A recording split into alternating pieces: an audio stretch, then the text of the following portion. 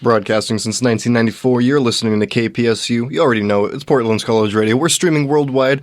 We're streaming 24/7. We're streaming right here on kpsu.org.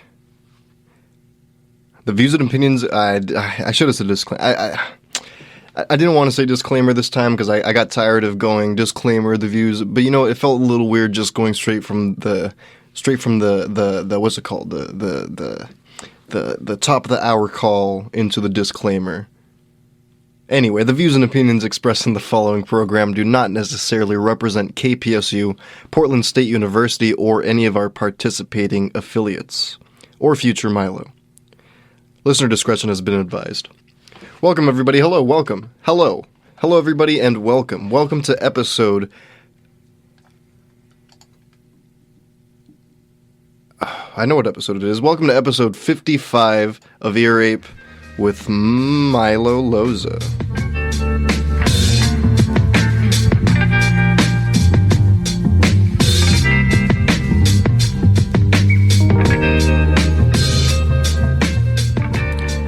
Welcome back. This is Ear Ape with Milo Loza, and we're back. We've returned for the 55th time in a row. Well, I guess this is the 54th time I've returned, but I've returned. I'm back. Actually, you know what? 55, because I had an episode 0 way back in the day. Doesn't matter. Hello, welcome back. I got some bubbles in my throat. I guess burps they're called. I just went to Safeway, and I got a Lunchable, or as I like to call it, Dinnerable. I stepped in crap on my way there. Like a huge piece of crap. Like it was like a human-sized piece of crap.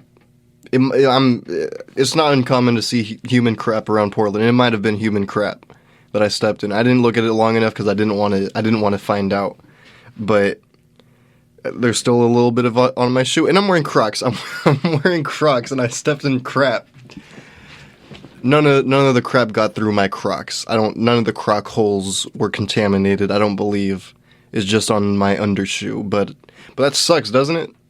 Welcome to Ear Ape. It's going to be a great episode tonight. As always, it's going to be a fantastic episode. This is episode 55. It's the 55th time I've done this, baby. This is like the 50th live episode. Let me get to the word of the week. This week's word of the week is again. The word of the week is again. It means against. That's it. It just means against. It's short for against, I guess. Again. I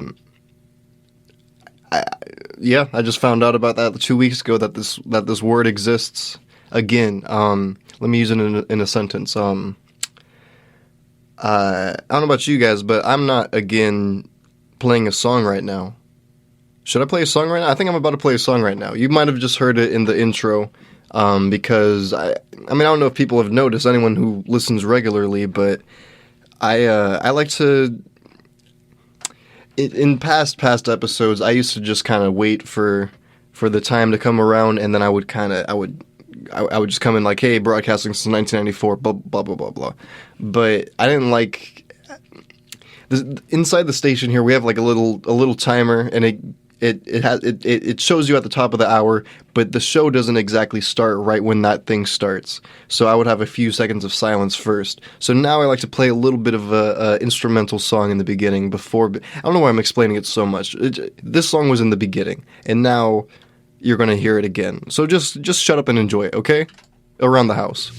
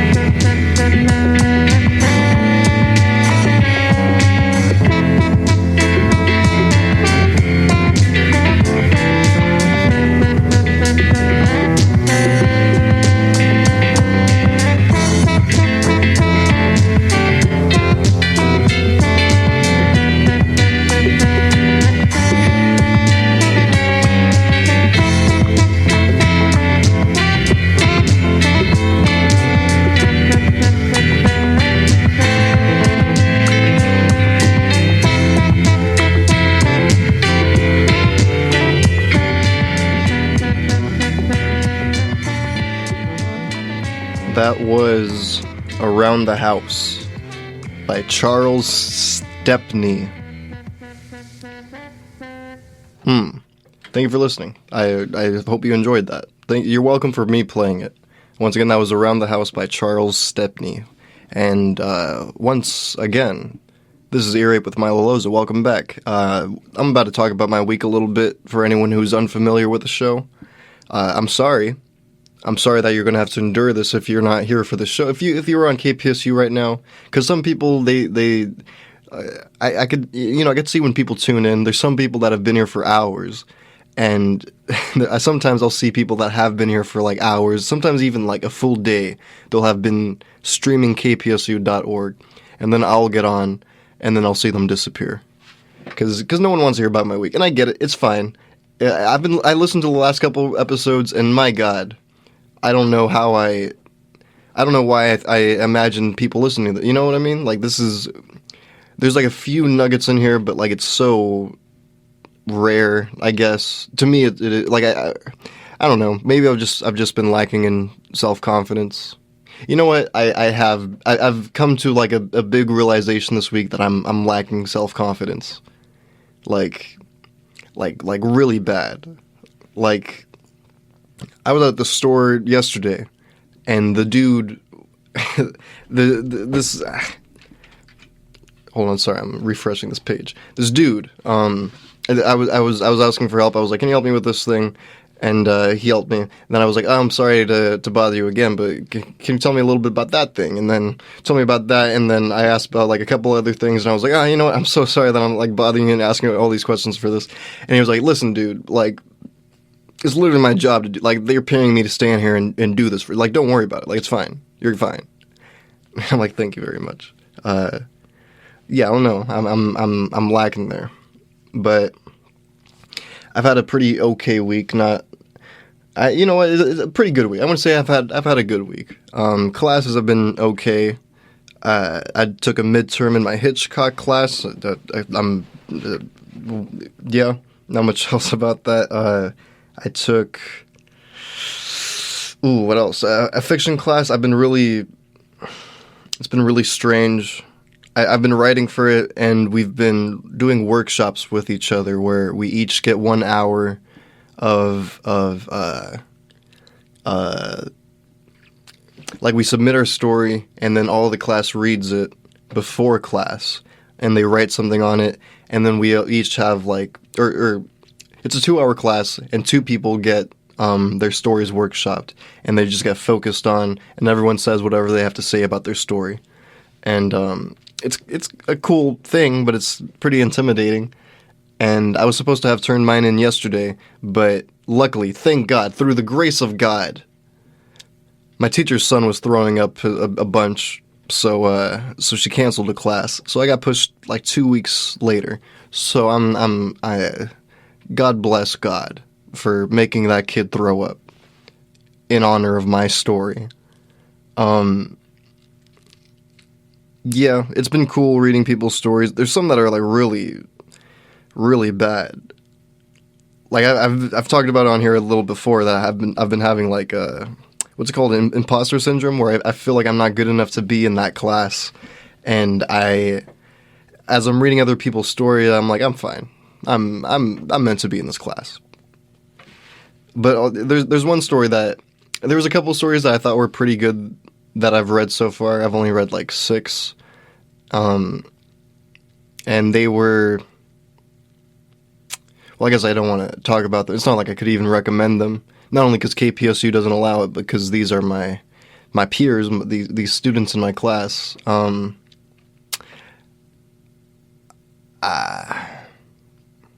don't know. Spanish class, so I'm not using notes again. I used to, I mean, like just 2 weeks ago, I was using notes quite heavily, but now I don't know, it feels weird to look at notes, and also my week just isn't important enough. Like I don't have such like complicated things that I need notes to look at. Although I do often forget where I am, so that hopefully that doesn't strike me. But hopefully that won't be again me. Word of the week. Spanish class, I've been doing all right. It's my 5th year of Spanish, and I'm in second year Spanish class right now. So I'm doing really, really well in that class. The teacher calls on me all the goddamn time because I think she thinks of me as like a star student or something. Or like I don't know if she realizes it, but I'm always the first person she calls on, like when we first start class and whatever. And it's really annoying because I'm almost never paying attention. Like I'm usually doing the Spanish homework on my computer that's due next while I'm in the class, because she's usually teaching something that I understand within a couple minutes, and she's like repeating it for 15 minutes. But I think it's, I don't know if it's my favorite class, but it's one of my. I'm enjoying it because it's. In the past, my Spanish classes were my favorite. No one cares about this, but in the past, my Spanish classes were my favorite because you're able to talk more, and they want you to like talk to each other and in Spanish and get to know whatever. This class, however, the teacher hardly speaks English, and just doesn't really give much room for us to talk. We do get in groups and whatever, but. It's been awkward, and I don't know. I've been trying to start a clap recently, because she does this thing where when she calls on students, she doesn't want to choose people out because she always ends up choosing me first. So she started like doing this wheel on the computer. She'll spin it around each of our names on the wheel, and then someone gets chosen, and she'll go like Milo, and she's been doing it a couple weeks now, and I've started like. I've been trying to start a clap for a couple weeks, where I just clap when she says the name. Spin the wheel. No one has been clapping with me. I've been clapping for 2 weeks just on my own, and it's kind of funny. I don't know if it's annoying for people, but it makes me laugh every time, especially when it feels more annoying, because she's just spinning a wheel, and she goes, Deja. And just my single clap, because no one is energetic in that class. Everyone's dead and boring. It's annoying. Yes. What else should I move on to? I only have I have a couple interesting things to talk about this week, but I don't know if I have enough time to like stretch it out. I suppose I ought to play a song. Yeah, you know what? I'll play a song. This next song. Boy howdy, this next song is I mean, in my opinion, I'd say this is one of the most beautiful songs in the world. because it's just, I mean, it's just that. It's by Frank Ocean. It's I'm trying to think of more to say about it. Like, it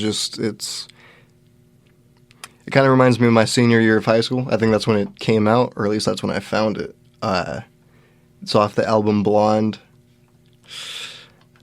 Man, there's certainly something I could say about this, but I can't think of it. Just enjoy these next 3 minutes, please.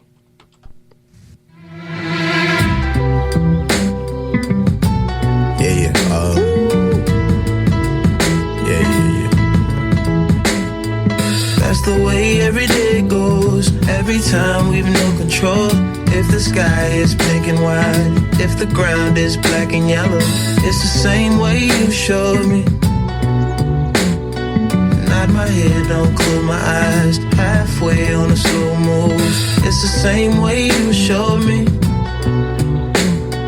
If you could fly, then you'd feel south. Up north's getting cold soon. The way it is, we're on land, so I'm someone to hold true.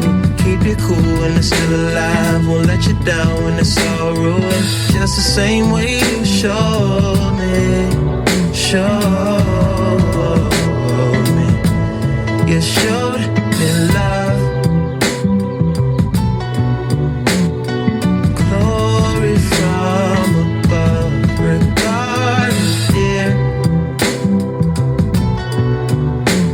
It's all downhill from here. In the wake of a hurricane, dark skin of a summer shade, nose dive in the floodlines, tall tower, milk crate. It's the same way you showed me. Cannonball off the porch side, older kids trying off the roof. Just the same way you showed me. You showed. If you could die and come back to life, up for air from the swimming pool, you kneel down to the dry land, kiss the earth that birthed you, gave you tools just to stay alive and make it up when the sun is ruined. That's the same way you showed me. You showed me love. Glory from above. Regard, dear. It's all downhill from here. Real life. Remember how it was. I'm King, Michael Jackson, all this shit. Say what up to Reggie. The shoe. Say what up to Daddy. Say what up to life and mortality.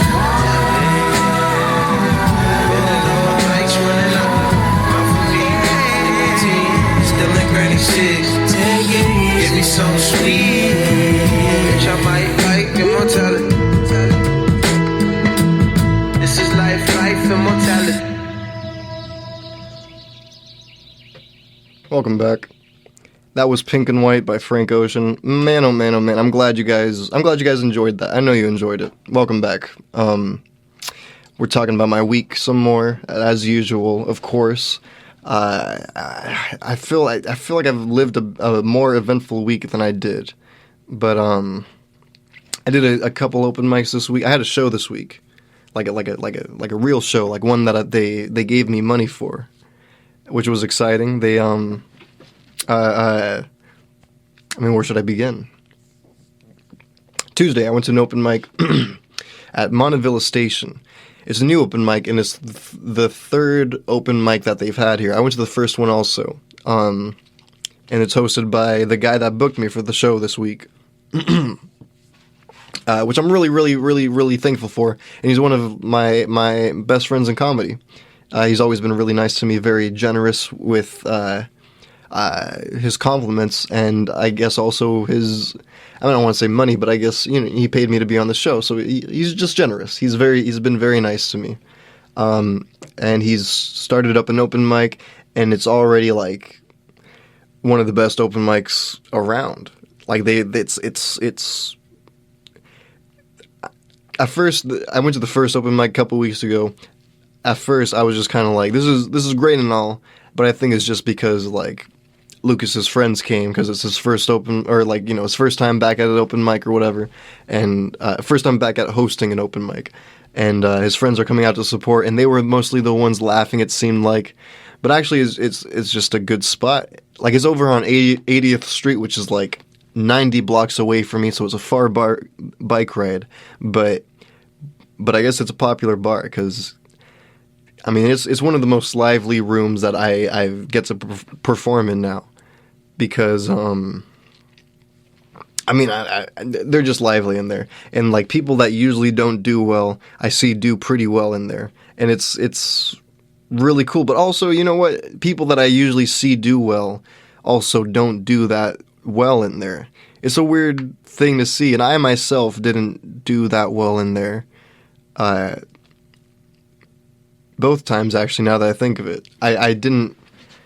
I don't know. It was weird. And I feel... I don't know. I don't know what it is. But I've been going up this past month with all my tried and true stuff, and just been making me believe in it less and less. Because I have the show coming up, I've been practicing for it with all my good material, with just over and over, which is... I mean, I perform 10 minutes, and each open mic is like 4 or 5 minutes. So I'm basically performing the same thing over and over. And I mean, I usually am, but before this month, I was always trying new material. But you know, whatever. Anyway, so I went up with all my good material, and I just barely made it by. And the guy introduced me like. This guy is very good. He's on a show that I'm doing in a couple days. So if you want to see these jokes and more, come out. Like this is my boy. Here you go. Here's Milo. And I just did very mediocre and okay. And yeah. Yes. The next day, I went to Dante's, and honestly, I don't really remember how I did. Because before I went up, I mean, how should I tell? I don't know if I should. I feel like this isn't something that I have to tiptoe around, like the story. But it's also kind of like I kind of tiptoed around a story last week, and I don't think I really had to. I mean, I'm glad I don't want to hear whatever, but this one, it feels like this is definitely like a situation, but it's something that had already been publicized, and I'll explain further in a second. But you know what? Yeah, I'll just go ahead and say it. There's this. I've talked about this comic a little bit before, but not in a long time because he hasn't been around very often. At least not in a long time. He was a lot last year when I started. He's a blind comic, and I don't know. I think it's really interesting to hear about him writing jokes because he does it with speech. Because he's half blind. He can kind of see, but he's half blind. And there's this other dude that he was good friends with him. He would often, like, I saw them together a lot at just at open mics together, and he would walk him home because the dude's blind, and yeah, they were just friends. But before my set, during the guy's set that was performing before me, the dude, well, these two dudes, they're like yelling at each other. Like the dude shoves the blind dude, and the blind dude like kind of falls into the wall and like picks himself up, and the guy's like get off me, don't talk like that, but whatever it is, and he's just kind of like shoves him a little bit, and the guy's like, hey, I'm just saying, well, whatever, and he's like, nah, screw you, like I'll kick your ass right now, like don't be talking like that, or whatever was happening. I really don't know what happened to ignite it. But the bartender just kept going like, hey, whoa, don't be doing this in here. Take this outside if you're going to be doing whatever. And I'm just like watching it. There's a guy on stage like trying to perform during this, but he eventually like stops to just listen in because it gets so loud because they're just yelling at each other. And it's mostly the dude yelling at the blind guy, like, I'll kick your ass, get out of here. And the guy's like, it's a public place, I gotta be here, but whatever. And the guy's like, I don't care, you you beat your girlfriend and whatever. I'll kick your ass. And the blind guy like is like, you know what, fine. I'll get out of here. I'll pay my tab and whatever. I'll get out. And the thing is, the blind guy also, he showed up already like half drunk, and he got on stage even more drunk, and he performed very drunkenly, and it was very awkward for the audience to endure. And also. I guess I'll toss this in a second, but he eventually left, and I didn't know what to think of it, because the dude's it's like a blind dude. He's half blind. He could kind of see, like sometimes he'll recognize, like he'll say, "Hey Milo," before I even speak, because he could kind of see that like well enough. I don't know what the situation is with his vision, but I do know he's been seeing well enough to stop using a walking cane. Anyway, I've also heard like hearsay about him. Not anything solid like this was, but just kind of like just people saying that they, I don't know, keep an eye on him or something. People weren't liking him. And I hadn't seen him around in a while. He would show up to this open mic sometimes, and this time I'm starting to like get more info about it, and I'm on stage next. Like the dude's on stage, and this happens through it, and then I have to go on stage, and I didn't acknowledge it. I mean, it's usually something that you have to. And I've talked about this before, how you have to, when something happens in the room that's so big like that, it's weird if you don't acknowledge it on stage. And I didn't know how, because I really didn't know what was going on. I could have said something generally, I should have, but I just didn't. And I actually did pretty well, I gotta say. I don't know if that started getting people to pay attention in general, but so I was doing pretty well. I didn't really mention it, except like I think I started one joke like it's good to be here. This is a good place, a good environment today, and I got a pretty hearty laugh, which you know what, I am proud of. It was a tiny little thing, but I'm proud of that, because that is something that only would have worked in the room right then. If I was at another open mic and I said it's good to be here, this room has a good vibe or whatever, it wouldn't have killed as hard as it did right then, because that was, in the room. That was, I'm not very good at making, I mean, again, I didn't make anything funny really, but being on stage and doing something like making the audience laugh based on something that happened in the room is not easy. And that was like a small win right there for me, that I'm just kind of proud of. But the dude that was yelling at the blind guy, again, I didn't know which of them were right. I didn't know what was going on, really. But the host kind of came up to me and was like, "That was crazy, right?" And I was like, "Yeah, that's crazy." And I'm about to go on stage. This was right before. And he's like, "Yeah, that's really crazy. I'm excited to see, I don't want to say his name, but the guy that was yelling at the blind guy, I'm excited to see him, Sorry, he just said I'm on his side, and then he started saying I'm excited to see him on stage and what he's going to say. So I definitely stuck around. Dante's is a mic where I love sticking around because of crap like this. This is something that happens like every month or two, like just some anomaly event, and it's lovely. It's what makes Dante's one of my favorite places, and you get a free pizza and drink. Also, this new chick showed up. She was like, she just walked up. She had like a guitar on her, and she was like, "Hey, is this the open mic?"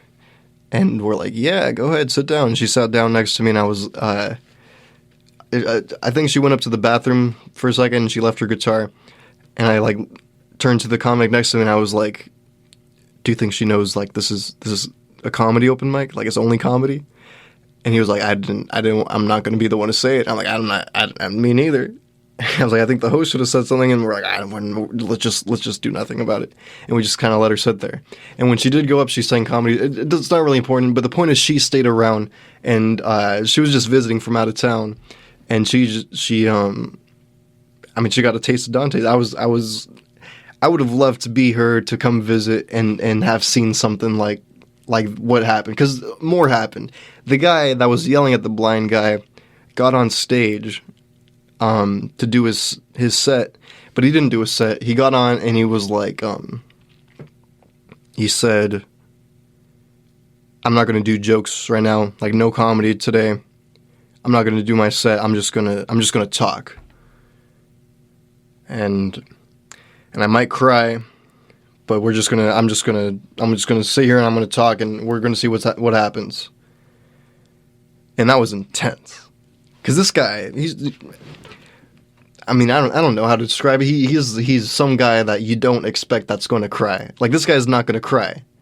You know, like, this is a guy that sells drugs. You could, like, I know he sells drugs. I don't know what he sells, but I know he sells drugs. He's like he has a look on his face that you don't want to mess with him. Like, this is a guy that I don't even want to joke around with, because I'm afraid of him that much. Not like I think this guy's going to hurt me or anything, but just like, he has that kind of presence, and that it was just such vulnerability for him to get on stage and just say, no jokes, I might cry when I talk right now. And I just got so excited, and I'm just listening in, and the host is holding the guy's phone, and he's recording him. And I thought he was recording him, but then the guy on stage says, we're live right now. Like, the guy was live streaming right there at Dante's, recording him, and he says, he just kind of sits there. And again, I don't know how appropriate it is for me to talk about this on my little radio show here at KPSU, but I'm going to go ahead and talk about it because it's so goddamn interesting. He's like, and I'm talking with a smile on my face, but it's really bad. This guy, he says, like, I was friends with this guy, the blind guy, and, you know, I would walk him home. Like, I was a true friend to him. I would help him on bits. I wrote a couple jokes for him. Like, you know this joke? I wrote that for him. It wasn't even that good of a joke, but, you know, he just made his point that he's a very good friend of this guy. And then he started seeing signs of aggression from him towards the girlfriend. And I think he had even confronted him about it, and the guy was like, nah, don't worry about it, it's nothing. And just undeniable stuff came up, where then I think he saw her neck or whatever, and she had like, what's it like whatever people that are strangled have on their throat, like fingerprints. I don't think it's fingerprints, but like something where you could tell something bad was going on, and bruises around her body, and just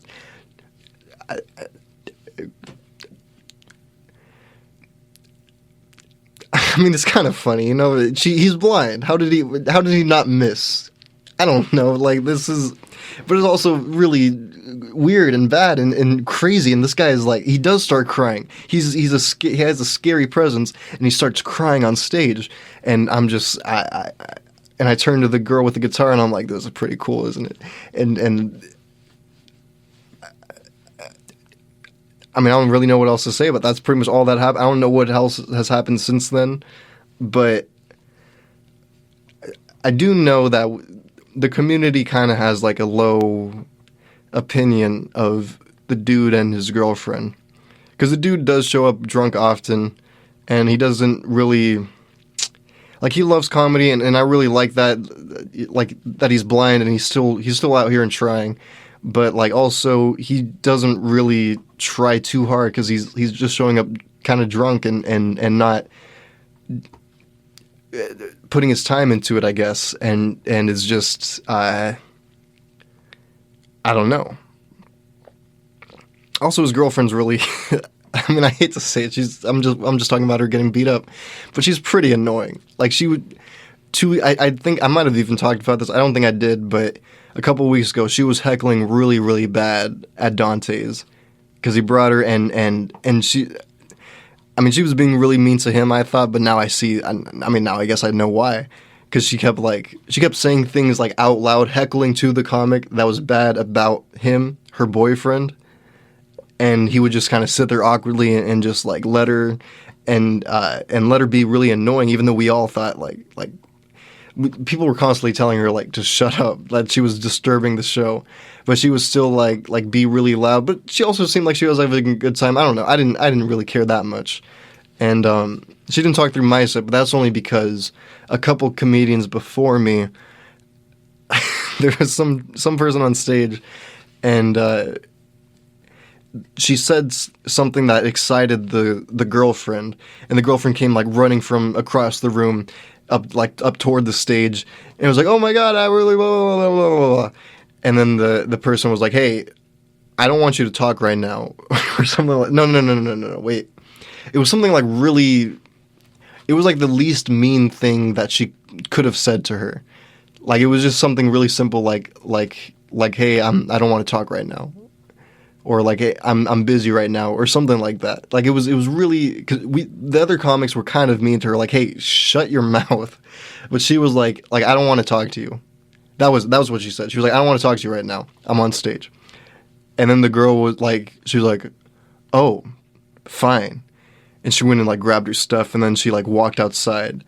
And after the mic, I was like walked out, and I saw her go up to the girl that told her she doesn't want to talk to her. And she was like, hey, you shouldn't say mean things to people. And the person was just like, hey, I'm sorry. Anyway, maybe that's not going to be around Dante's anymore, but that's something that I witnessed this week, and that's pretty interesting and crazy. Let's play a song, should we? I think we're going to play a song. If my computer didn't just lock. Actually, I'm kind of running out of time. Screw it, let's do it. This next song, it's by an artist called Wishing. I talked about them last year, like during episode 2 or 3 or something, because they usually release like an album during Halloween. Like on Halloween Day, October 31st, they'll release an album. But these past 2 years, and this year they didn't. And it's really, I mean, I guess, I don't know, to each their own. They could do whatever they want, but I wish they would release more music, because I really like their songs. Like this one. It's called Emptiness is a Closet Full of Your Old Clothes.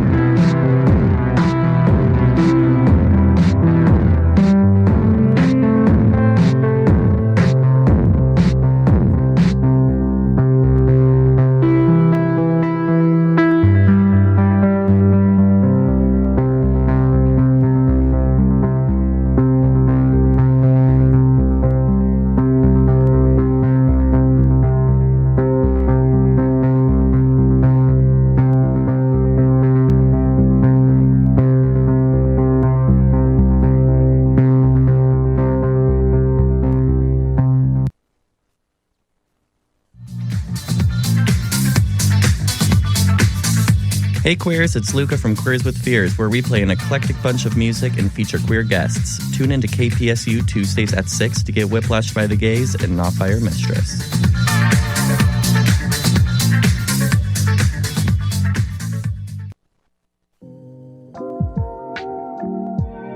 Hello everyone, my name is Zainab Saab and I am at the Littman in White Gallery here at Portland State University where I have my solo exhibition. Sorry I missed your call, I was busy regressing. Works that I have been creating for the last 3 years under this thing we've called a quarantine. So I'm hoping all of you can come to the reception Thursday, November 3rd from 5 to 8. Would really love that. So yeah, I hope y'all can make it and I hope you enjoy the visual decadence that is this colorful work. Thank you. Now exhibiting at the Littman Gallery through December 10th with hours from 12 to 5 Monday through Friday. Come visit. We got free buttons too. That ad was so long and so poorly made. I shouldn't say that. I mean, I don't know. These guys, I'm sorry. I shouldn't. Let's end it with a light ad. There's one thing you can never have sex without. It's not something you buy. Or something you take. In fact, there's only one way to get it. It has to be given to you, freely. It's consent. Because sex without it isn't sex. It's rape. Consent. If you don't get it, you don't get it. It's on us to stop sexual assault. Learn how and take the pledge at itsonus.org. I always like to end it with the lights ad at the end there. Welcome back. This is Ear Rape. I'm Milo.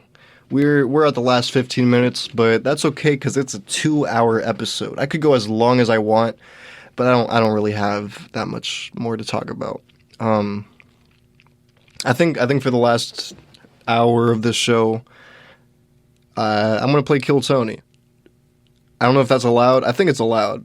I'm pretty sure they told me I could play like whatever I want like that. So you know what? I'm gonna do it. I don't know. Maybe I'll let this go past an hour and I'll cut it off. We'll see. Whatever. I just want to talk a little bit about. I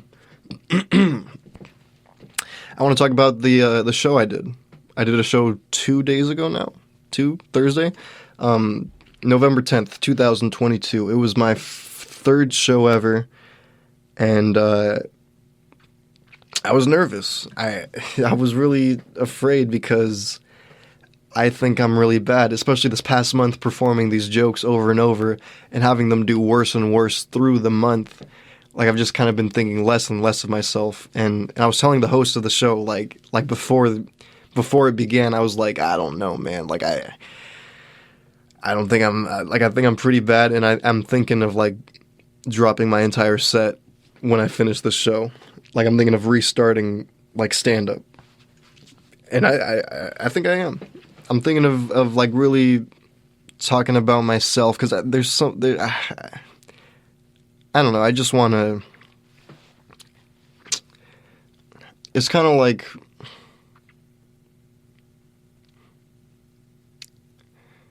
I'm trying to think like. It's almost like writing, like doing one-liners almost has like its limit of where, and also I'm not very good at one-liners. It always ends up being like a pun or something, and I don't want that to be my humor. I don't want that to be my brand. I'm jealous of the form that everyone else has, and they're so able to grow from that. Like everyone talks about themselves, and you just kind of. I don't know how they do it, so it's hard to like talk about it. But I want to do that. I want to just talk about my life and have people get to know me and laugh at the same time, because that's what I see people doing, and that's pretty much how one does well.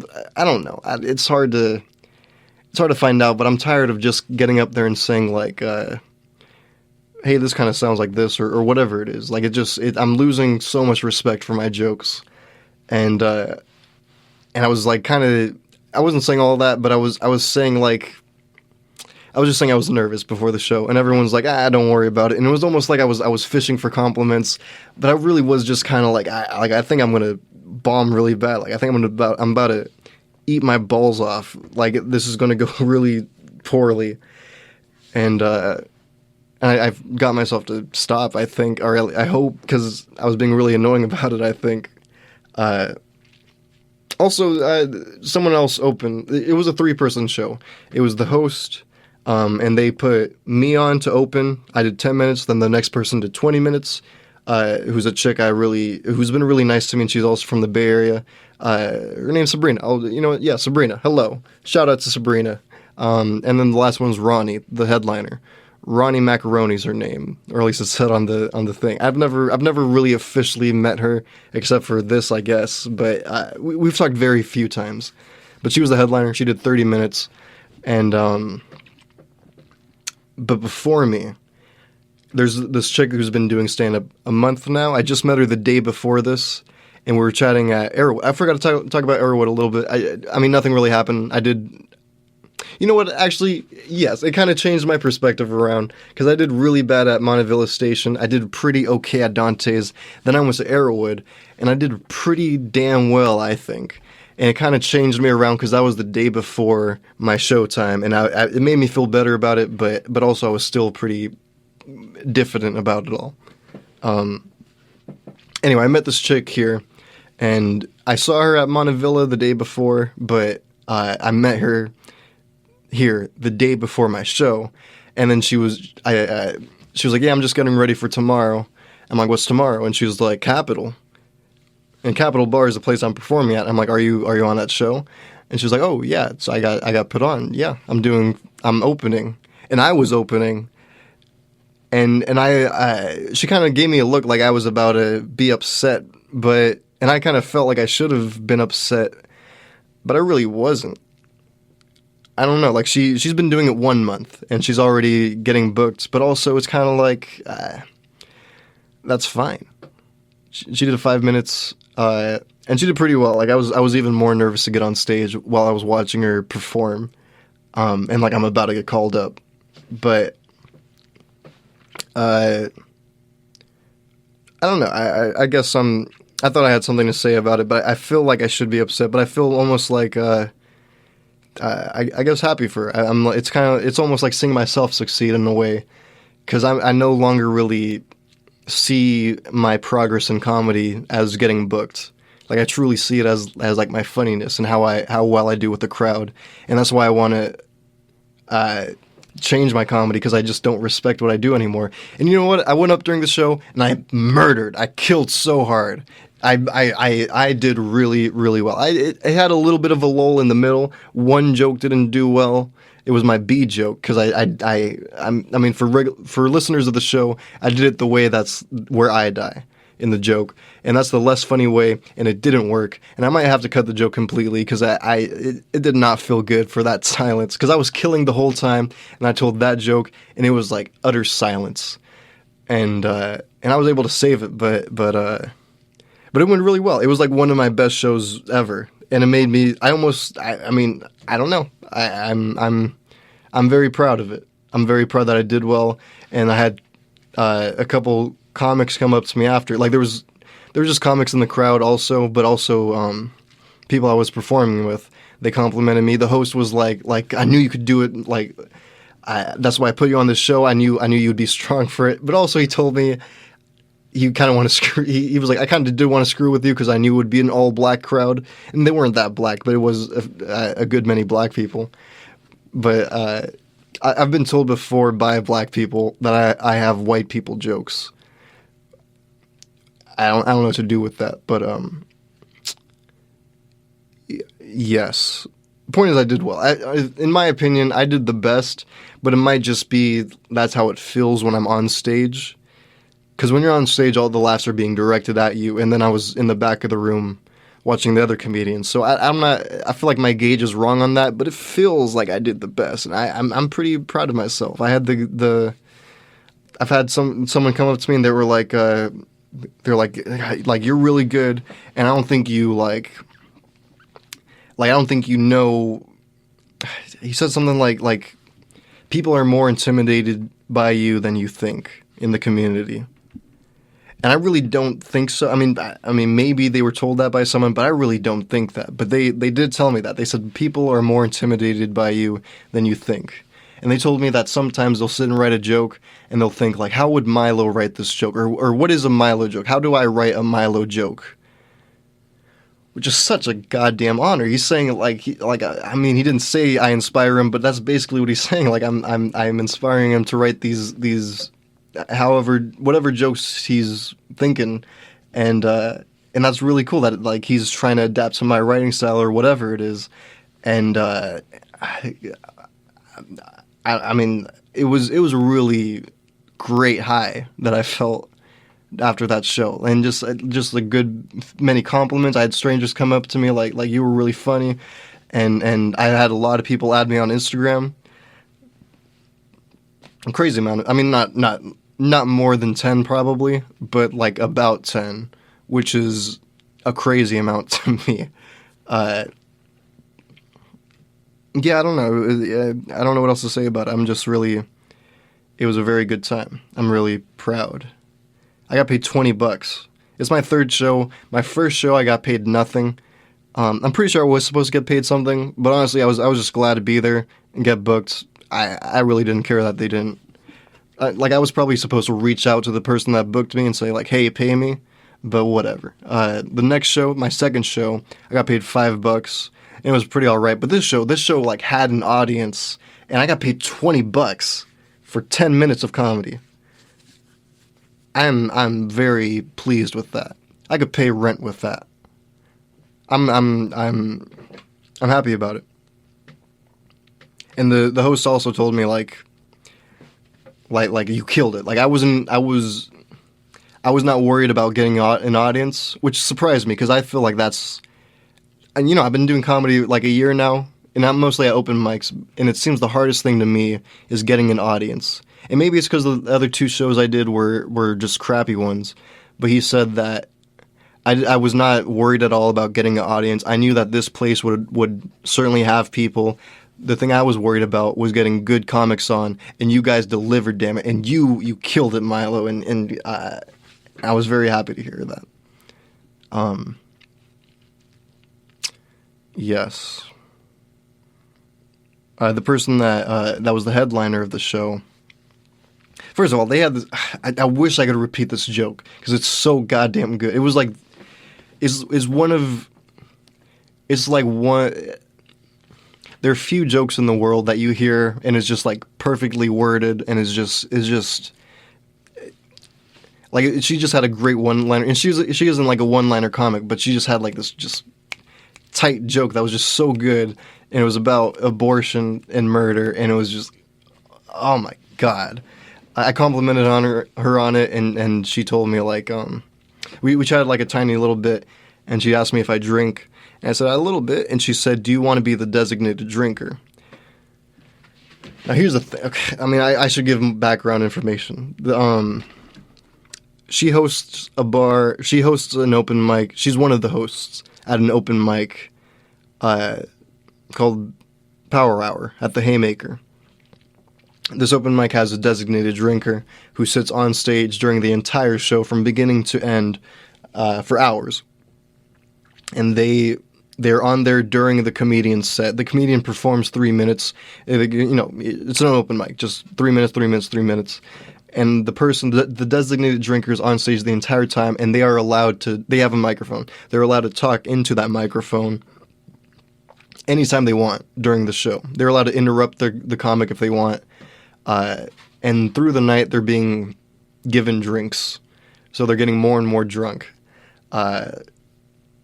And it's usually a position given to, like, I mean, as I've seen, I haven't seen every single person. I've only been a few times, but in my head, this is like a really honorable position in the community. Like, I've seen highly valued members in this as the designated drinker, and really, really funny people, like people that I really, really respect, and that are just very, very funny, or people that are visiting from out of town and have credits elsewhere that are known for being good, they're given the spot as the designated drinkers. To me, this is like a really, really high position, and she offered it to me, and I was like, stupidly, I was like, I don't know, like I really, really, really want to. Like, this is an honor. I'm really honored you would ask me, but I really don't think I'm funny enough, and I don't think I could fill that position. You know, I'm not sure. And she just kind of like nodded to me, and she was like, we'll talk about it. And that was the last time I ever spoke to her, 2 days ago.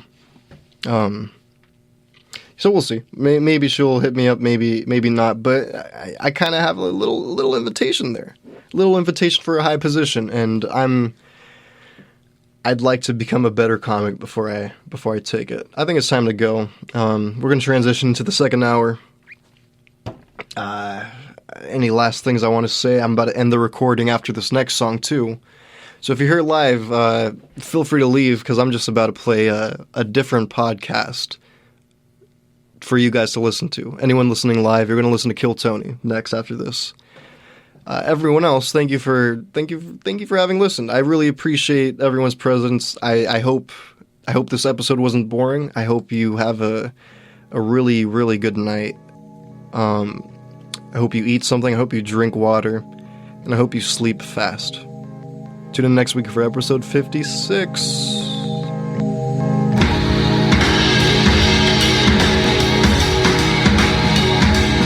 You know what? I totally forgot. That's not the song. That's not even the... I have a different song for the transition. The transition in the second hour. This is Desire by Kamasi Washington. Goodbye. Have a great night. 56 next week. I got the song off of a Bill Burr podcast, just like that last song you were about to hear. Have a good night. Stay tuned. Saturdays out of 10.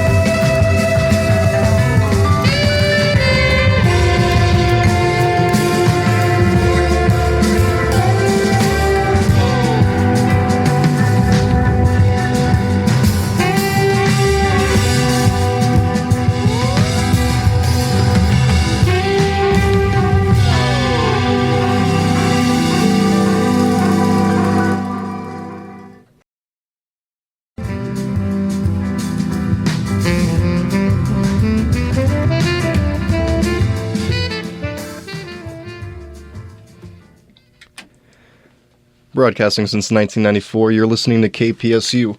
It's Portland's College Radio, and we're streaming worldwide 24/7 at kpsu.org. The views and opinions expressed in the following program do not necessarily represent KPSU, Portland State University, or any of our participating affiliates. Listening discretion is advised. Hello, everyone. Welcome. Shit. Okay. You already just cussed. No, I didn't mean to. It was like a half. It was a SH. It was just SH. Hello, everyone. I forgot to put the list up, actually. It's fine. It's fine. Hello, everyone. Welcome. Sorry, you put a lot of responsibility on me immediately. Welcome to episode 57 of Ear Ape with Milo Loza. Ooh. Yes. That's pretty good. That was pretty good. Still on microphone. Sorry. I mean, you're good. You're good. You can talk through this. Oh, okay. Just letting you know. We're back. There's a little groove to it. That was cool. Okay, transition. Welcome to Ear Ape with Milo Loza. This is the show where we talk about my week. Except this week, we're not going to do that. This week, I have yet another comedian from Portland here in the station. Hello, Lucas. Hello. Do you mind if I say your last name? Do you want that? Yeah. All right, Lucas Copp. Oh, God. Thank you for being here. Hello. Hi. Hi. I'm sorry. Why are you confused? We've been talking for like an hour. I know, we were doing fine. How are you? I'm good. How's your day been? It's been really good. I can't stop smiling. I'm in a studio. I'm on a radio show. It's my first radio show. Yeah, man. I'm really happy to have you on. Yeah, I'm happy to be here. I should have been on here before the last guy. You think so?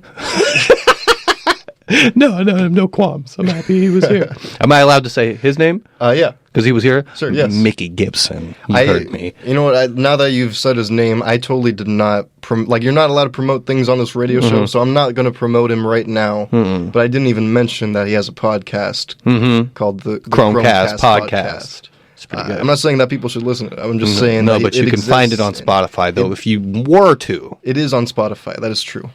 Welcome to Ear Ape. We're live. It's 11 p.m. on a Saturday night. It is November 19th, 2022, and today's word of the week is flippant. Flippant. It means not showing a serious or respectful attitude. Yeah, it was pretty flippant, me in the beginning, saying that cuss word, huh? It was a bit flippant. I know, my bad. I gotta say. My bad, but hey, for the love of the word, flippant. Flippant. Yeah. Lucas, you're from Portland, right? Yeah, born and raised. Portland, or like near Portland? Southeast Portland, yeah. All right. Did you... What was the first thing you wanted to be when you grew up? Or what was the established thing? Country singer. Actually? Yeah, I wanted to be a country singer, then I wanted to be a rapper, and then I wanted to be a comedian. What ages and what caused the changes? I had an MP3 player, and I used to listen to, honestly, The Devil Went Down to Georgia. That song really got to me. I was like probably between like first and third grade wanted to be a country singer. And then between third and sixth grade, I had no dreams. and then from sixth grade to probably freshman year, wanted to be a rapper. Gave up on that as a white dude. And then I think I discovered I wanted to be a comedian beginning of junior year of high school.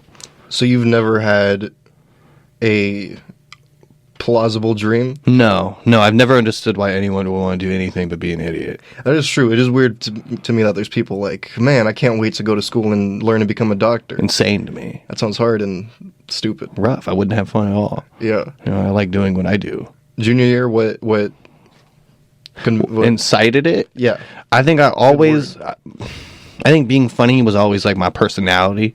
You know what I mean? Like I remember at some point I used to think like I don't do anything but try to be funny. Like I don't have actual conversations with people. Like I'm just trying to be goofy.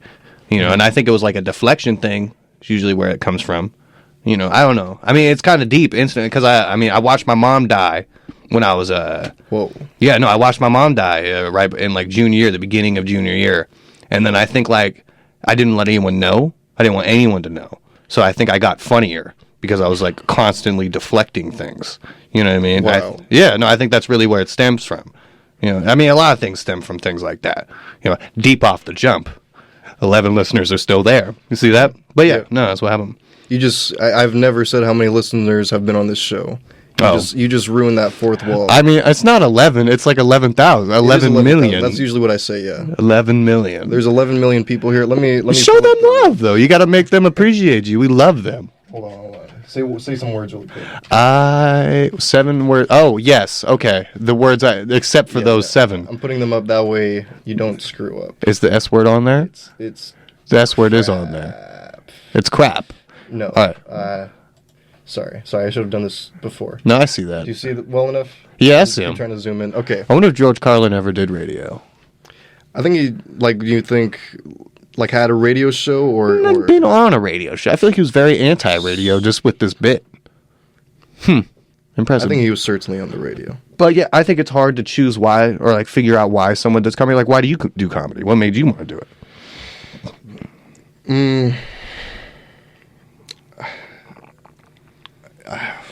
That is hard. You're right. It is hard. That's why. I mean, it's going to be deep regardless. I would say. I guess like what made you realize it was achievable? Like it was something you could pursue and get to. I remember. So I decided I wanted to do it when I was 17. And I almost did the talent show in my high school when I was 17. I was going to go do a stand-up routine at 17 after I've never doing comedy in front of my whole high school.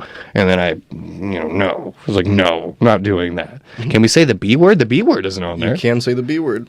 I was a bitch, okay? I got nervous. I didn't want to do that. So I waited, and then I think I was 18. I was 18 and a freshman in college. And I just saw it like written on a whiteboard, open mic, and it was in Eugene. And I saw like open mic, comedy open mic, written. I have the picture of it. I took a picture of it. So Freshman in college? Yeah, freshman in college. It was in Eugene? No, and I saw it written on a whiteboard, and I realized I could just go to an open mic and do it. Who wrote that? Was there someone else in the class doing it? No, yeah. It was ran by a U of O. It was a U of O open mic. Oh, wow. So I just went to this pizza shop, watched some people do comedy, and they were terrible. I just meant to go watch, and they sucked so bad. I was like, this is doable, and I did it. You got on stage that day? Yeah, the day I did that, yeah. Wow. Yeah, it went okay, too. It didn't go that bad. I don't know what I said, but I don't remember bombing. Like how... When I first started, I found an open mic. It was 30 minutes away from me. I had to pay $5 a park each time. I went for like 8 weeks before I gained the courage. Like, I was putting together a set the whole time and just like practicing, and then finally I hit the stage. But you just showed up and you were like, I could do this right now. Yeah, no, I'm hilarious. That's how I felt. Can I say the D word? You can. I can say damn. Okay, that's nice. Damn and bitch. That's pretty nice. Yeah. That's all I need. That's all I need on my tool belt. But yeah, no, that's how because you don't understand how bad they were, though. Like, doesn't watching people do bad, doesn't that give you some type of confidence? Absolutely. Yes. I seek it. I hope. Yeah, I love when new people come in. No, yeah, and that's how I was. I watched like 3 people, 4 people, 5 people just bomb back to back to back with this, just going nowhere with their jokes. And I was like, I could go up there and just say things and do better than this. And yeah, it went okay. How did you... Like you just, because one of the questions I have is how did you craft your first set, but you didn't even craft a first set. No. I remember I said like a joke like, what if your sword went flaccid and you tried to sheath it and it just, I don't know, something like that. I don't know what I said. I made fun of some lady's tattoos, her zodiac sign tattoos. I just went up there and talked. How do you, like, how did you learn to craft a set? I do craft a set. Did you keep kind of going up with nothing until you learned that, or how did that come about? When I first started, because I think about this a lot. When I first started, I actually, I would write my set in the bar. Like, I'd go an hour early, and I would sit down and figure out what I was going to say within the bar, and I'd go up and try and do that. Like, because I remember when I first started going to Portland, when I first started comedy in Portland, I'd go to Captain Ankony's. Can I say that? Can I say what bar I went to? I went to Captain Ankony's, and I started in 2018, and at that time, it still is, like, it's all comics mic, But at that time, it was kind of a popping all comics mic. It's ran by this lady, I don't know, but it was popping, and it was all comics, so I was just 18 years old, with all these grown ass men. Can I say ass?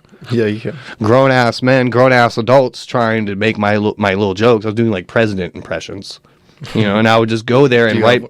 Sorry. Ask not what your country can do for you, but ask what you can do. I learned it from Black Ops 2. You can play as John F. Kennedy in Black Ops 2, and I picked that up. I don't know. I don't want to do anymore. Okay, they bombed. I abandoned these premises. That's wrong. You cannot play as John F. Kennedy in Black Ops 2. Not Black Ops 2. One of the Black Ops is right. I'm just positive in that one you cannot. It's Black Ops 1, maybe. Maybe more, but like, yeah, okay. All right. Black Ops 1. Yeah, but all I'm saying is he's a character in one of these Modern Warfare games. You know, I learned his voice from there. But it didn't work, you know. But that's kind of where I took my licks, you know, and I don't know. I think when you're first starting, it's a good idea because your material is going to suck, I feel like. I mean, I still use a lot of material, though, from when I first started, kind of. Not really. Would you mind telling one? Like a lot of my jokes, my girlfriend calls me homophobic because I wouldn't let her eat my ass. Which hurt my feelings because I'm not homophobic. It's just hard to explain to someone as they try to pry your legs open. I wouldn't let her eat my ass for the same reason I won't do cocaine. I know I'll love it. Pretty good. I like it, yeah. Yeah, it's a good joke. But I've always enjoyed watching. Yeah, that's a joke from when I first started, like in my new era, like post COVID. Because I have like it's hard for me to even say how long I've been doing comedy because I started at 18, and then you do those 2 years, and then COVID happens. You know, and then I came back. But that's probably like the oldest joke from my new run. Wait, I'm sorry. Can you say that again? You started and then COVID. Yeah, started 2018. You go for 2 years, did 2 years, and then 2020 happens, and then I became a UPS driver for a year. Did that, saved up money, quit, and then started doing this. Did you say that you don't count those first 2 years? I do. It's just hard because I only did it once a week. Okay. You know, I feel like it's harder to count that. Yeah. You know, once a week just doesn't do as much for you. Like, you can exercise once a week. You're not going to get yoked. You're not going to be very imposing by the end of a year. And why were you doing it once a week? Because I was a child. People kept kicking me out. Yeah, I was about to say, I started at 18, and I kept getting kicked out. Yeah. You just find the mics you can go to. Well, I only found one I could go to, and so I would go every week. But it was one where, like, if you didn't show up early on time, if you didn't get early enough, then you wouldn't get on the list. So then I would just have to go home, and so I wasn't even doing it once a week. Yeah, no, it's rough too, and it's like that's harder for younger comics. There's like, have you ever seen the 11-year-old comic though? Do you ever see her? Yeah, you ever see her at Captain Ankeny's? No. 11 years old. 11. She's like an 11-year-old little girl, and she has school shooting jokes. She has jokes about like, what do you want to be when you're older? Like, what do you mean? The world's on fire. Like jokes like that, and it just hits really hard because it's coming from this child. And she would just kill Captain Ankeny's, and it's just like it's a rough mic sometimes. Like it's all comics, and she would just murder it, make it feel like a show. And then I'd have to follow her and be like, I don't know, what am I supposed to do? You know, but it's also cool because like her mom lives in Idaho, and she'll drive her kid down there to do this mic once a week. You know, that's why I kind of talk about like, so I've talked about this with other people before. Like when you think Dave Chappelle, you think Eddie Murphy, they have like super supportive parents that kind of guided them on their journey. You know, like a lot of people don't have that support. Yeah, like Dave Chappelle, he went to that art school. He went to an art school, and he knew he wanted to be a comic at like 13, and he told that to the art school, and they actually created a curriculum for him, like around being a comic. You know, so he had that advantage. Like Eddie Murphy, like, and his mom started taking him to comedy clubs at like 13, 14. So like I like to think about this, like success is often based off of natural talent, yes, but it's also natural talent meeting an opportunity, like what Dave Chappelle had. You know what I mean? Which kind of worries me sometimes. But also, I started at 18. I don't like, you know, I'm not that far behind, I guess. Yeah. You know, those things are interesting to think about, though. Well, back on crafting a set, how do you think you've evolved? Do you think you've noticed how you've evolved? Because I pretty much I kind of craft my sets the same way I did my first one, but I'm just way better at it where I could show up to the mic and just kind of figure it out before I go up. How have you evolved? I write it 5 minutes at a time, and then I try to stitch those 5 minute sets because we only get 5 minutes at open mics. So it's like if you can perfect this 5 minutes and then attach it to another 5 minutes, you can build 5, 10, 15, 20. You know what I mean? So at first I think about building a 5 minutes, and then I also I write a lot, and then I try to look at my long lists of jokes and then put them together in a way that makes sense. Like if there's jokes about a certain thing, I'll put those jokes together, and then that's how I make the 5 minute sets. Like I'll write a lot, and then I'll find the stuff that is connected, and then I'll put them together, write segues, and make a 5 minute set, and then try to stitch it together to another 5 minute set. And then that's how I build. Like I have a 20. I can do 20 right now. I probably have a solid 20. And I think that's how I built it. That's sweet. Yeah. Did you tell your family, or how soon did you, if you did? I didn't do it when I started at 18. No one knew I did comedy. No one knew I did comedy until I got good. I didn't want anyone to know until I was good. How long did that take? 3 years. Probably 2 years. Probably 2 years. Mm-hmm. Yeah, I didn't want anyone to know until I was good. Yeah. Wow. So I started. No one knew anything. No one was like, "Where have you been?" No one knew a thing. No. Wow. No, I'm pretty secretive until I wanted people to know. That's really. I came home from my first open mic. I had been going each week, and I came home when I finally went up, and my mom was like, "Where were you? Where were you right now?" And I was like, I just did an open mic. That's dope, though. I guess so. It was kind of a sweet moment, but it was embarrassing. Yeah, I mean, you think everything's embarrassing. I guess man. so, This is what you do. You have to just be who you are and do what you do. It's fine. I feel like I should kind of introduce. I don't think I introduced you well enough. Lucas is a comedian here around Portland. He might be the first person to be nice to me around the scene. Like the first person to kind of talk to me and reach out. And I've always appreciated that. He's a very nice fellow. He's well respected here in Portland from what I've seen. Yes, this is Lucas Copp. Thank you. No, I try hard to be nice to everybody. I feel like if you're mean to, because like I try to be nice to people that are even like new. You want to be nice because people aren't nice to new comics. People hate new comics. Hate that people. They hate those people. I don't know why. I mean, I get it. I mean, they want you to be good first. You got to like, I don't know, pay your dues or whatever. It's like a weird mentality though. Also, it's like if you're nice to people when they're new, if they get good, maybe they can help me out later. I don't know. Well, this brings me to one of my favorite questions. I think we've talked about this before. Yeah. But do you think that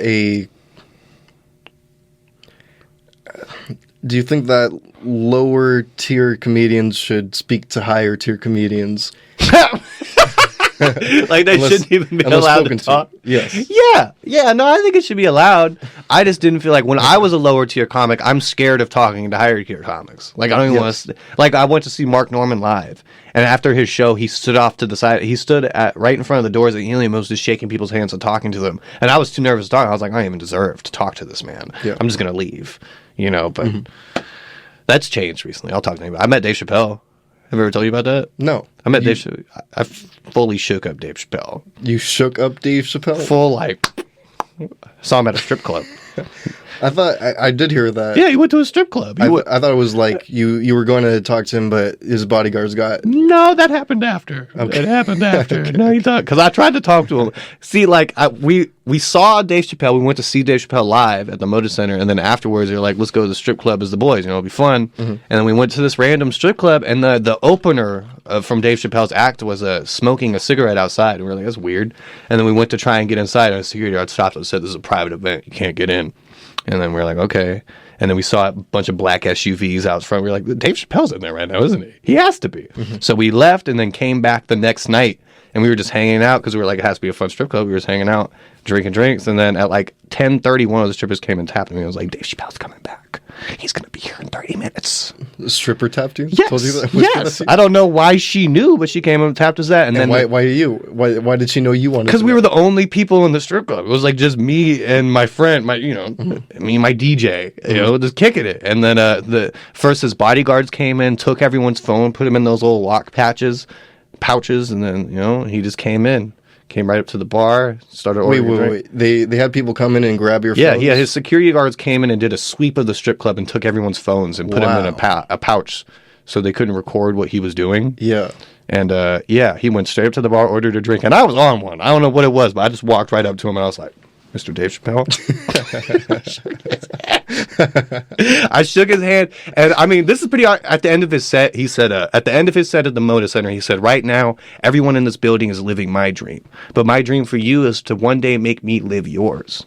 So I shook him up and I said, I don't know if I'm living your dream right now or if you're living mine. And he pointed at me with that Dave Chappelle smile, and I was like, yep. That's awesome. It was awesome. That's such a kick-ass line. It was awesome. It was cool. It would have been cool if I left it at that, because I started getting drunker throughout the night, and then I walked up to him again, and I was like, so was that whole set written out, or did you just kind of wing it? And then his big brother kind of grabbed me by the collar, said, why you keep touching Dave Chappelle like he's a bitch? And I was like, I don't know. So that's you? Yes. And then at some point, I don't know. I don't even know if I could talk about this on the radio. I was a problem that night. And then at the end of the day, I got kicked out. They blew out my slipper. I got thrown out. But maybe Dave Chappelle remembers me, maybe, because I did get kicked out pretty, in a fun way. Like you got tossed out? I got fully tossed out by the belt, by the back of the belt. You're not even joking right No, now? I'm not joking at all. I still have a blown out slipper from when I got kicked out of Dave Chappelle's fucking strip. Sorry, that's 2. God, no. Oh, I'm sorry, you did. In fact. No, it's okay. But yeah, Dave Chappelle, he came and it was like a stripperoke bar. So he was just singing. He was singing he got on the stage. He had all like 15 strippers dancing at the same time. And he was just singing songs while throwing thousands of dollars. Wow. It was amazing. That's amazing. It was amazing. I had no idea any of that. Yeah, cool. That was really goddamn cool. That's how, honestly, the comedy world, it's called like a layers of separation or something, where it's like, we all, like, someone who knows someone who knows someone at the top. You know what I mean? Like, we're not that, like, especially the comedy world is much smaller than we think. You know what I mean? Like, I met Dean Del Rey. Dean Del Rey opened for Marcus King. I went to a Marcus King concert. He opened, he was the host. He had a comedic host opening for a rock star. And I recognized him. He was Bill Burr's opener from when I saw him at the Moda Center. So like I went, and no one cares about him because he's just a comic. So I went up to Dean Del Rey after, and he was just sitting by the t-shirts. And I was like, hey man, I recognize you. You're Bill Burr's opener. And then like I chopped it up with him about comedy for like 30 minutes. You know, and now we're sorry, got 3. We're friends on Instagram though. Me and Dean Del Rey. It's cool. Like it's just the comedy world is smaller than we think. You know, like I don't think like moving up this ladder isn't as crazy as we think it Your is. friends on Instagram? He added you on Instagram? I added him. He posted my stuff though, you know, and we talk. We've messaged. We've DM'd each other. That's really cool. I want him to follow me back though. Dean Del Rey, if you're one of these, how many people we have listening now? We have about 4 billion, so he might be 4 in there. billion. If Yeah, you're out there, Dean, follow me back.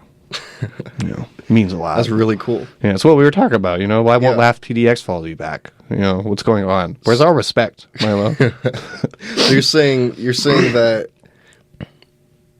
So you're saying yes, you can talk to higher tier comedians. Yes, I have. Yeah. I have twice. Well, it didn't work out with Dave Chappelle. Dave Chappelle did not want to talk about comedy. Sounds like it did kind of work out. It did. I shook him up. Yeah. I brought him in for like the hug one even, you know? Did you? Yes. I don't know if he wanted it, but I did it. And wow. Dean Del Rey's a higher comic than me, but I chopped it up with him and he was willing to talk about comedy with me for a little bit. Man, I can't even fathom sounds negative. I can't even believe that you've embraced Chappelle. Yeah, I mean, he must have rubbed some funny off onto you. That's what I'm thinking. No, it's this flippant attitude I have. It's actually pretty useful. You know, I don't care. I'm flippant. I see. Flippant AF. You know, right? Not showing serious or respect. I mean, I respected him though. I did respect Dave Chappelle though. But it's cool. It's a cool little scenario. Do you have a method of writing? I know it's kind of a crappy question. No, I do because like my open mic I run. I do. It's the same thing I did when I ran Khalifa's, and I mean I try to write 5 jokes the night before every time, and that's like I can't tell you my method. I just kind of pace around and ponder.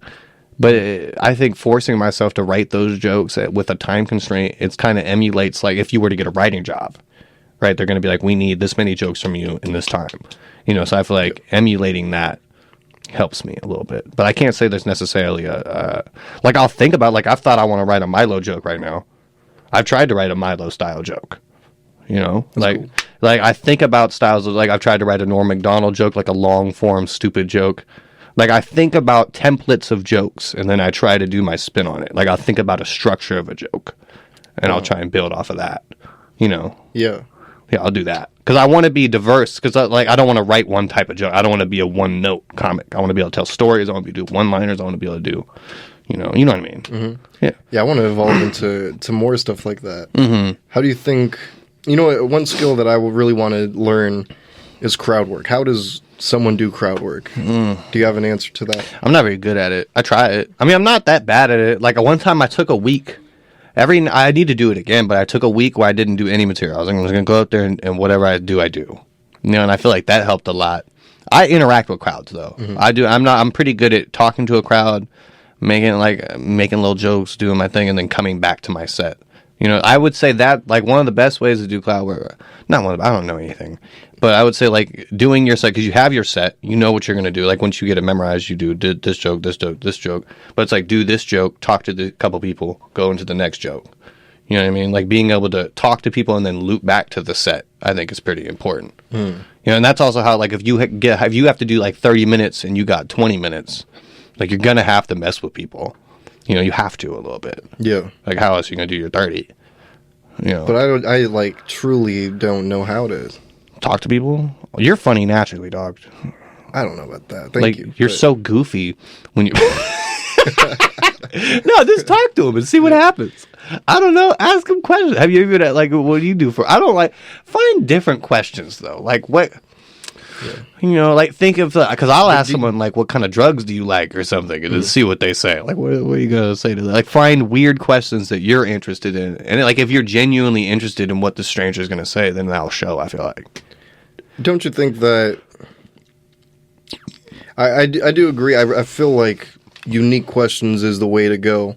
But but so many people from new to the greats say, "What do you do for a living?" Yeah, they do. Because it's a fun question. It's interesting. I don't think it's bad to ask. I've had someone tell me they were a porn star. I think I was there. Was that Dante's? Yeah, it was at Dante's. That dude told me he had the handlebar mustache. I've asked people. I like to ask people what their body count is, like how many people have they had sex with. That's pretty fun. I've had someone, the bartender at Dante's. I practice crowd work at Dante's. I do. That's actually my favorite place to do it. That is the only place I try, but I don't really. I guess I don't really do crowd work. I just kind of say, "Give me a word," and then you go, and I go, "Give me another one." That's funny to me, but yeah, sure. But I think it's a fun place to act. Like I asked the bartender, I asked him how many people he's had. He said over 1,000. Like he's Wilt Chamberlain. Did he say that? Yes. And then I asked this blonde dude with a top knot. He said he was in a sex commune, a religious sex commune, and he said it's similar to the bartender.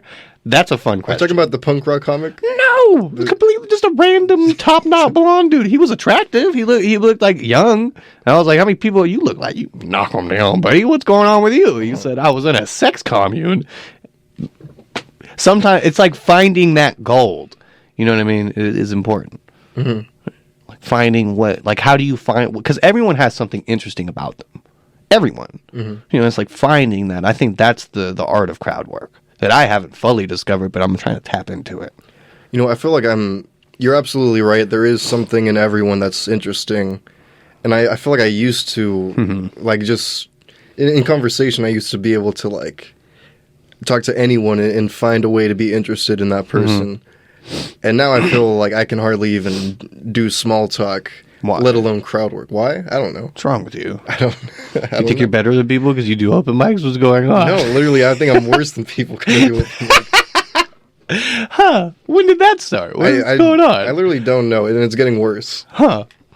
Interesting. Yeah, I don't know, man. I'm getting worse and worse at conversations. You know what? Pandemic probably. Yeah, I think most people did. Most people did, and we're young. You know, we were theoretically we're the most heavily affected. Not us, but I guess high schoolers were more affected. You know, but us, I don't know. I mean, you'll figure it out. Just keep talking to people. You know. Thank you. Dig into them. Figure out what's going on. What's interesting. Some people are more willing to give the interesting things than others. I feel like, but how do you know? And you already said that you're not very experienced. But how do you know when to move on from someone? Like when you think you're not going to get anything else out of.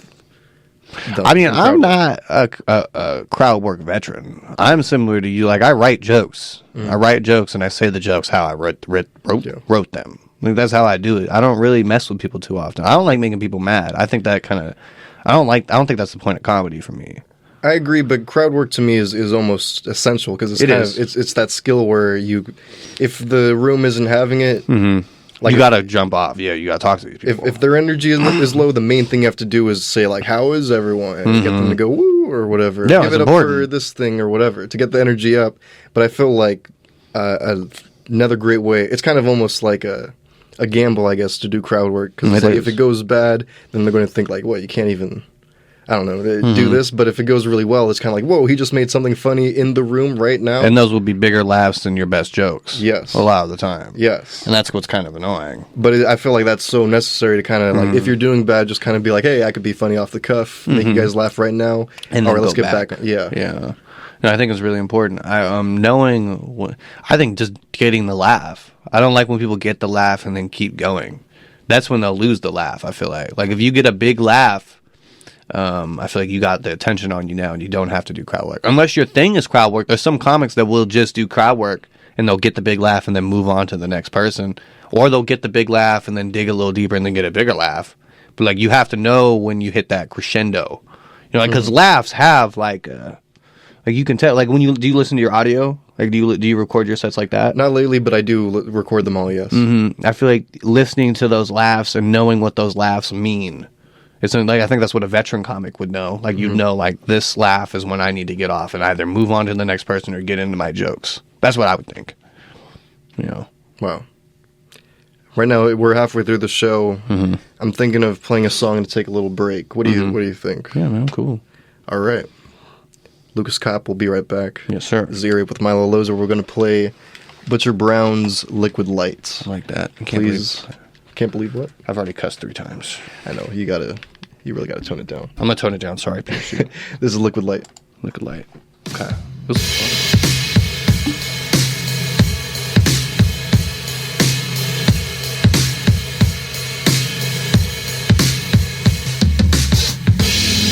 Triple trailing with the talent that's 7 cent. You just mad cause you weak and mad irrelevant. For the goal, you could call me Mr. Hellbent. Need the dollar bill ducking just to pay the rent. When they call, tell them no, need the paper right. If you a homie, ain't no in between. Green and red, finna have myself a good night. Whole team fresh and clean while we on the scene. Talking about me, but all your shit is whack though. Runway, with your brown finna take flight. Nigga, I see you flexing, but it's all cap though. Lock it up, keep the squad number airtight. We'll fight for the right to turn it up loud. I'm just out here trying to make my mama daddy proud. Lil' bro got the sketch with the insight. Gotta use every weapon for the paper, right? Money, money, money. Gotta grind with the spark if you want the milk and honey. Late nights in the park with the J. Got me dummy 93 without the paper. Ain't a damn thing funny.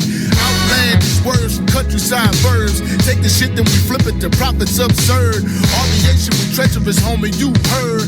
Male dictionary, I be bringing the word. Bring in the heat to the speakers in the street. Got they whole head banging while you moving your feet. Got the situation on 11,000. Team strong in the city while you just browsing. Wax up and fuck shit, something we not allowing. Infrared 6 is fresh for the Sunday outing. Straight through the obstacle, don't need no rerouting. Full steam even at the money start piling.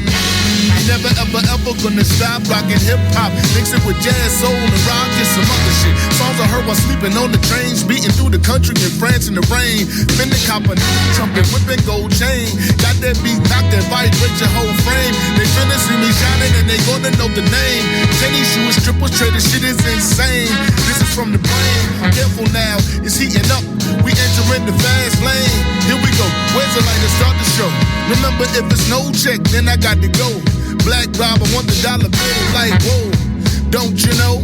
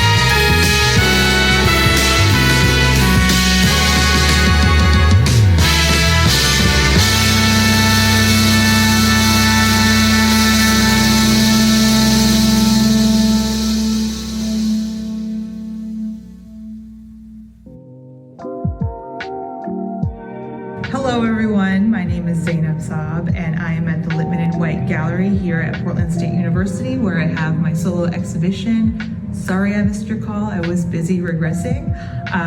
Works that I have been creating for the last 3 years under this thing we've called a quarantine. So I'm hoping all of you can come to the reception Thursday, November 3rd from 5 to 8. Would really love that. So yeah, I hope y'all can make it, and I hope you enjoy the visual decadence that is this colorful work.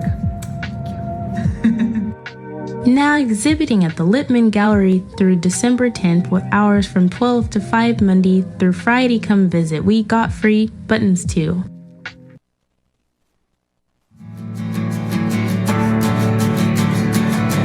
This is DJ Womble, host of Real Soon in Rose City on KPSU, Fridays at 11 a.m, playing you all the best tracks by all the best bands, playing Portland soon.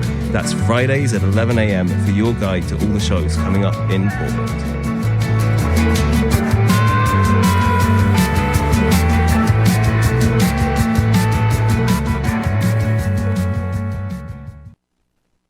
There's one thing you can never have sex without.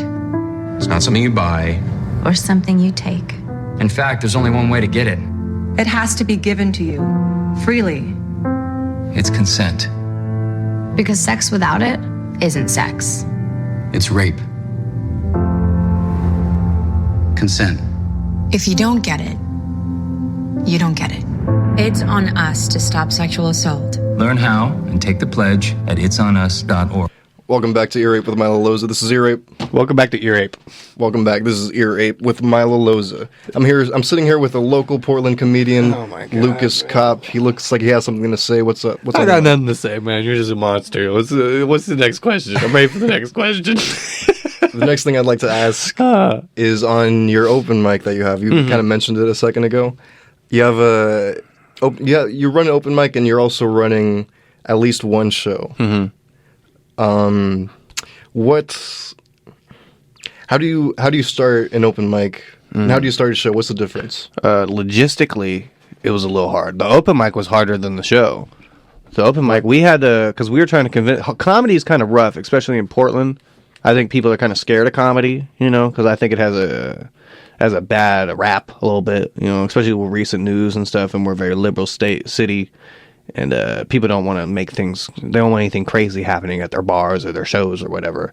So for the one at Montevilla, me and my DJ, we went over there for like 4 months. We'd pop up like once every 3 weeks, every 2 weeks, and ask if we could do it. When are we going to be able to do it? It was like a 3-4 month process of asking this lady if we could do it.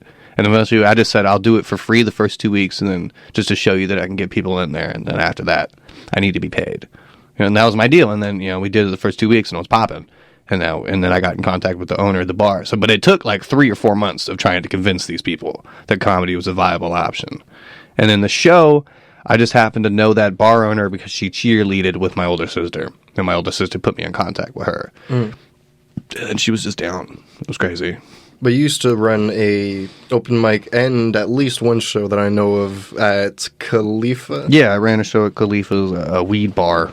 How was that? Is that pretty much the same thing? It was fun, but I also maybe I could put these guys on blast right now, but running that show, I feel like every time you run shows, you're going to learn about business. Because comedy is more, it's not just an art form, it's business. It's getting people to come watch us do whatever stupid things we do. And also you learn that comics are treated with a little less respect than I feel like other art forms would be. You know what I mean? Because we're just talking, theoretically, But so I was doing that Khalifa show.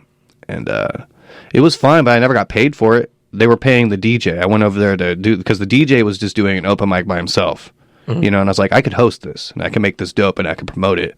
And I started getting people there. I started getting comics to come out, and they just kept paying the DJ, but never paid me, And then I did the show, and they said they'd pay me money to pay the comics, and then they'd pay me as well. And at the end and I was, I smoked weed. I smoked weed, so I paid all my comics at the end. And then I forgot to collect my money, and I remember calling the guy at the end, and I was like, hey, man, I got my money. I got the comics paid, but I never got my money. He's like, what do you mean? I gave you the money. I was like, what are you talking about? You gave me the money to pay the comics. You know that. And he's like, no, I don't know that. Honestly, the comics didn't even deserve to get paid. They didn't even bring anyone to the show. I don't know why. What do you want from me? And it was just like that idea, like him saying the comics didn't deserve to get paid because they didn't bring your audience. It's on you to bring the audience. You're the business. Yeah. I'm bringing the show. You bring the people to come to the show. That's how it should work. And just him saying like they didn't deserve. That was a quote. They didn't deserve to be paid, and that made me furious. I can't believe someone would say that. You know, because I love you guys. We're comics. We work hard. We cry about this. Like this is not like it's ironic, but we're very serious about funny business. You know what I mean? We're serious about these jokes. Yeah. And it just irritated me. So I quit and I said, I'm not working with you anymore. Mm-hmm. And then they shut down 3 days later. It was very vindicating for me. They're back now, though. You know, they got bought out by somebody else. But at the time, that's how that happened. So I think every time you work with these businesses, you're going to learn a little bit about the game, you know, theoretically. But yeah, those are the logistics so far. How did you choose to... like Montevilla, why did you keep pressuring them for months to do this there? I knew it was in a really good location. I know it's in a neighborhood where like the community is really connected in that neighborhood. It's in my neighborhood, like it's only 7 minutes away from me, so I can go straight there. Drinks are cheap, has a nice stage, has good lighting. I think everything, I could just tell like it would be a really good place for a show, for an open mic especially. I just knew. So, and there were other places, like I had like 4 other places I was trying. Like I knew I wanted an open mic. I knew I wanted one because I think hosting makes you better at comedy, in my opinion, because you have to deal with so much, and you're also like under pressure of like comics coming up to you, and then you got to go up and make a little remark and then bring up the next person, and you do it for hours. You're on stage for hours. You know, and I think that makes you better, and I really wanted that. Like, I wanted that pressure for, like, at least these beginning phases of whatever this career is. You know, and I just knew Monteville would be a good one. What have you learned from hosting? So far? Yeah. I've learned comics are needy, and I'm here to oblige those needs a little bit. I think I've learned, like I said, you have to abandon your jokes. You know, like when you're hosting, you see these people, you'll see the same people every week, so I can't get up there and be like, hi, my name's Lucas Copp. That's a rough name to have in Portland. Might as well be Lucas Questions the Vaccine. They've heard that joke. So I gotta just riff. Like, it forces you to riff, and it also makes you more comfortable on stage. I'm very comfortable on stage right now. Like, when I'm on stage, I'm fine. And I think hosting has done a lot for that. You know? You're saying you're comfortable on stage right now because of hosting? I think because you're on stage so often. And you're saying like during hosting you're comfortable, or like in general, like you've reached a place where you're now comfortable? Yeah. Wow. Yeah. And I think hosting has helped that a lot, because it's like you think about, you wait an hour to get on stage for 3 to 5 minutes. I'm on stage in the beginning for 5 to 10, and then I bring up the first person, then I'm back on stage for 3 hours. I'm on stage for 3 hours, and then I like to talk. You know what the 10,000 hour rule is? Have you ever heard about that? That's when you become a professional at something? Yeah, like it takes 10,000 hours to master any given thing. I don't know how real that is, but I mean, if you do anything for 10,000 hours, you're going to be good at it. And I think that's why comedy in general, it takes a really long time for people to get, like, people don't blow up until they've been doing comedy for a decade. Like, that's typically the rule. You have to be doing comedy for 10 years. You know, and I think that's because we get our 10,000 hours 5 minutes at a time. You know what I mean? Yeah. I think that just makes it way harder for us. But I feel like this is kind of streamlining that when I use that thinking. Well, I don't know. There's definitely like writing and stuff that writing contributes to it. But yeah, you're right. Definitely hosting expedites the time that you're getting through that. Because I mean, writing, but it's like, I don't want to say his name. I like to credit him for this joke though, but it's like writing or comedy is not like any other art form, because like you're a guitar player, you can go to your room and practice notes, you know, but it's like when you get on stage though, you're not going to mess up a note and come off as anti-Semitic. You know what I mean? The only way for us to practice is on stage. That's the only way. Like a painter can paint in their room, a rapper can rap all day and just post it online. We have to write the joke, yes, but then we have to take it to the stage. You don't know if a joke is a joke until you do it on stage. Like we need this audience to even do what we do. You know what I mean? And I think it just makes it way harder for us to rack up those hours. You know. Is there a difference to creating a show compared to an open mic? Yeah. What is it? Show is much more serious. A show is like, open mic, I don't care if you play pool. I don't care if you're talking a little bit. Like, I still want to create the atmosphere of, like, this is art form, you know, kind of. Like, I remember when I yelled at those bar patrons about this is art, kind of. Sure. You know, I mean, it is. But an open mic is different than a show. You want to create a professional atmosphere. I want people to feel like this is like, I paid to get in here. I take it like when people pay to get in, you got to take it deadly serious. Like, I don't want talking. I don't want disruptions. I want people to be able to sit back and enjoy a show. An open mic, like, honestly, if stuff goes wrong, I let you guys deal with it. I think it's funny. Like, good luck, brother. Right. You know, I think that's hilarious. You're taking your I don't know, your beatings. But a show, I want to set up my comics for the best chance of being successful possible on a show. On an open mic, I don't really care. I care, like, I want to set you guys up, but I also think it's funny to watch things go wrong. Show, I don't want to see anything go wrong. I panic when things go wrong. Like when the curtain fell, I had a curtain. I built a curtain. I built a backdrop for this show. And, the curtain crumbled. Fell on top of my headliner. Right. That's rough. But it was at the perfect time. It was pretty funny. Last week, Lucas ran a show that I was a part of, and during the headlining set, the last person on stage, well, there was someone after, but the last comic on stage, the curtain fell on them. Yeah, that's pretty bad. I hated that. It was funny, but I hated it. Like, if that happened in an open mic atmosphere, ha ha ha ha. You know, but in a show, it made me upset. I hated that. So I think you want to create an aura of professionalism with a show. I still want that for the open mic. Like, the open mic kind of has it, but it's like half of that.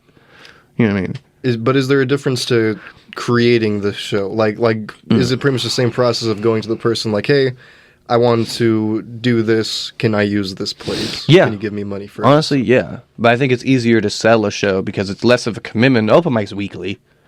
Theoretically, it can be bi-weekly or whatever, but like it's going to be more consistent if it's an open mic. A show, I think it's less of a commitment. I'm just going to come here once a month and do a show. Like I want to. There's a bar like 2 blocks away from here that I've seen. They have a little stage. I think it'd be kind of nice for an open mic. College students come in and out, so audience potential. I'd like to start one there maybe someday. What would I tell them? You gotta have a pitch because I remember. Who do I pitch it to? Come up, talk to the bar person, and be like, "I'm interested in doing a show here. Who should I talk to? Who's the booker? Most bars have a booker, you know. So you want to talk to the bartender and get an email. And emails look more professional than DMs or texts. Yes. You know, so you want to email their booker. That's the main thing, and then have something written well. You know, use big words. Not too big, but like have a concise plan and write out your concise, like make it sound good. Yeah. You know, that's the main thing. Most of it's just optics. The plan being like, I'll show up, I want to do it once a week at this time, at this day.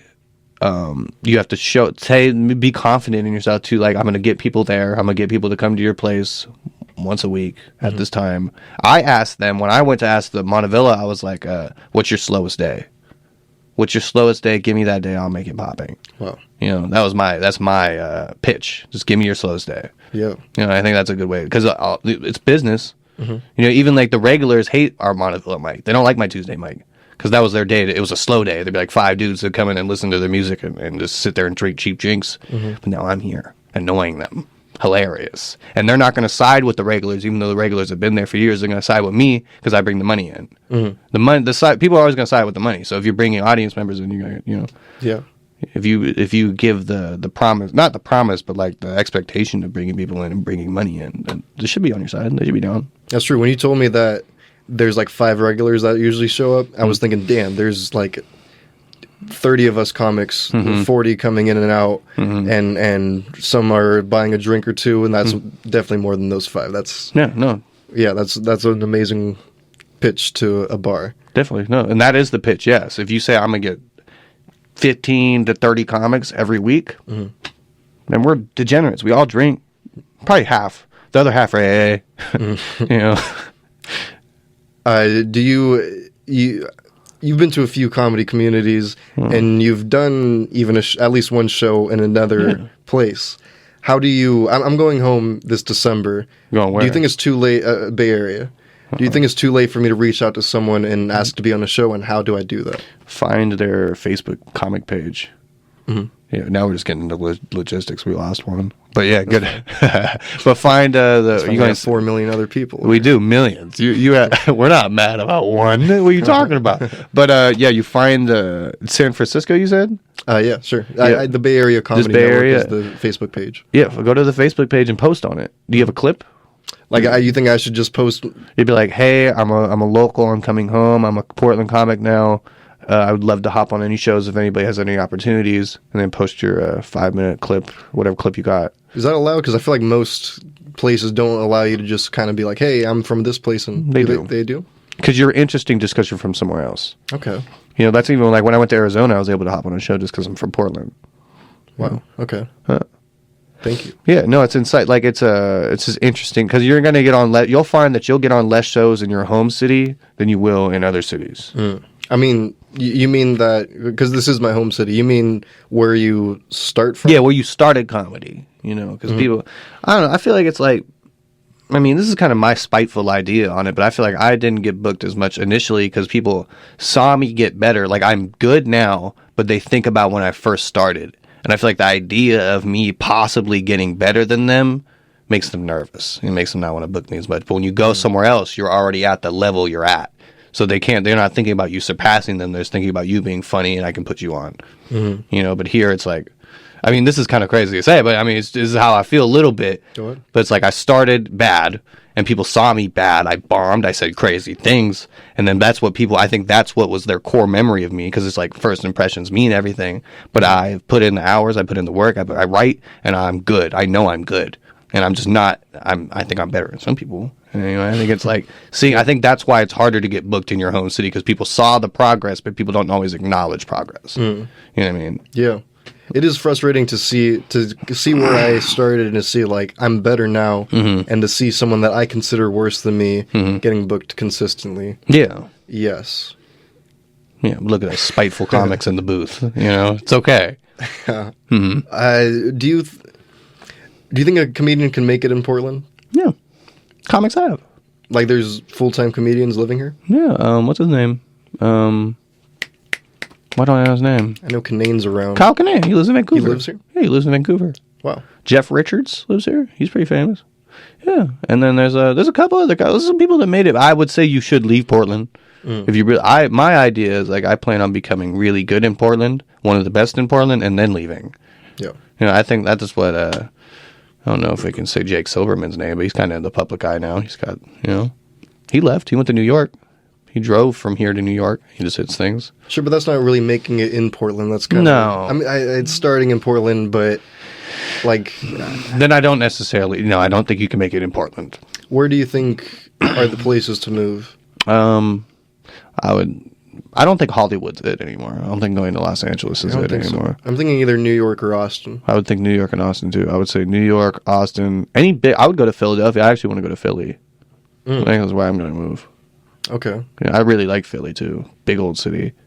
You know, it's all that. It's like the demographic. Like when I went to Philly, it was like the first city I've ever been where it was like walking down the sidewalk. It was like just the people in the streets. It was like half black people, half white people. And I thought that was crazy to even see.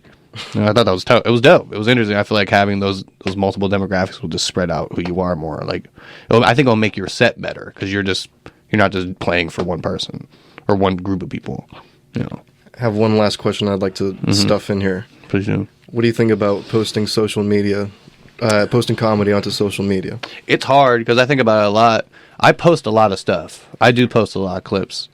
I have throwaway jokes because I went through because I posted jokes from my actual set before, and even if they do, I went through and deleted them all because like my fear is like I promote things on my Instagram page, so I don't want them to see a joke I did on my Instagram page and then come pay to watch me do a show and then see me do that joke. Like I have this weird thing about it, like because people say like you're burning material a little bit, I guess, but you also aren't. Like I've seen comics post things and then do the joke. It's weird. It's a weird thing to play with. I think I used to try to do it just because I heard Mark Norman say last year that the modern comedian should be focusing 50% on comedy and 50% on social media. Yeah. Because that is that important to be promoting yourself. Yeah. But then again, I also think I'm still crappy. Like I'm 1 year old. I don't really need to be kind of putting my crap out there. And also it almost solidifies the joke. It feels like you kill it a little bit when you post it. Yeah, kind of where like I can't really... I could write more to it, but it's kind of... It's more solid in my head. Like it's kind of like that's... The joke is done. But this past week, I think I listened to you and Juan this week. I listened to you guys on his YouTube channel, and Juan said he posted stuff, and people came out to open mics to watch him, in Portland. It's crazy. That is absolutely insane to me because I think of it as social media is being seen by random people around the country. So who cares? Because I don't think there is a couple comics around Portland that kind of have social media fame, but like, what's it done? It's true. No, I mean, it will get you booked. It will get you booked. 100% it'll get you booked. If you have 20,000 followers, they'll book you just cause. Why? Because you that's why I was saying earlier, comedy, show business is about optics. So it's like, do you look like you know what you're doing?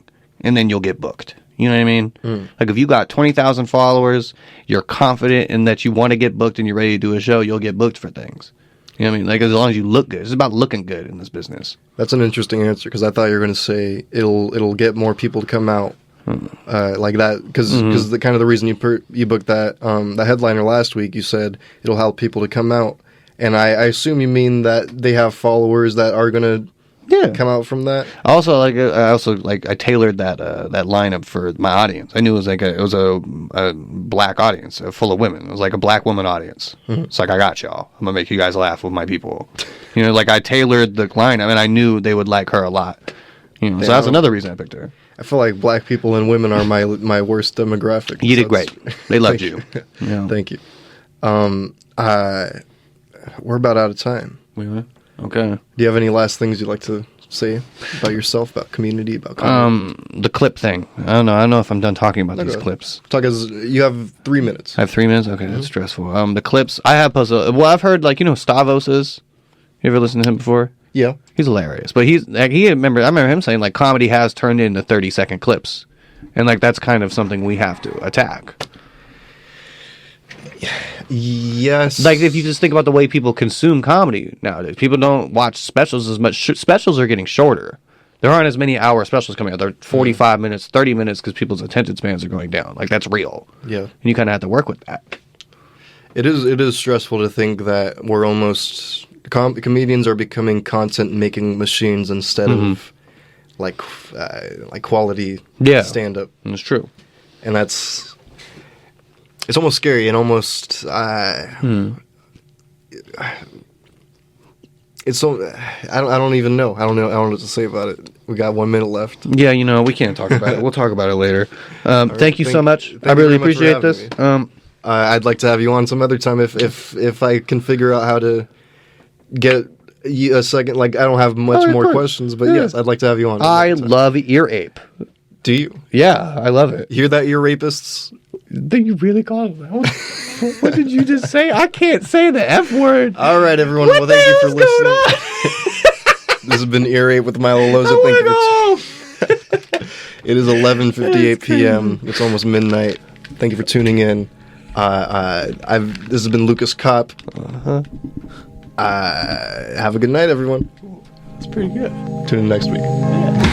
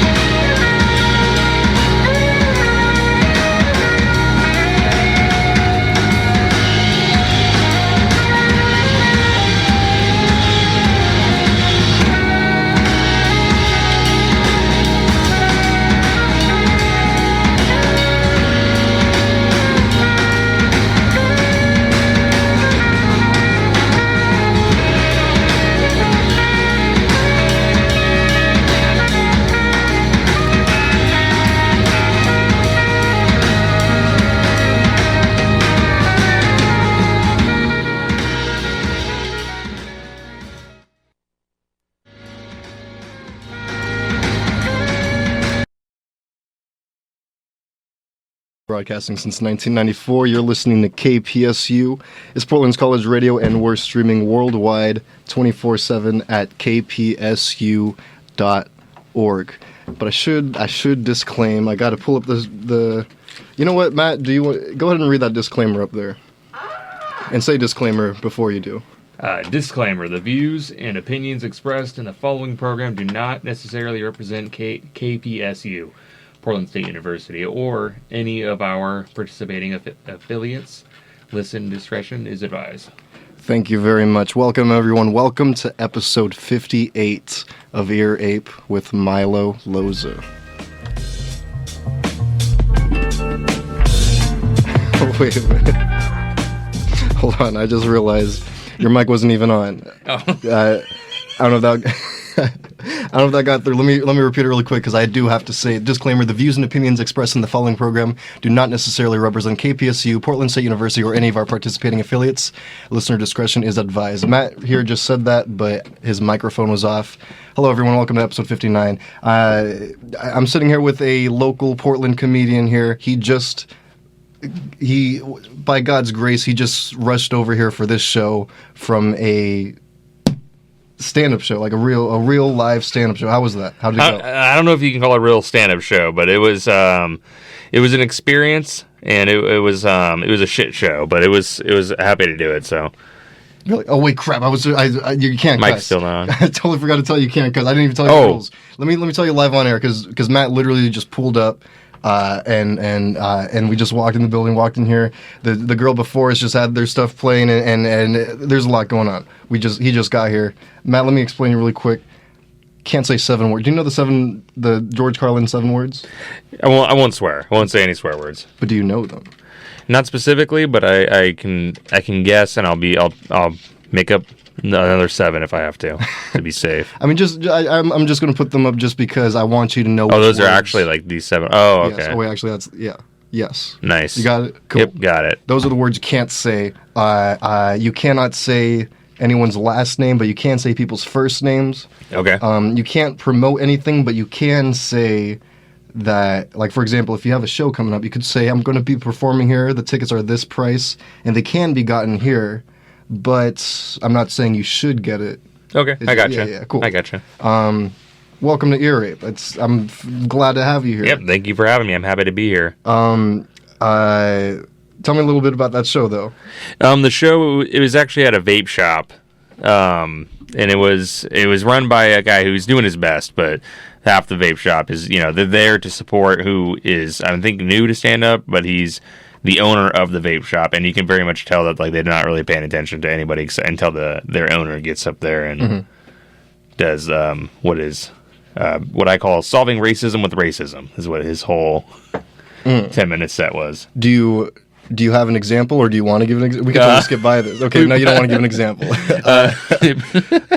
Matt, I feel like I should introduce you. I guess. I don't want to speak bad on the guy. Of course. He's not like trying to be. He doesn't have malicious intent. He thinks thinks he's solving it, but he's just not. Okay.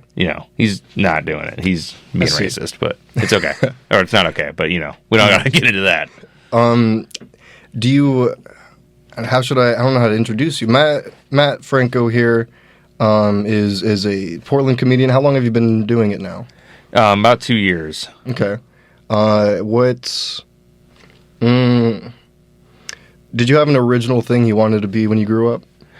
I wanted to be a lot of things. I wanted to mainly just be a superhero. Like, I wanted to be like an action, like, not like an action movie actor, like just like the move. Like, I wanted to just, like every young boy does. But as far as like an actual job, I didn't really have too many dreams, but I knew I wanted to do something artistic. Until then, around 8th grade, I wanted to be a comedian. That's when I kind of decided that. 8th grade? Yeah, when I was 14. That's pretty early. You didn't have any what's the word? Like I don't want to say achievable dream, but like a regular job. Yeah, no, I never. No. There's never one that's like I could do that. I'm kind of like so against doing college or doing stuff like that, only because, like, not that anything against college, because I know this is on a college campus, but my parents kind of like did like a whole like you have to get a regular job and have a family and do this. So I kind of and I always wanted to do artistic things. And the question was always, okay, well, what's your actual plan? And I didn't really like the way they were like phrasing that essentially. So I decided like, I'm not going to do these things to force myself to have to, like, I might quit my job, because it's starting to feel like a career, and I might quit my job because I don't want to have a backup plan essentially. Because I don't have something to go to college for. Because if I had something to go to college for, then by all means I would do that. But I never found anything right that fit. Interesting. Why 8th grade? What in 8th grade? I didn't have any friends. Like, I had very minimal friends, and I kind of felt like I was, like, even in those friend circles, like, the loser of the friend, like, the person that, like, no one's like, this is my best friend. I was, like, the third best friend for every group that I ever was in until, like, 8th grade. And I wanted to, like, just be seen, I guess, because I was, going through puberty and all that stuff and being a loser at the school. I decided to just tell jokes to, like, the cool kids to, like, try to make them laugh. And that's actually what I ended up being used for, was to be brought around to make jokes to them. Make jokes? Like, you made jokes, or would you, like, tell them street jokes? I think it was more like street jokes. I was young. It was definitely not good jokes. They laughed like they were the best jokes in the world, but and I couldn't like tell you one of the jokes. I don't remember at all, but I do know that one time, I do remember specifically, I was sitting at like the cafeteria section, or the outdoor cafeteria section, and I told the joke that was inappropriate and could get me suspended from school, and I didn't realize until after I started telling it, because I had previously been suspended for a joke before, and I started telling that joke, and I was like, oh shit, there's like 6 people here, someone could tell on me. And ironically enough, they were like, oh, you should be a comedian after that joke, which was just funny. That like that's kind of when I was like, oh, I can do this for a living. At 14, I was, had high hopes. I didn't know how you can actually achieve that, but was that when you were like, maybe I will? Yeah.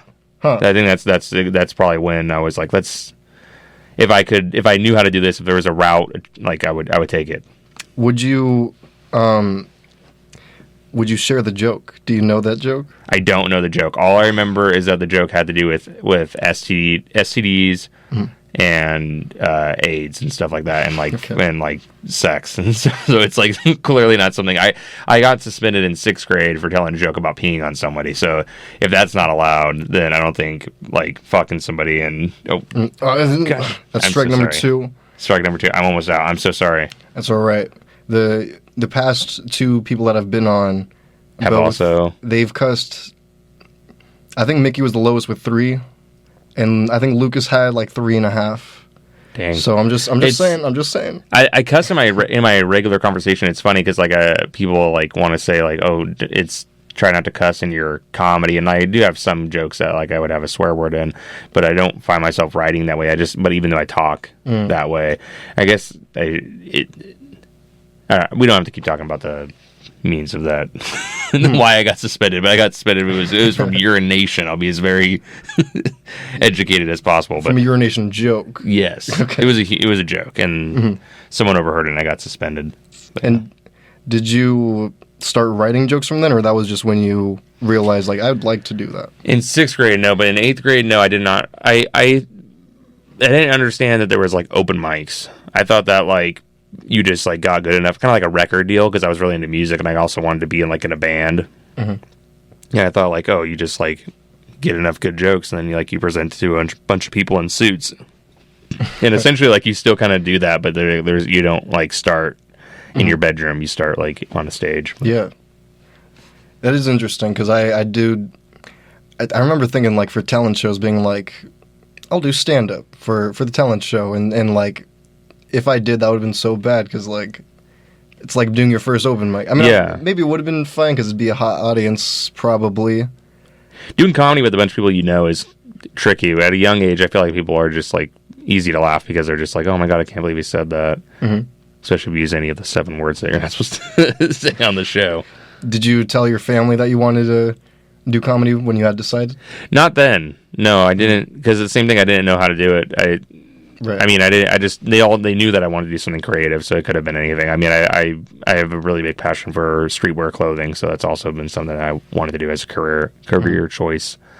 So that they know, they don't really ask questions. My parents specifically, they kind of just let me do my own thing. Sure. And when did you realize All right. Did you say you were writing jokes when you, what was it, 8th grade? Yeah, I mean, I was in 8th grade, but then after, like, once I went to high school, I kind of stopped doing that. They kind of, like, summertime, I guess people forgot, like, oh, he's the guy that tells jokes. They didn't really care anymore. It was like, okay, no, I'm just. When did it restart then? I started in 2017 when I found out that there was an open mic in the back of a pizza shop in Clovis, California. And I found out because one of my friends that I went to high school with posted on Facebook about it. And then what I did was I just went there every week. Wait, where was this? In Clovis, California. Where is that? The Central Valley. Okay. It's like the middle of California, but that was in 2016, June. How old were you? 21. Or 20, actually. So what was in between 8th grade and then? Between 8th grade and then was just a whole lot of doing nothing. A lot of just, I didn't take high school seriously until like senior year, and then I didn't have a job until I was like 19, and I just had like pizza delivery jobs. Well, actually, no, I had like a bunch of like regular jobs, like construction and stuff like that. And that's actually why I don't know if I want to do my job, is because it's kind of like not construction, but I work in pest control, so there's a lot of like service things that we do, and it just doesn't, like, it feels like I'm like a part of like a cog in like this big corporate machine, and I'm just like, this is what I'm going to do for the rest of my life. And like so many people that I work with have been like, I've been here for 13 years. I didn't know I was going to do this for my whole life, and I was like, I can't. Like, it's been a year, and I'm like, maybe I should just do something else. Right. But yeah. What pushed you to go to the first open mic? It's literally the Facebook post that I saw that, hey guys, I'm doing this open mic in this location. It was called Mother Mary's. It was in the back of that, and I went that week that he was doing it, but I showed up like at showtime, and I guess it was only like, it was a show, it was an open mic, but they had like a feature, so they had like, people would come every week. Did you prepare a set? I went there for 3 months. I gave myself a day that this is the day I'm gonna do it. It was a day that someone that one of my best friends that I used to live with in Portland, who was living in Portland going to school at PSU, he was visiting, and I was like, okay, well, this is his last day, and it happens to be the day of the open mic. I'm going to do it then, and while he's still in town, just so he can see it. And then actually, after that, while doing that 3 months, I just went every week, and I wrote, and there were none of the jokes were good. But then one of my friends actually passed away the week before I decided to do it. It just happened like that. He just did. And it was terrible. And I was, it's such a terrible thing that all my friends were going through. And I didn't know if I was going to actually like still do it. But I kind of told myself, like, if I don't, then like, what if I just never do it? Or what if like, what if who knows if I will ever do it? Or who knows how I'm going to like get past this like grieving stage in my life. And I decided to just like, I have to do it. And I did. And I just kept doing it in Fresno for about 6 months after that. But it became kind of like what not all, but like a good amount of my friends were going to, because of, we're all like kind of going through him passing away, essentially. You brought a group of friends to your first open mic? Yeah. I just kind of like posted it on Facebook a bunch, and then like a bunch of people ended up showing up, which is probably because of our friend that passed away. It's like we're all kind of like in a sad place. So going to that was, no one knew that was happening in Clovis. And did you continue inviting people? Yeah, actually, I packed that place out. Like, I probably brought like 2 tables full every week for like almost 6 months. Do you still invite people to open mic? Absolutely not. Why is that? Because that is the worst thing you can do as a comedian. Explain that. Well, one, if you have 2 things. If they laugh, one, it's embarrassing because you're not good. 2, they're going to think completely different of you, and it won't take very long for them to just be like, you're going to do this. I'm going to not show up to any of these because this is horrible. Well, it only takes about 3 shows, and if they don't, then they must be like your best friend in the world, and they just want to tell you. But if they laugh, it's like false laughs. You can't really like take their laughs as like, this joke is great because my friends think it's hilarious. You ever bring someone and they're like, don't worry, I'm going to laugh really hard at everything. Oh, I know. And it's like, no, don't do that. Or like, what should I say? Should I like say something to like help you out? Like if you say like, oh, have you ever had this? I'm like, yeah. I'm like, you're like, no, don't coach the crowd into. Right. No, it's not a good idea. And also, like, people think of you as like a hobby. Like other comedians who are doing this seriously, like look at you as like, oh, this is a guy that brings like his non-comic friends every week. Like, this is like a thing for them to go out and do. This isn't like something he's like pursuing as a career. That's how, when I moved up here, I felt like that's kind of how, like, looking back, that's kind of how I was seen, because my roommates would come with me, and I wasn't telling them to. It's just they didn't go to every single one, but like we used to go to the midnight mic every week, me and my roommates. So interesting. I think that's kind of how I was seen by like because that's where like the OG comics go to. Like the other mics, like sometimes you never know, but like all like the 6-year 10-year comics were at those mics like they are today. How did you craft your first set? Like I mean, I guess you went to the open mic a lot, so you saw people performing, so you had that to reference. But I mean, I assume it's way different from when it was then, from then to now. Yeah, so, I mean, it's hard because I unfortunately took a break after starting so long ago. But and that was a long time ago. But like, I really just took premises or topics that I liked and wrote like the one word, and then kind of just thought of them as I was working. I worked at a smoke shop. Or like a glass store, and then I worked at a dog hotel, and both of those jobs had like a lot of like just thinking time to like do my job and think. So I kind of just wrote while I was working, essentially. You go from one word to just expand on that? Yeah, I would like one topic.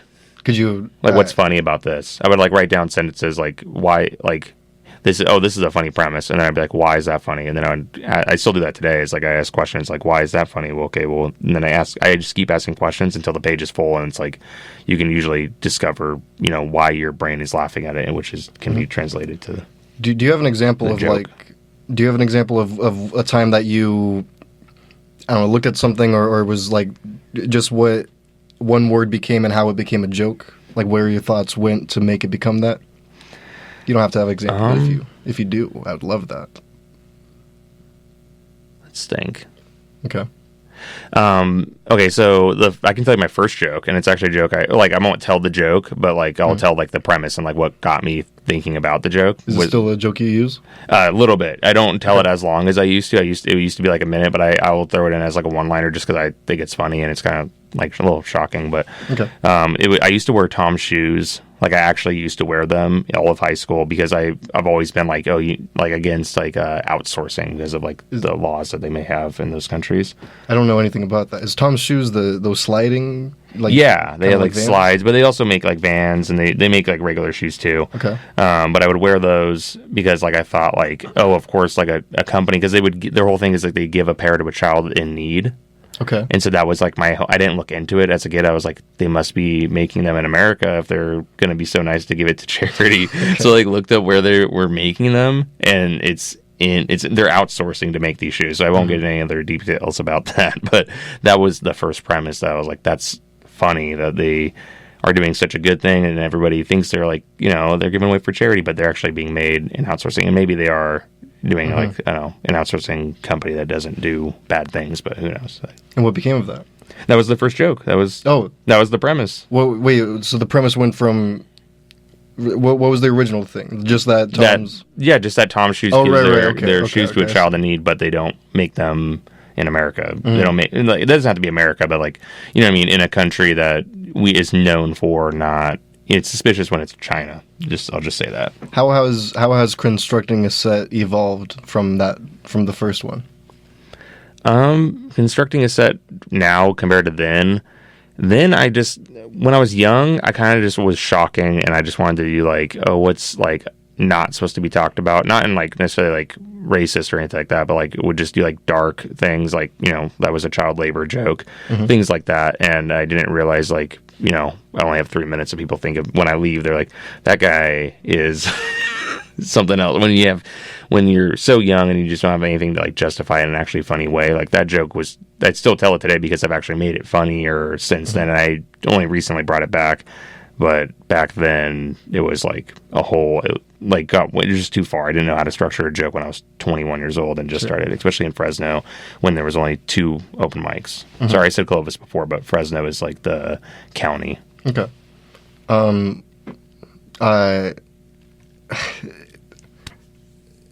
Wait, Fresno? You're from Fresno? Is that? Yeah. I'm from Gilroy. Do you know Gilroy? I don't know Gilroy. Lower Bay Area, like the bottom Bay Area. People always say that, like they're like they always say bottom Bay Area. No, just they'll always say like oh, you're from Fresno? I'm from this area, and it's like somewhere in like the nicer areas, and it's like, oh, because I know all of the very nice beach area. Like, I mean, I get it because it's from California, but I just think it's funny that people always say that, and I'm always like, not that you're doing this, but it's almost like I'm supposed to think like, oh, great, you're from a nice town, and I'm from this hot suburban. I mean, yeah, I don't mean to brag, but it's the garlic capital of the world. Garlic capital. There you go. You've really, I mean, like am I not thinking of the right thing? Fresno? Whatever. The next question. Do you tell jokes when asked? No. Why? When like a stranger asks? Absolutely not. Or family or anyone. No, I mean, not to say I've never done it. I have done it like once or twice, and it's always like a huge mistake. Absolutely. It's meant to be on stage. Like I love comedy, and I love every single thing about it. Like, I love the lights, I love the stool, I love the stage, I love the height of the stage, the size, the length, the width. I love the like how low the ceiling is. I love how dark the room is and how light the stage is. Like, all of those things make like involved with your presentation, how funny the joke is. But like, without, you take all those things away, and you're just in a room next to your mom or your high school buddy, it just does not work. Like, they expect you to be like a Netflix special. Like, they expect you to blow their mind, because that's what comedy is. It's a magic trick. You're taking something that people assume that they know the direction of, and you take a left turn. You make them think. You make them listen to you instead of thinking anymore, and they just like, oh my god, I can't. I don't know. I can't predict this anymore. Sometimes I think that. Pardon me. If I do tell someone a joke, like if my uncle's like, hey, tell me a joke, and I do, and it bombs, maybe it's not a good joke. Because I feel like if my uncle told my other uncle, like, man, you got to see Louis C.K.'s special, he said a joke, it was something like this, like the idea of that alone. A lot of the times, the jokes that people remember in like specials like that, especially because what's usually so popular or was popular is storytelling. And I feel like what happens with that is like you listen to them talk for like 5 minutes on one subject, and then they always have like this big crescendo and like a big climax with like this huge mind-blowing joke, and that's what they remember, but they couldn't tell you the whole joke. They just remember the punchline, and they're like, oh my, he had this crazy good joke about this, and it's because their mind was blown with this 5-minute bit. But then they expect you to do the same thing, and it's like, it doesn't, like, I don't know, it doesn't translate in person. And I think maybe what they're looking for in that scenario is for you to like do something that, like, if you had something like they specifically related to, or something that like is making fun of them, or making fun of the situation or their question, then they're gonna be like, oh, maybe you do got this, whatever it is. But Okay, very interesting. I don't know if I have a question off of that. Your joke, that joke that was a minute, but now you say as a one-liner.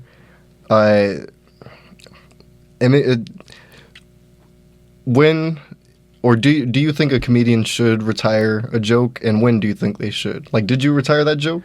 I mean, when I came back to doing comedy, I didn't tell it for, I only started telling it maybe a month or two ago, and I didn't I just wrote all new jokes. I don't think you should necessarily retire jokes unless you like put it out on what you think is your released format. Like if you put out an album or a special on YouTube or whatever it may be, then maybe let's stop telling these jokes, or like at least stop telling them like you're like as you're like in your set. But that said, like comedians have like a famous joke that people like want to hear, just like a rock star has a famous song, but that's when you're at that like arena level or whatever. Like Bert still tells the Machine story. Right. Do you think 2 specials ago? How long ago was that? No, I mean the story's been popular for 5 to 10 years. Yeah, that's crazy. It was. I guess you wouldn't. They made a movie about it. Lionsgate made a movie. About it. Mark Hamill is playing his father. I don't know if you knew that. Yeah, Luke Skywalker is playing Bert's dad. That's so cool. in that story, in that movie. That's sweet. Crap. What the heck was I going to say? On retiring a joke. Do you know if there's comedians around Portland that like have little specials? Because I feel like I've heard of someone kind of saying like, "Oh, I'm actually recording a special." They have albums. I don't know too many comics that. I mean, I know Jake Silverman has two crowd work specials. He had one that he like officially like, this is his special, and they had one that he just put out because he recorded it. Sure. In Chicago, I think. But like, I think there's a few comics that have albums out. And that are, or like some, like I know James Hartenfeld's releasing one, or I don't know, he's recording one later this month. Oh, cool. I guess my question is like for... Oh, and Brent just recorded one. Brent Lowry just recorded one. He recorded an album, yeah. I guess I'm wondering, like, since they're recording, like, they're certainly on a higher level than me, but they're not like known by the country. So it makes me wonder if I were to release a special like next year of what I think is my best hour joke. I don't even have that, but if I did, even though I'm not known, even if I did have good jokes on there, I shouldn't repeat them. Do you think?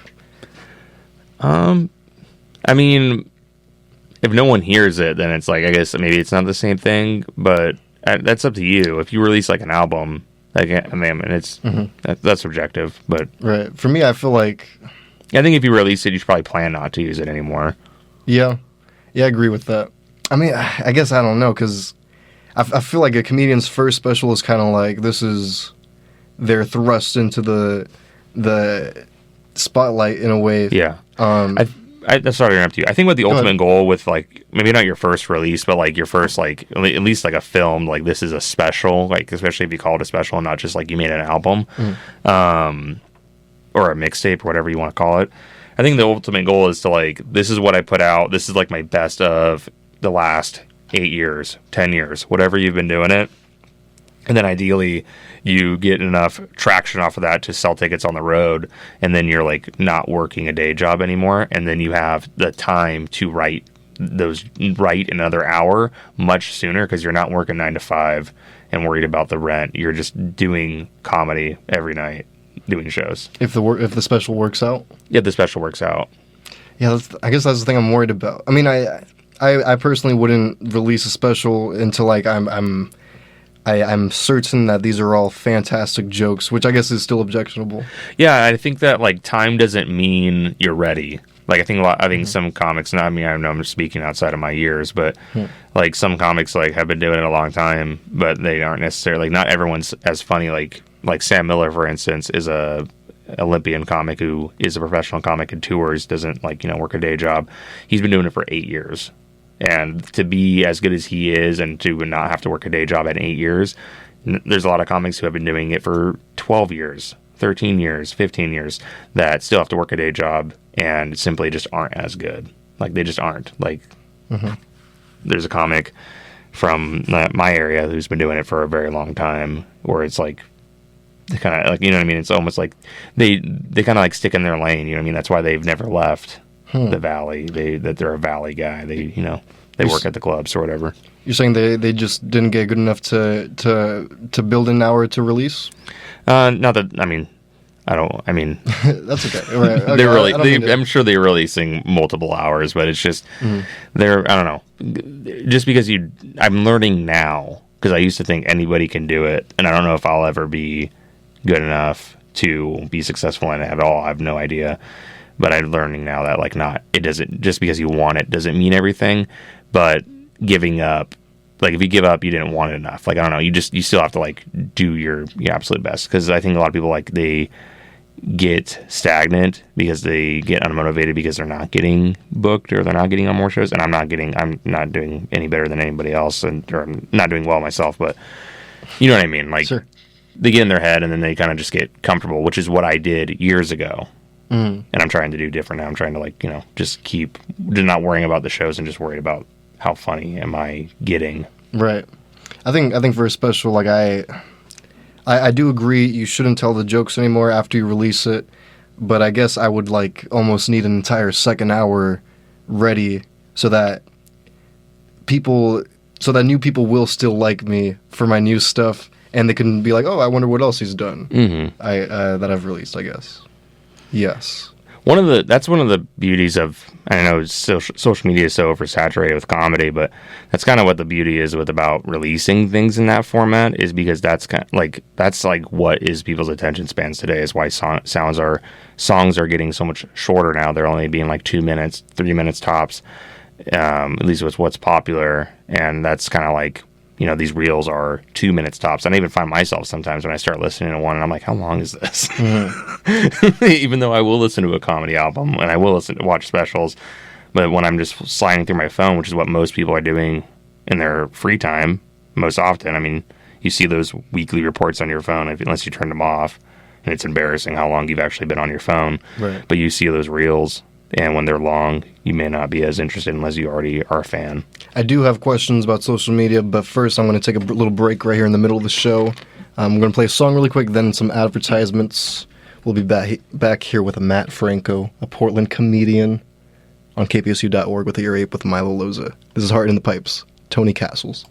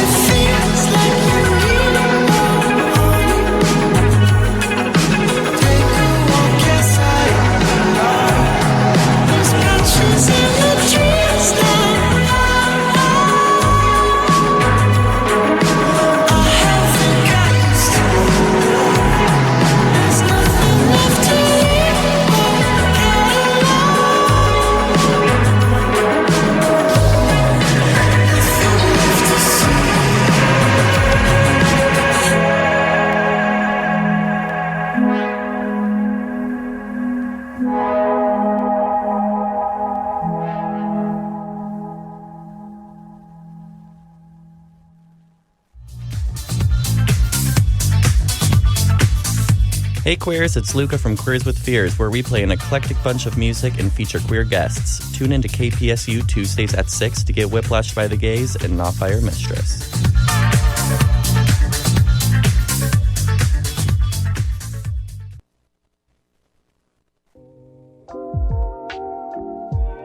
Hello everyone, my name is Zainab Saab and I am at the Littman and White Gallery here at Portland State University where I have my solo exhibition.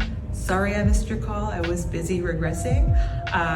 Works that I have been creating for the last 3 years under this thing we've called a quarantine. So I'm hoping all of you can come to the reception Thursday, November 3rd from 5 to 8. Would really love that. So yeah, I hope y'all can make it and I hope you enjoy the visual decadence that is this colorful work. Thank you.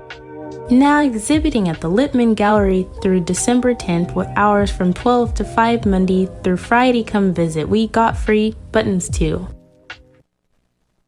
There's one thing you can never have sex without. It's not something you buy. Or something you take. In fact, there's only one way to get it. It has to be given to you freely. It's consent. Because sex without it isn't sex. It's rape. Consent. If you don't get it, you don't get it. It's on us to stop sexual assault. Learn how and take the pledge at itsonus.org. All right, I always like to end it with a light at the end. Welcome back to Ear Ape with Milo Loza. This is the show where we talk about my week, but we're not doing that this week. We're talking to Matt Franco, a Portland comedian, right here on KPSU. Hello, Matt. We're back. We're back. We're back. That's what I used to say. I'm happy to be here. Thank you so much. This is a really cool space. It's really cool that the college lets you do this. Yeah. Are you going to school for something in this field? Is that why you're able to do this? No. I mean, students can have a show for free. Anyone could do this. Just no one even knows or cares. My roommate used to try to get me to do this. It's really interesting. Yeah, and it's cool that you can do. No, I just never did. I didn't think it was as accessible as he said it was. But this time slot is intriguing. Oh, it's cool. Yeah, after 10 p.m. I could play whatever. I could play explicit music if I want, but I still can't cuss. That's interesting. Yes. That actually would be good for the stage because if you're doing any clean shows, like, oh, you can't cuss. There's no like, oh, I might accidentally. If you've been doing this show for a year, no problem. I actually don't cuss. Oh, you don't? Oh, yeah. Not really. Anyway. Well, I guess that doesn't... you can still be not clean without cussing, but, Matt, how do you feel about posting your comedy to social media? Stand-up clips. I haven't posted stand-up clips because I haven't gotten ones that I'm quite happy with the quality of as far as, like, I don't have a good phone. So, like, if I... not all the shows in Portland film. I either go to Infinity Room once a month, and I have things that I can... I just know I've seen the problem is you go to an open mic and you don't record it and you have a set where like that is what should be on camera and released. If I was going to put out a reel, that would have been the reel. And then you do the joke. You go down to Salem every first of the month, the first Wednesday of the month, and you try to get a good tape over there, and their crowd's light, and whatever happens, and it's not the same. Like I feel like. Places like Underbar or Haymaker, they had a camera there and sold the comics the footage. They'd be making bank. Like I would give them $20 a week. Right. Yeah, because those. I mean, will you say the reason why? Because they're the best open mics in town. The best open mics in town. Actually, you run an open mic. I do run an open mic. I run an open mic. Let's talk about your open mic. Yeah, it's fun. You have an open mic at Unlimited IPA on Sundays. Yeah. What time is it at? 7 p.m. 7 p.m. I have not gone to it since the first riff mic because I am terrified of riffing because I'm so bad at it. I think there's a lot of comics that I don't know if I think they probably don't think about it anymore, but I used to get like 30 plus comics every week, and now I'm lucky if I get like 24. Really? Yeah. You know what? I'm going to go tomorrow 100%. I'm going. There you go. But I have not been going because I'm so terrified. Will you explain the rules of that, Mike? I turned it into a riff mic about 3 months ago because the attendance was so up and down. Like, it seemed like once a month we'd have like a really good open mic with like a lot of comics and a good audience, and then like 2 to 3 times out of the month it would either be a terrible, like, not to say that's terrible, but you know what I mean, like no one's there. And so I decided to make it into a riff mic, give it a theme, and make it at least fun for the comedians. So essentially what I do is I have a Google form that I have comics submit. Anybody can submit it. Anybody can submit in, but comics submit in premises. Sorry, excuse me. Mm. I write them down and I give them on a postcard or on an index card, and they riff on it until they go before they go into their material. The idea is that you have to make it work, but it's really just about having fun. So I'm not like do as much time as you want on it. But that said, the comics that take it very seriously sometimes end up walking away with a new joke. So that was something I dreamed about, but it happened immediately. I've had over 10 to 15 comics at least tell me that they continue to do it. And one comic in particular, Mickey Gibson, or right. Mickey, who you've had on the show, who I've seen him do it at a showcase. Yeah. Which is literally the dream of the mic, is to give you a riff topic that you take out of there. That said, I try to make the silliest riff topics myself, the ones that I write, try to be ones that you can't take anywhere else. They don't have a life outside of the mic, because as much as I do want comics to take something and make it into a joke, it is interesting to have a riff that can't really live without the context of this was a card and this is why I'm talking about this. You know what? I submitted one weeks ago, and I'd just like to know if you maybe possibly remember someone building off of it. But it was something my cousin told me. It was like I can't. It was something about breastfeeding. Anything about breastfeeding? I can't remember it now. I don't know. I might have given that. I'm sorry. I should have had a better. That's funny. No, I might have given that away. I don't know. Sometimes when it has to do with like some people submit things like, not that was inappropriate necessarily, but like particular some that get like when they involve like genitalia, I get, because it's like, because I don't know if the comics always think this, but I think they assume I wrote them, and so when I hand them the premise, when it says something that's really inappropriate and has to do with genitalia, I just think, especially if it's a female comic, I might, please don't like think I'm a right, of course. But that said, like sometimes topics like breastfeeding, I feel like shouldn't be appropriate to be handed to a man all the time. Sometimes maybe. No, I don't know what the topic was though. But besides but sometimes there's topics with inappropriate subject matter that may be better in a female. I just don't feel comfortable giving it to them. I think I love your mic, because it can build to a joke like that, but also just the skill of riffing, like just taking a word or whatever someone throws at you and just making it funny on the spot. I mean, you do write about it before you get on stage, but just that skill is just so important to me in comedy.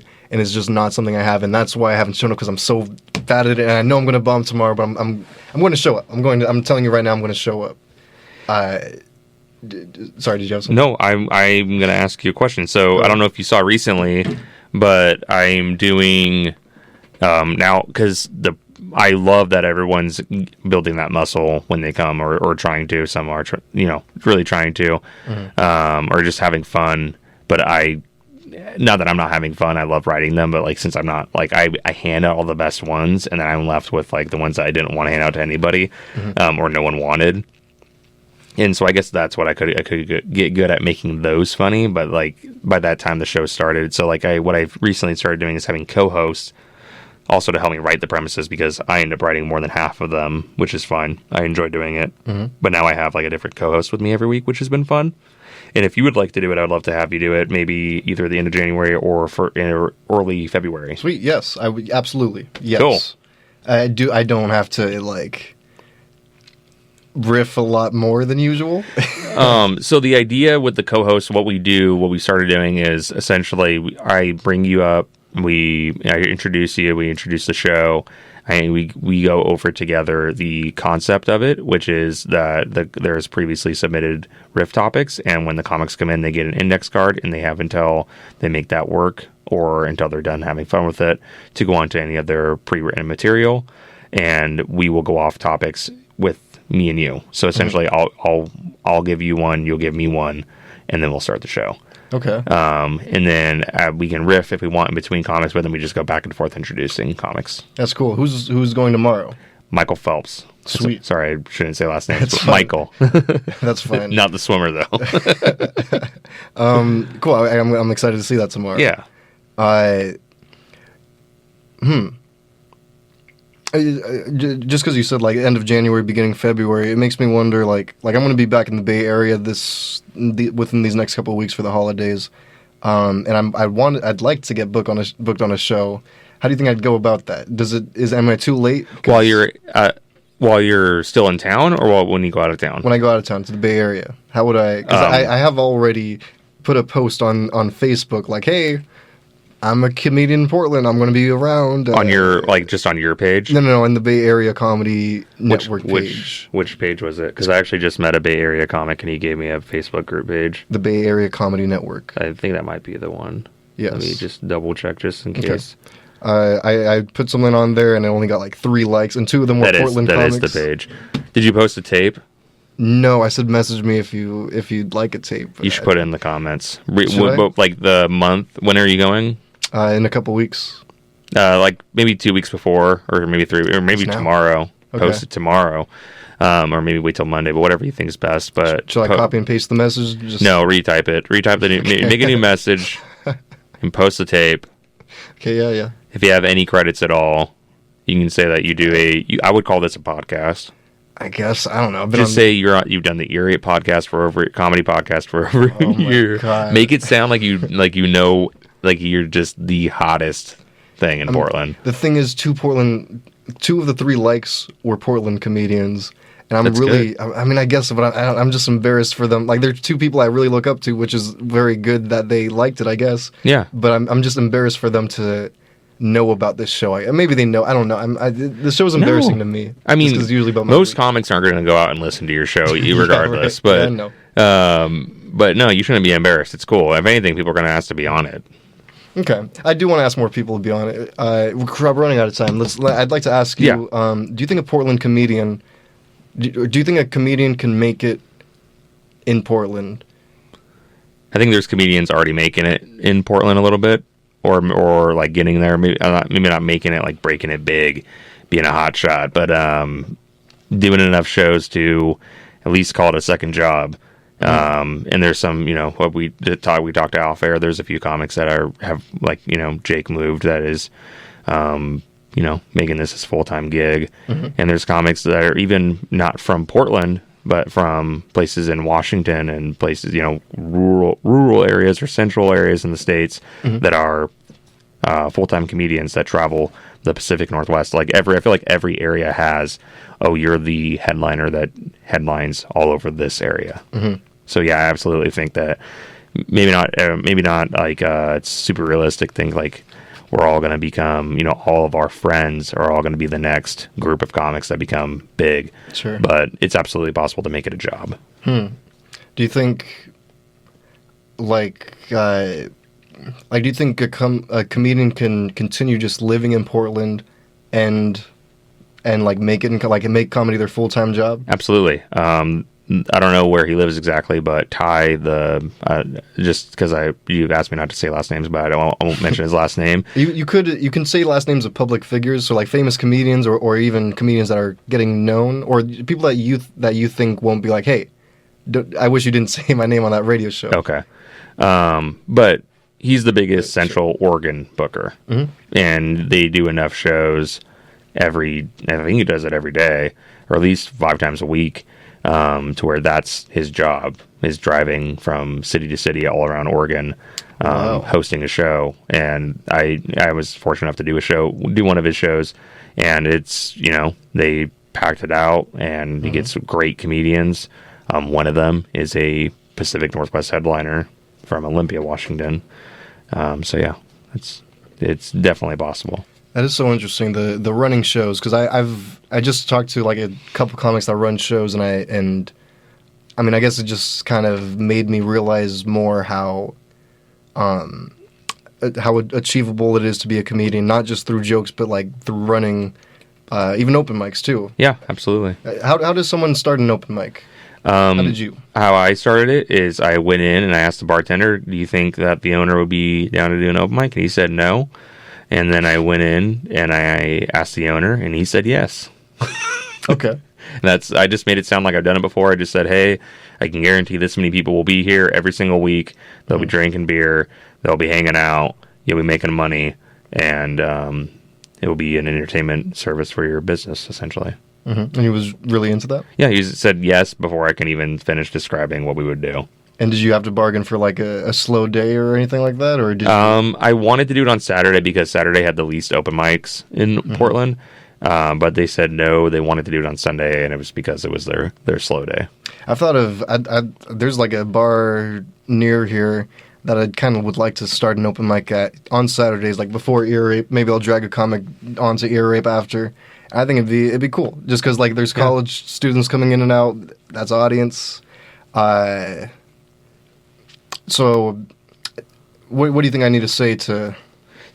Exactly. Just literally, I'll get people in. You don't think it's pretty easy? It's really easy. If I feel like the owner knows, and unless you just do a terrible job selling it, but if you just say it confidently and you just act like you've done it before, they're gonna unless they don't want, or they've done it before and it went bad and they just don't want that in there, then yeah. But it's usually, if it's like just a regular bar, it's not like the most. If it's a really popular bar, you might have to like really spit your game. Mm-hmm. But if it's just like a hole in the wall, they're probably just gonna be like, "Yep." Mm-hmm. Sure. Back on the what was it, the making it in Portland. I feel. I mean, I asked this to the last person that was on, and they said they think that you'd have to move to a bigger comedy city, which I agree with, but I think you might be changing my mind unless you. That's up to you. It's where you're okay with being at. If you think that you're just because you're a headliner in Portland, you're going to be a headliner in New York, you'll be quickly mistaken. Like you'll move over there, and you just be another. You won't be an open micer necessarily. I'm sure you'll probably get on a bringer show or two. I don't know how it works anymore, but if you don't know anybody over there, it's just going to be like going anywhere. Right. You're starting over essentially, but it doesn't mean you're not. You're still a headliner, funny level, but maybe not even like the headliner in Bakersfield, California, or Tulare may not be as funny as or isn't as funny as the headliners in New York. Mm-hmm. You know what I mean? Like, right. But I mean, you don't sell out. A theater in Portland and then expect it like I'm gonna go do the Beacon and sell out. Like you'd have to have fans like to still like do those shows in another state. I mean, I feel like I used to say, or at least tell myself, like I just want to do comedy until I'm making a living. But I also kind of feel like once I reach that, like if I were to reach that top here in Portland, I could feel like I would want to move to somewhere where I could grow. And because you're always gonna want more. You're always gonna want more. It's like you make. When you make 80,000, you want to make 90,000. Of course. You're always going to want to keep getting funnier and see what that brings. But like you said, a comedian in wherever, a headliner will not be as funny as the New Yorker headliner. Mm-hmm. So I feel like why not go to the place where I could train and become funnier? Yeah. But you're saying that it is possible to make it, to be... I think Portland is like one of the best places to get to where you're ready to go to a city like New York, because it's almost like the middle ground. Mm-hmm. I think we're very fortunate with how many incredibly funny comics we have to look up to in Portland, and how many really good shows that we have here, and how many shows that are accessible to those ready at a younger stage in comedy. But like having 2 mics every single day, 2 to 3 mics every single day. I think some days have 4. Mm-hmm. We're very fortunate, and having a very accepting comedy scene right now, with I think is a result of so many people new in the comedy scene and not being bitter about a lot of things, or knowing everyone's like secrets. Maybe they don't really know each other too much yet, like each other a little too much right now. Yeah. But yeah, it's great. I think that's a great place to get ready for the next stage, which could be wherever, could be Chicago, or it could be Boston, or it could be New York, or it could be LA, if you think that's where you should go. Where else do you think? Where else do you think is a next step from Portland? A next step could be, I think those cities would be great. Denver, I've heard good things, but I think Denver. Oh, Austin, I guess, because it's a big place right now. It seems pretty saturated right now, but also I think that I don't think it's a good move for an open micer. I think it's a good move if you have like credits, or you've been doing it a very long time and you have tapes and you can go out there and get on shows. But if you're going to go out there and you've only been doing it for 2-3 years, I don't know if that's their move. That said, I mean, there's, from what I hear, though, there's like 30 people at every open mic. They have like 10 open mics a night. It's crazy. So yeah, I don't know. Part of me, it's a big pond. Like, I don't think I'd want to move there right now because there's a big boom there. But also, why not? Shouldn't that be win? No, you don't think so? Not for me. That's not my move. I love Portland. I love Portland comedy, and I think that's. I mean, I'm right now. I'm just invested in this place, and I think that will cultivate, better show. If we're all just, making the scene the best place, I feel like it's just gonna, I feel like Portland has such a good scene right now. Absolutely. It will get better and better as long as we just, keep motivating each other. I love Portland's scene, but part of me feels like it's almost a bias because I haven't seen very many scenes. There's a comic that said that the Portland the open mic scene is funnier than the LA open mic scene. Whoa. That it's oversaturated with like actors and models and people that like are like trying to be influencers and stuff like that. Wow. That's amazing. There's a lot of people. I met someone from the Bay Area that said that we have a lot of really good comics. Definitely. I did open mics in the Bay Area. Not you know what? I'm going to be back. I don't know if a comic's going to listen back to this right now. I'm sorry if I say that, but from what I saw, it was pretty mediocre. Every state has their, just like any medium of art, every state, if you can call it comedy art, but every state has their best of, or every city has their best of. But I just think Portland has a lot of like really top tier comics, I think and so too. a lot of like people in the middle that like you can see their potential to get to where those other comics are. Where else have you seen? Have you been to other comedy communities? Fresno, and I've heard about LA, and I've heard about Seattle. I've done Seattle like once or twice, and then Salem. But even talking to like some of the comics in Salem, which were very nice, and some of them, the one in particular was like newer, but he was like not as motivated to drive up to Portland, which it seems odd when there's not. If there's not like, you know what I mean? Like some people, like I don't know what their ultimate goal is, which is fine. If you want to do it for fun, that's totally fine. Mm-hmm. Well, we're about at the end of the hour. Do you have any final things you'd like to say about yourself, about comedy, about anything? There's a really cool website. It's called Laughs PDX, and it's a website that I check every day because there's really cool shows that you may be interested in attending. Yes. And a lot of them are free, so you should do that. I don't talk about Laughs PDX enough. You're absolutely right. laughspdx.com. Yes. And they also have like an Instagram page where the Instagram page is what I look at every day, the story, and I see like the mics of the day, and I'll kind of. Oh, I don't actually check the website. I just want other people to check it every day. No, you can't. You guys can't check it. Don't check it every day. You guys should, because you should look at the shows. We look at the open mics. We know where the open mics are. No, you can't say you should look at the show. Oh, you might wanna. You might. Yeah, we do. I'm going to start playing the closing song. Thank you guys for tuning in. Absolutely. Thank you for being here. Thank you for rushing from your show. Yeah. We're gonna close out. We got 40 minutes before the end of the hour. Thank you for being here. Next week, episode 60. Goodbye. This is more fun than the show. Just so you know. Thank you very much.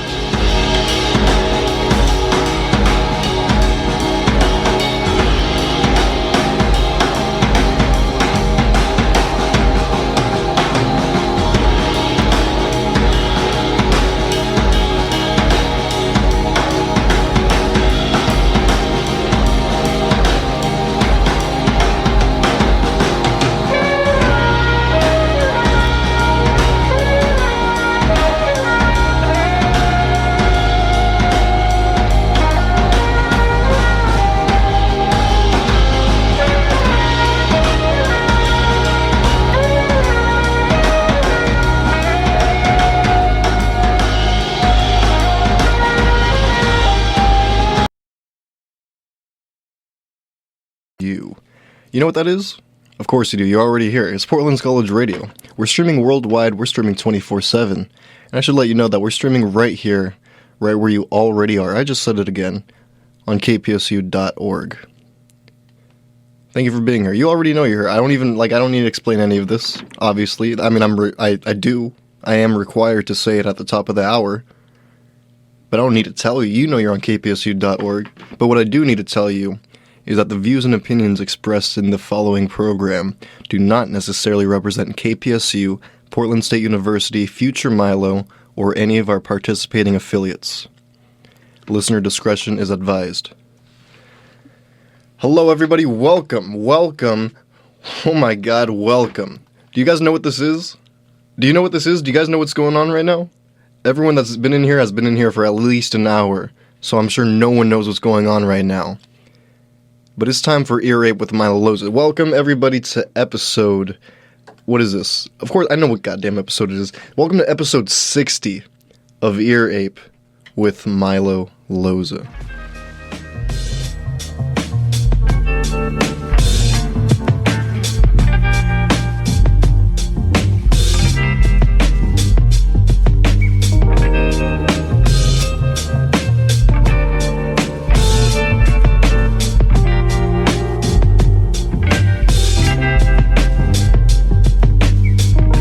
Your fucking birthday 2 years in a row. First time it happened, didn't wanna watch porn alone. Wearing different zip codes, called your cellular phone. You were sipping Patron, candles already blown. Of course you were pissed, shouted out, what the fuck is this? It's my birthday, bitch, don't be calling me horny and stupid. Should've dumped me then, signed me up for OkCupid. I don't know why, but kept me on the line, am I surprised? And that second time, we'd already broken up. Shows how much I'd already fucked up.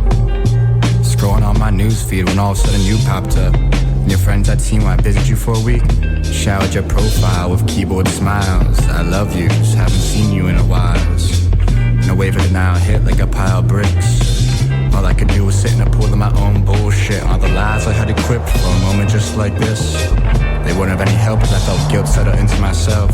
We talked about love, we talked about divinity. If I could talk to you now, it'd be to get rid of me. I'm sorry.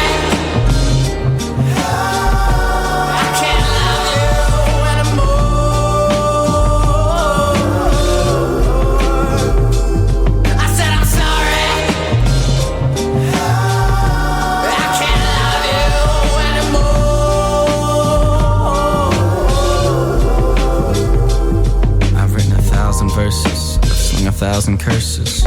All of them sound like the same sermon at the same churches. Same flows, same rhyme scheme, same ending line. Same beginning and same subject every time. It's a crime the way I design what's mine. I make identical mistakes, never learn after the 9th fucking time. I make promises after I get high, I'll never smoke again. And 2 hours later, shrug it off, say I'll just smoke with friends. I'm a piece of shit. How the hell did you put up with it?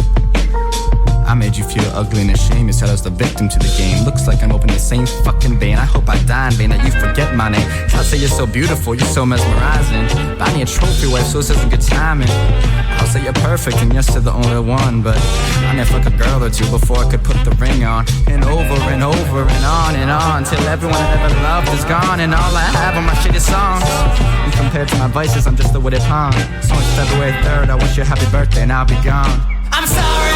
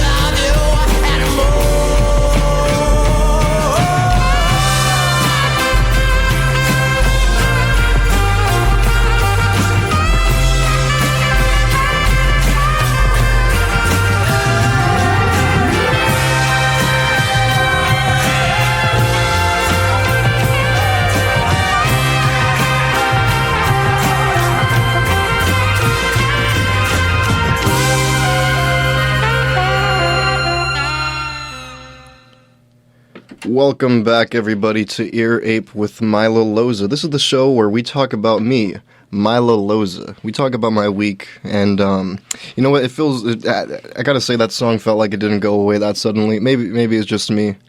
I don't know. I kind of rushed over to the station, And let me preface. You know what? Is there? I've heard it both ways, but I don't know the right way. I'm gonna look it up right now. We're gonna find it out together. I did not mean that's not supposed to be playing. Preface. Preface? Preface. Preface. Preface. Preface. Do you hear that? Preface. Preface. Okay, it's not preface. I've been saying preface, but preface. Who says preface? Is that like a British person? Preface. Let me preface this. Preface? Does someone say preface? Am I making that up? Am I just sounding it out like a child? Preface. Preface. Preface. Hold on, I'm gonna preface. Preface. Preface. That reminds me, we don't have a word of the week. Let me pull it up. I should have been. You know what? I'm really not prepared for the day. While I pull it up, let me explain why. I talked to my good buddy earlier today, just a few hours ago. He called me, and we played video games together. And he bought me the new Call of Duty, Modern Warfare 2, I believe it's called. Yeah, it is. And you know what? I don't mean to sound like a little nerd, but I'm a big gamer. I enjoy to play video games. And this word is too. Sorry, I'm looking at words. I'm trying to tell a story, and you guys already know I can't stay on one topic, so it's hard to stay on two. Impertinent is the word of the week. Let me write it. Should I be? Damn it! I'm so sorry to be so behind, but you know what? I really do want to kill time, just because, as everyone already knows, this week on Air Ape, 10 p.m. is my 2-hour time slot. Every other week I have it changes. I either have a 1 hour or 2 hour. It's either 10 to 12 or 11 to 12. And actually,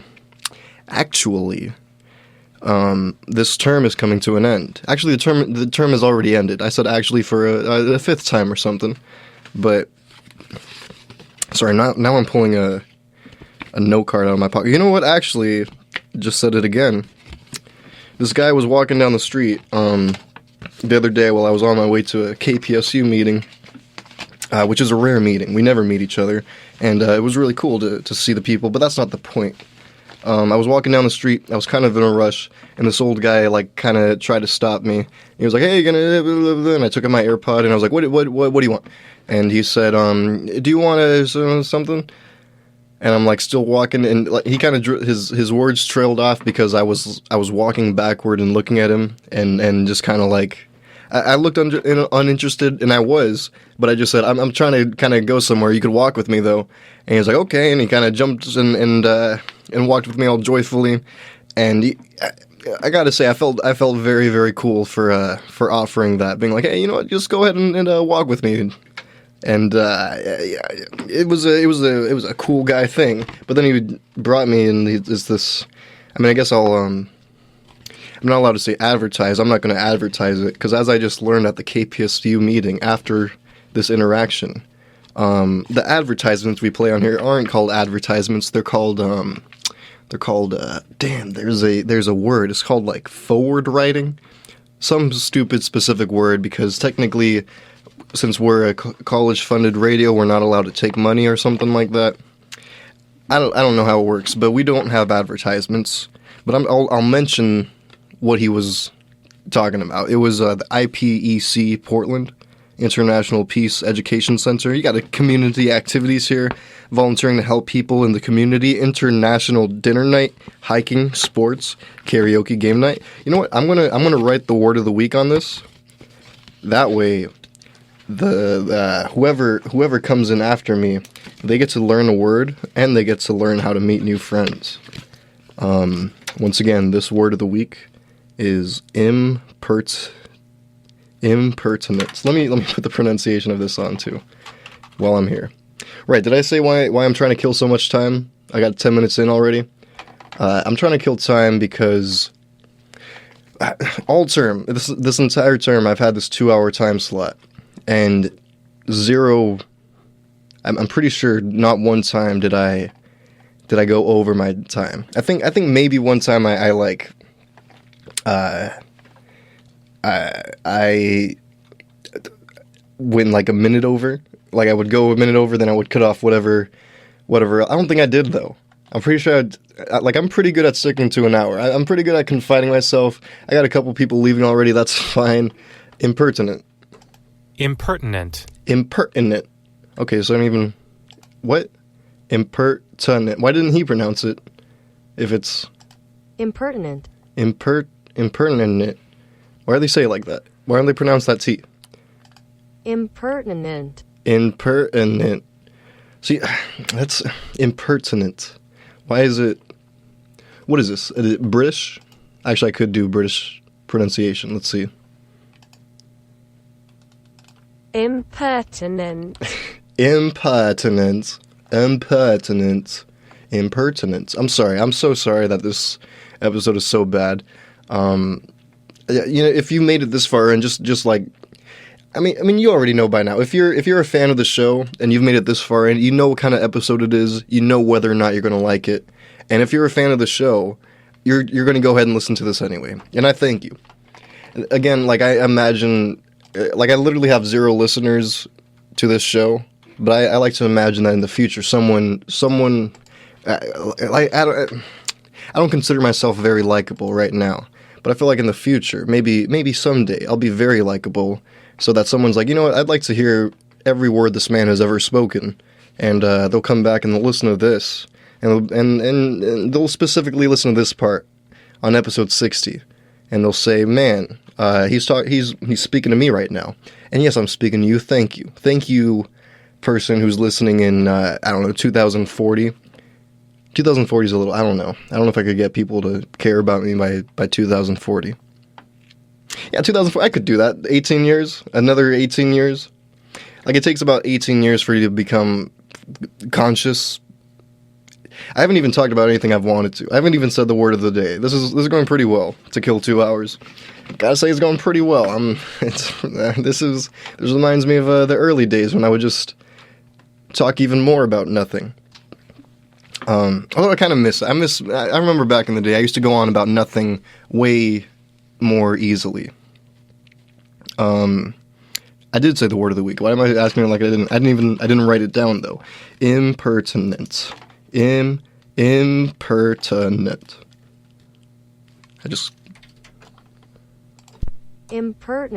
Impertinent. Not showing proper respect. Rude. Let me use this. Impertinent. Am I impertinent? Sometimes in my classes I feel quite impertinent, but other times I feel like, what's the word? Like I feel almost, this might be the lamest thing I've ever said on Ear Ape with Milo Loza. In fact, I'm going to go ahead and say this is the lamest thing I've ever said in my life. But sometimes I feel too cool for the school, Portland State University, because everyone here is so lame. And maybe that's all I'm seeing. I'm sure there's cool people. Like there's like when I look at the football team, which is also in itself a different breed of people. I think I haven't met anyone on them, so I can't really say for sure. But they seem very much like football people. They're who you expect, and basically, Portland State University is like I want to say the drama kids, but I was a part of the drama kids in high school, so it's not like, they're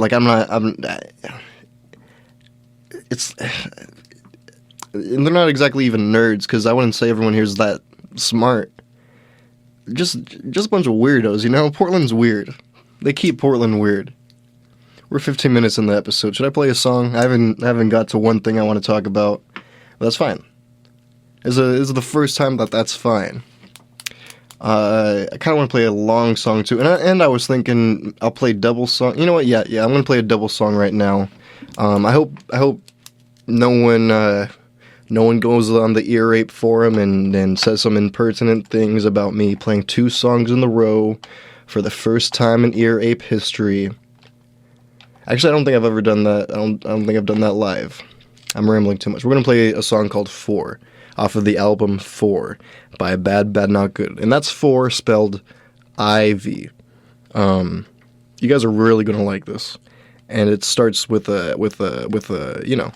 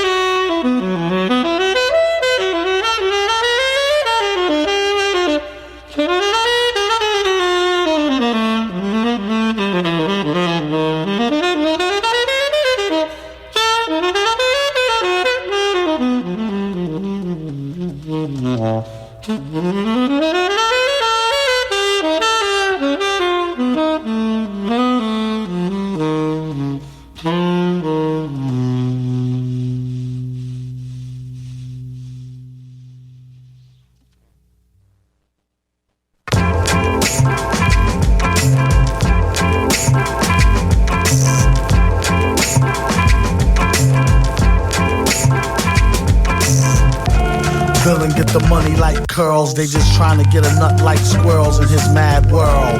Land of milk and honey with the swirls, where reckless naked girls get necklaces of pearls. Compliments of the town jeweler, left back now schooler, trying to sound cooler. On the microphone known as the crown ruler. Never lied to Ma when we said we found the moolah. $500 something laying right there in the street. Now let's try and get something to eat. Then he turned 4 and started flowing to the poor. That's about when he first started going raw. Kept the dro in the drawer. A rhyming klepto who couldn't go up in the store no more. His life is like a folklore legend. Why you're so stiff, you need to smoke more, brethren. Instead of trying to riff with a broke war veteran. Split made him swore he saw heaven, he was 7. Yup, you know it. Growing up too fast. Showing up to class with my wet in a flask. He asked the teacher if he leave, will he pass? His girl is home alone, he trying to get the... If you wanna sip, get a paper water fountain glass. How I'm supposed to know where your mouth been last? Hand so fast, he can outspin flash. Known to smoke a whole mountain of hash to the ash. Boom, bass, leave the room with the stash. Assume it's in a smash, doom, get the cash.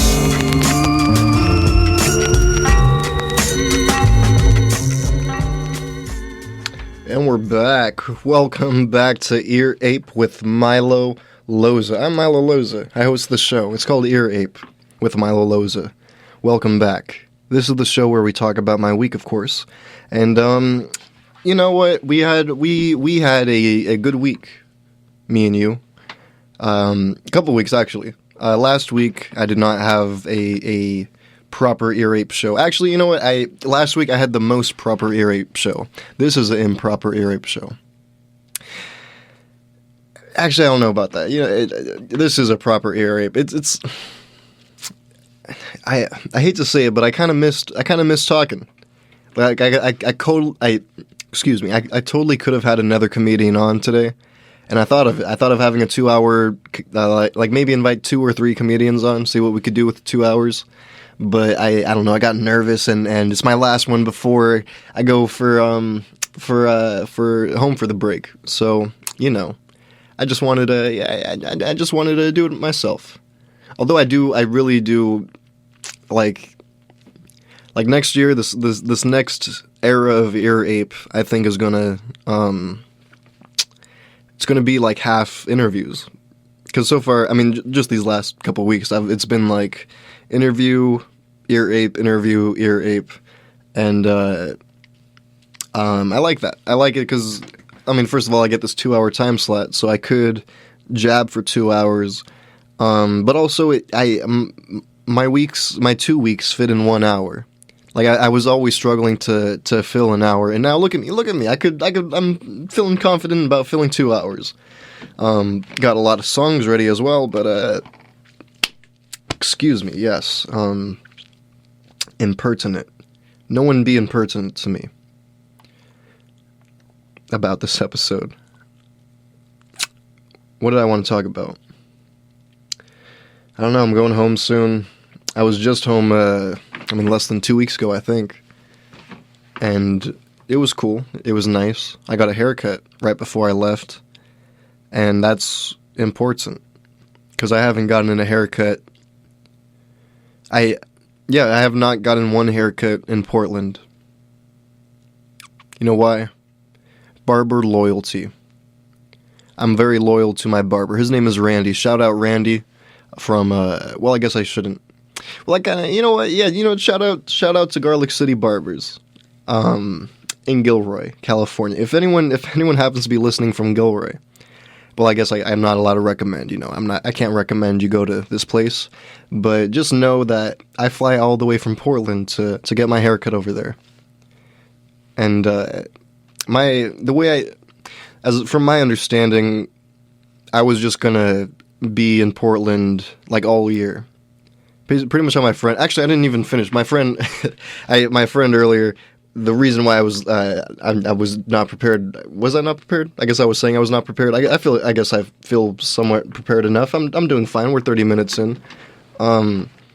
A few hours ago, he called me. We started playing games. He bought me Modern Warfare 2 as a Christmas present. God bless him. And he's in Japan right now, stationed there for the Navy. I think he only has 1 or 2 years left, actually.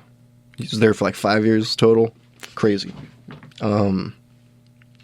Yes, he paid for that game for me. We played a little bit, and then I rushed over here. But then I was hungry, so I went to Safeway, and I bought a couple things. I bought a Lunchable for me to eat right now, or as I like to call it, dinner.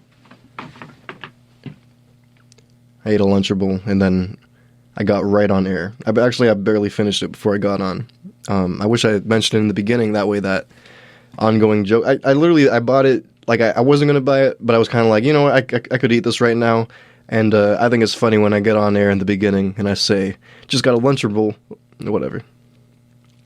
Damn, I kind of want to play a song right now. Like, when I was playing those songs, I was just jamming out. Did I even say the names of those songs? You listen to 4 by Bad Bad Not Good, and then the next one was MF Doom and Mad Villain, Curls. Villain get the nut like, what is it? Villain get this what like curl. Villain get the cut like curls. They just trying to get a nut like squirrels. Is it cut like curls? Because that would be perfect for this haircut story I'm saying. Curls lyrics. Villain get the money like curls. It is obviously money. Now that I'm hearing that, it is obviously villain get the money like curls. Or is it?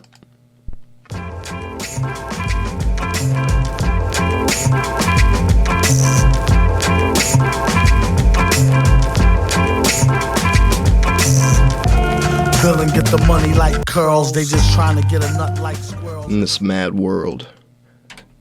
Boop, boop, boop. The next song that I'm going to play, actually, I'm not going to announce it. It doesn't matter, but I'm excited. I think it just came out. You know what? I'll check. I think this song came out today, if I'm not mistaken. No, yesterday. This album came out yesterday. I'll talk about it. I went and got a haircut in Gilroy, California, because my favorite barber is there, and I called like a week and a few days in advance. I didn't want to call too early. I didn't want to call too late, because I remember like last year I called like 2 weeks in advance, and I was like I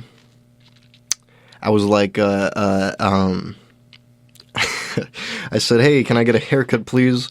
And he's like, yeah, sure. When do you want it? Like tomorrow or in 2 days or something? And I was like, actually, let me call you back, because I didn't want to say 2 weeks. I didn't want to say like, yeah, book me for 2 weeks. I was embarrassed, I guess, because everyone books it for a day or two in advance. So then I called like 2 days before I wanted it. It was stupid. I should have just told him, but. This time I was like a few days before. I was like, yeah, let me get this weekend, Thanksgiving weekend. You'll be available, obviously. And he was like, I'm sorry, dude, I'm not going to be around. And you know what? The last time I saw him, like, I think it was August, last time I was home. Yeah, I went camping in August. I went to him, I got my haircut, and I hadn't been telling him that I was only like coming to him for a haircut since I moved to Portland, but I kind of mentioned it. Like I mentioned I moved to Portland, and I don't know, it just came up. You know, haircuts came up, me moving. I told my barber, I was like, I only get my haircut with you. And he was like, oh wow, that's really cool of you. You know, you're very loyal. Then, not many of my clients are. And he said it like that. He said like very defeated, and I was like, okay, I guess I got to keep coming back. I guess I have to now, and I've almost like like sometimes I'm here and I think I really need a haircut, but I'll be like, nah, I'd rather get one with my barber. But now, since August, since I've been like, I need a haircut, I've kind of been like, should I just cheat on him and get it over with, you know? Because otherwise, because next year it's going to be like, I've already gone this long, I'm already most of my stay through Portland. I mean, I don't know if I'll stay here longer than my schooling, but yeah, I've been here over a year now. I've only gotten haircuts in Gilroy, California, and I went this past time. He booked me with a different guy. What a goddamn. He's not loyal. He should have said, who is this, Milo? Yeah, you know what? I'll fly over there and cut your hair right now. What a bastard. What a bastard. Screw Randy. What I want to talk about, I don't know. He was very, honestly, Randy is impertinent. Impertinent. Randy was impertinent to me. Is impertinent a noun or a verb? Impertinent. It is an adjective. What? Yeah, of course it is. I don't know why I thought it was a verb. Impertinent. I'm so sorry. This episode's going so slow. I hope someone's enjoying this. But I'm going to continue my steadiness. School ended this week. I took my final yesterday, and it was good. I passed my classes, I believe. My fiction class was difficult. You know what? Actually, let me play a couple songs, and then I'll talk about that a little bit. The next song I want to play, I want to move this song ahead because I want to hear it first. No, I just hyped up this another one. Okay, it's too late. I already hyped this one up. This one that came out yesterday. It didn't quite come out yesterday. It's an instrumental of a song of an album that came out like a month or two ago.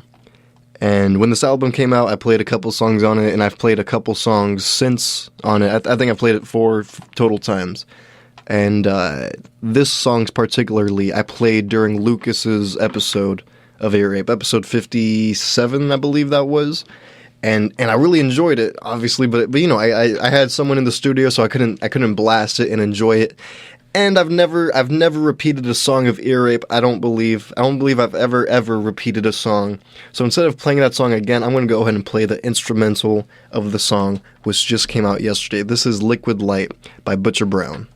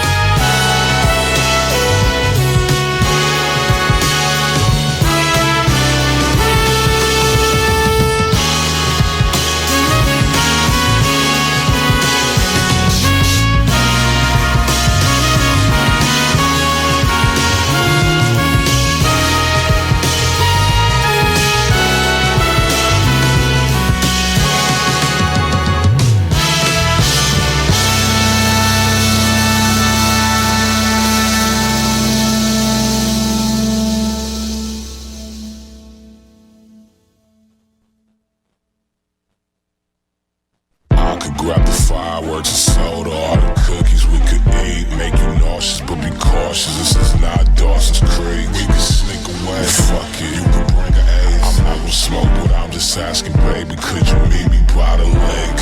Said bring a towel, baby, meet me by the lake. Baby, soon it's going down. Shit, just meet me by the lake. We can count the shooting stars. Could you meet me by the lake? Summer never have to end with me. I'ma give it to her, she want that summertime. I'ma give it like no other kind, she know I'm hers. And damn right she mine, we both know it, so when we separate everything fine. Her phone ringing and her purse, and damn right it's me, I'm her nigga. Couple months in summertime, I'ma bust that trigger, nigga. Catches Venice beaching, she wanna go shopping. Sundown at the club, cause she like to get it poppin'. Sangria on my free mind, cause she likes to get it poppin'. No ecstasy for her, but she wanna get it poppin'. Drop top in, I measure her pleasure, then drop in. When she get out of place, I quantize. She is my concubine, I am her porcupine. I poke her face, her throat for taste, give me head like I'm on her mind. I know her analyzation, so when she try to fake, summertime in a boat of love, meet me by the lake. I could grab the fireworks and soda, all the cookies we could eat, make you nauseous, but be cautious. This is not Dawson's Creek. We could sneak away, fuck it. You could bring an ace. I'm not gonna smoke, but I'm just asking, baby, could you meet me by the lake? Said bring a towel, baby, meet me by the lake. Baby, soon it's going down. Shit, just meet me by the lake. We can count the shooting stars. Could you meet me by the lake? Summer never have to end with me. I packed a couple sandwiches inside that basket and brought some extra towels if anyone was asking. We should take a dip in that lake quick and then split. Then do something that's beyond what we both can imagine. Watch the sunset, we can watch the sunset. Watch the sunset, we can watch the sunset. In the sky. Watch the sunset, we can watch the sunset. Have to leave. Watch the sunset, there goes a rainbow. Watch the sunset, we can watch the sunset. Watch the sunset, we can watch the sunset. Watch the sunset, we can watch the sunset. Watch the sunset, there goes a rainbow. Watch the sunset, we can watch the sunset. Watch the sunset, we can watch the sunset. Watch the sunset, we can watch the sunset. Watch the sunset, let's go to sleep. I cannot believe that that is the first time that I've played this song on Ear Ape with Milo Loza. Welcome back. That was Analog by Tyler, the Creator. The song you heard before that was Liquid Light by Butcher Brown, the instrumental of the song. I gotta say, the instrumental threw me off for a second because it's a song I've been like I mean to be honest, I've been practicing it. Like I've been rapping it over and over just because like I love it. It's the flow of it's so good. Like oh my god, money, gotta grind with the spark if you want the milk and honey. I mean that's an okay line, but it hits. I might play that song right now. We'll see. Maybe later. Hello, welcome back to Ear Ape. We've finished the finals this week for Portland State University. My term's over, and I'm flying home in 3 days. And my finals went okay. I wrote a short story the entire term, and I turned it in. And I was like one of the last few people to present my story, to have it workshopped. And what happens is every class, 2 people go. They each have 1 hour to have their story worked on. However, we ran out of class time, and I was booked on. I was the third of a day. So usually each person gets 1 hour in the 2-hour class, but this time it was 3 hour. It was 3 people sharing 2 hours. So they did like 45 minutes someone, 45 minutes someone else, and then they did me for 30 minutes, and then the next class they did me for another 30 minutes, which sucked. Cause first of all, I came off like instantly, like I did not care, cause the teacher was like, "So Milo, what do you have any questions that you'd like to start off with for the workshop?" And I said, no. It was a perfectly timed no, to be honest. Everyone laughed, but I don't know. I just think I came off really something. I don't know. And my story is so silly, and it takes itself so unseriously. And I hope that no one I mean, I think it's a good story. I almost read it on ear rape, but I think that'd be really dumb. I like the story. I think there's a lot of elements to it that are really dumb, but I think overall, like, the plot is good, and that's what matters. And the elements are funny. Yeah, I'm quite proud of it. However, I don't think I mean, I don't know. I don't know how to. I just didn't feel like I came across like I cared, even though I did really, really care about what they thought about my story and what they had to say about it in the editions. And I did learn a lot. It was very beneficial to see, because all term I've been like writing bull crap on my co-students' stories, because we have to reply to them in like 250 words, and I'd be like, hey, thank you for sharing your story, I really like how you did this, and I would just make up a bunch of stuff. But then I found like how much I really just like people like saying the story back to me, like shortening it and saying back what happens, because then I realize what is clear and what isn't. I don't know, I enjoyed it, and I felt like I didn't come across as careful as it is. Like, I came across careless, and I wanted to be careful, as in full of care. Yes. I can't really tell if people liked it, because they didn't have much to say, so I don't know if it was like, this is already good, and we don't have much to say about it. Like, people complimented it, they pointed out, like, specific parts that they laughed at or whatever, which was nice, but, I don't know. Maybe they just didn't take me seriously. Maybe they're like, this guy doesn't give a... I don't know. Maybe that's my self-conscious? Is that my conscious? Being self-hateful? What's self-conscious mean? There's conscious. But if I'm being self-conscious, I'm just being conscious of myself? I guess so. Yes. Also, I missed an open mic this week. I missed Arrowwood this week, which is one of my favorites, of course. Damn, I got something in my throat. Sorry, I feel like spit in my throat. You ever feel that it's spit? Sometimes you can feel like it's something else, but you know it's spit. Damn, I might have to play a song and go cough. No, I'm gonna fight through it. I went to a book reading instead of Arrowwood this week because for my fiction class, we have to turn in a I don't know, like 1,000 words talking about just an event, a reading. And what a reading is, for anyone who may not know, is someone who's touring with a book and reading a piece of it and talking about why they wrote it and how they wrote it and blah, blah, blah. And I went to Powell. I was really surprised at like the turnout because it was full. And this is Powell's, what is it? Powell's bookstore? Powell's World of Books? Something of books. Powell's Building of Books. Powell's... I'm so sorry. Powell's City of Books. And the thing took place on the top floor. And again, this is Powell's. It's like the most famous bookstore in the world. However, I didn't expect people to show up just because it's a goddamn book reading. No one gives a crap about books. And I just showed up to a random one. I should have gone to one all term because she told us in the beginning of the term, this is something you have to do, so go to one and then write about it by the end of the term. You could do whenever. And I waited to the last minute. And when I came back from Thanksgiving, I was like, I got to do this. I got to go to one. I got to write about it by whatever. And I just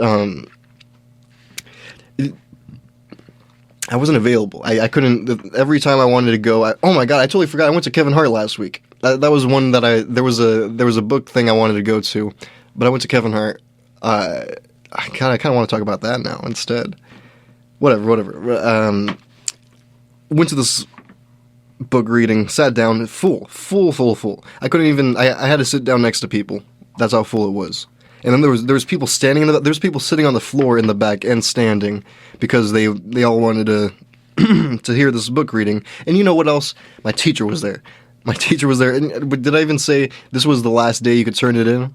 It was this Wednesday, and she extended it. It was due last Friday, but she was like, she was like, I'm going to go ahead and extend it because whatever reason. And it was due this past Wednesday. So this past Wednesday at 7, I went to the book reading. She was there, and by midnight, I turned in my thing.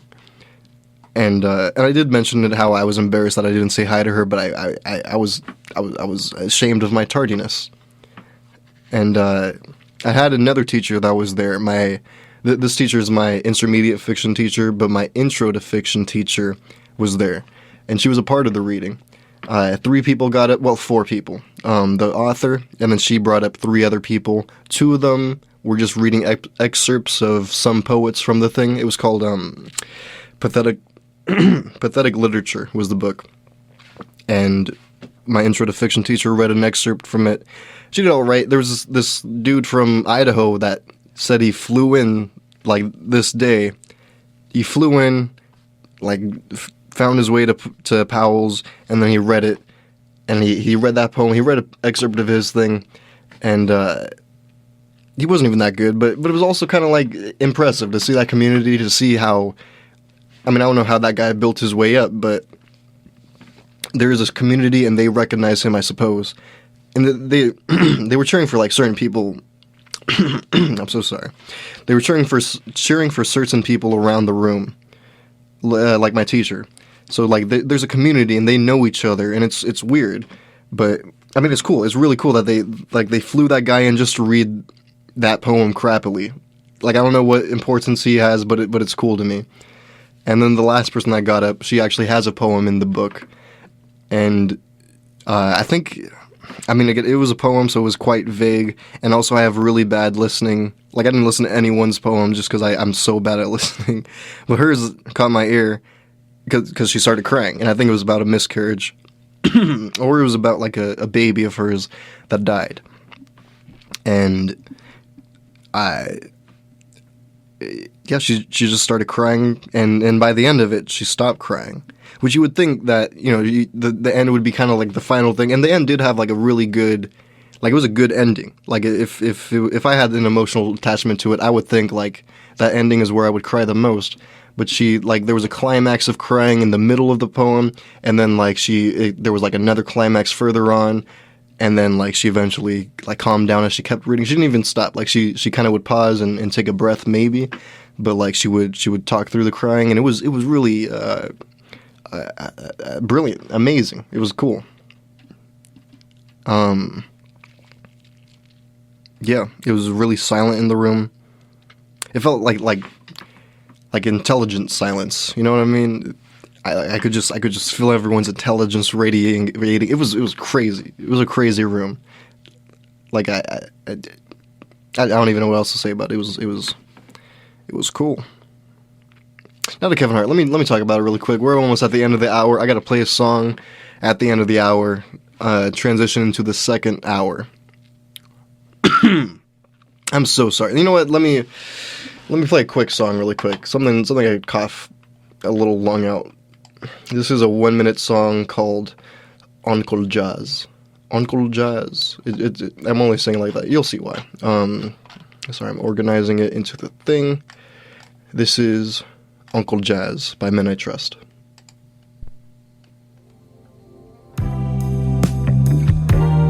You're listening to Uncle Jazz.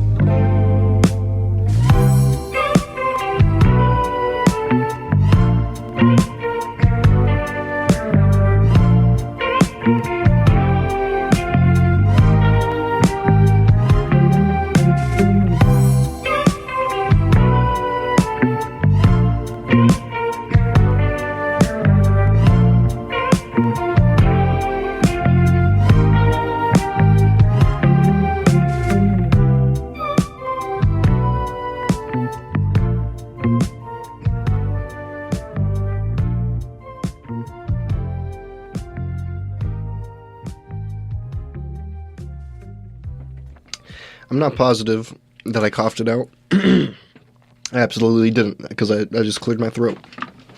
Damn, hold on. Let me do a really good cough right now. That was a really good cough. Welcome back to Ear Rape with Milo Loza. That was Uncle Jazz by Men I Trust. We really don't have time for me to talk about Kevin Hart. So I'm just going to go ahead and waste a minute. Then we're going to get into we're getting into this transition song.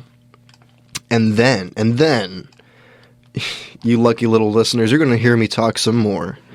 Just wasting this a minute, trying to not cough. Feeling pretty good about it. I hope everyone's enjoying this so far. Honestly, I've gotten into so few things that, I mean, I don't know. We'll see. We'll see how this is. Because it's almost like a full episode that I have ahead of me. Because I feel like I've hardly talked about the things I had on my list. And I've already had so much. I forgot the Kevin Hart thing. There's probably more I forgot. So let me go ahead and... damn, we still have 30 more seconds before... We'll wait. Honestly, it does not matter. This next song is by Kamasi Washington. I love it. I love this song so goddamn much. And if...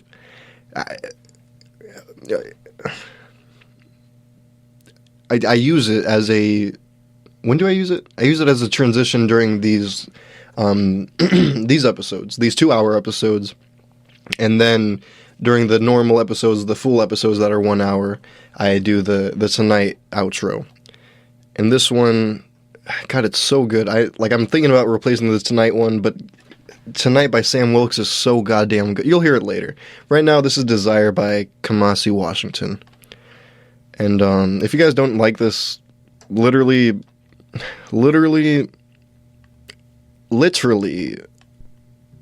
don't know. I don't even know what to say. Like, just find another radio station.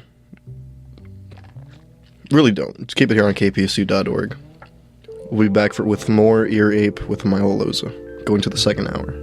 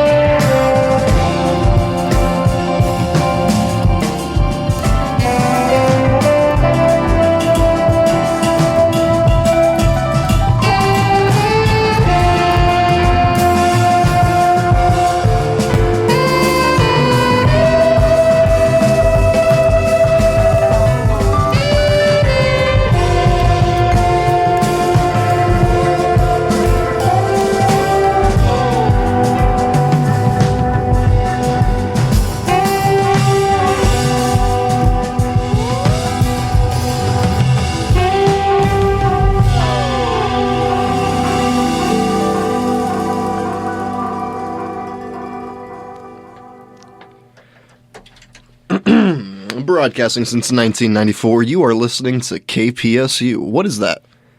It's Portland's College Radio. It's Portland's College Radio.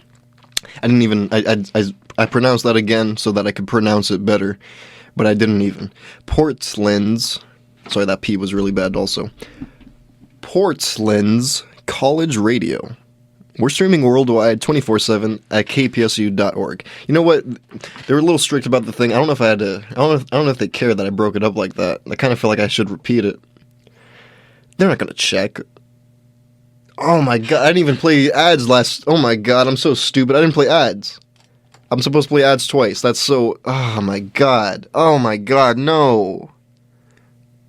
Well. Oh well. Broadcasting since 1994, you're listening to KPSU. It's Portland's College Radio. We're streaming worldwide 24/7 at kpsu.org. Disclaimer.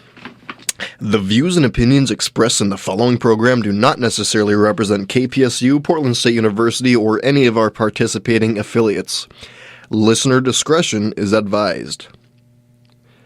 Welcome back, everybody. Welcome back to Hour 2, or welcome to Hour 2 of Episode 60. Of Ear Ape with Milo Loza. Should I play the... Yeah. Nah, it's a little cheesy to play it again. We're in the middle of the episode. But I guess I will. No, it's too late. We've gone through a lot of songs. Damn. This past hour went by really fast, it feels like. I'm having a good... Damn, that spit in my throat. It's really getting to me.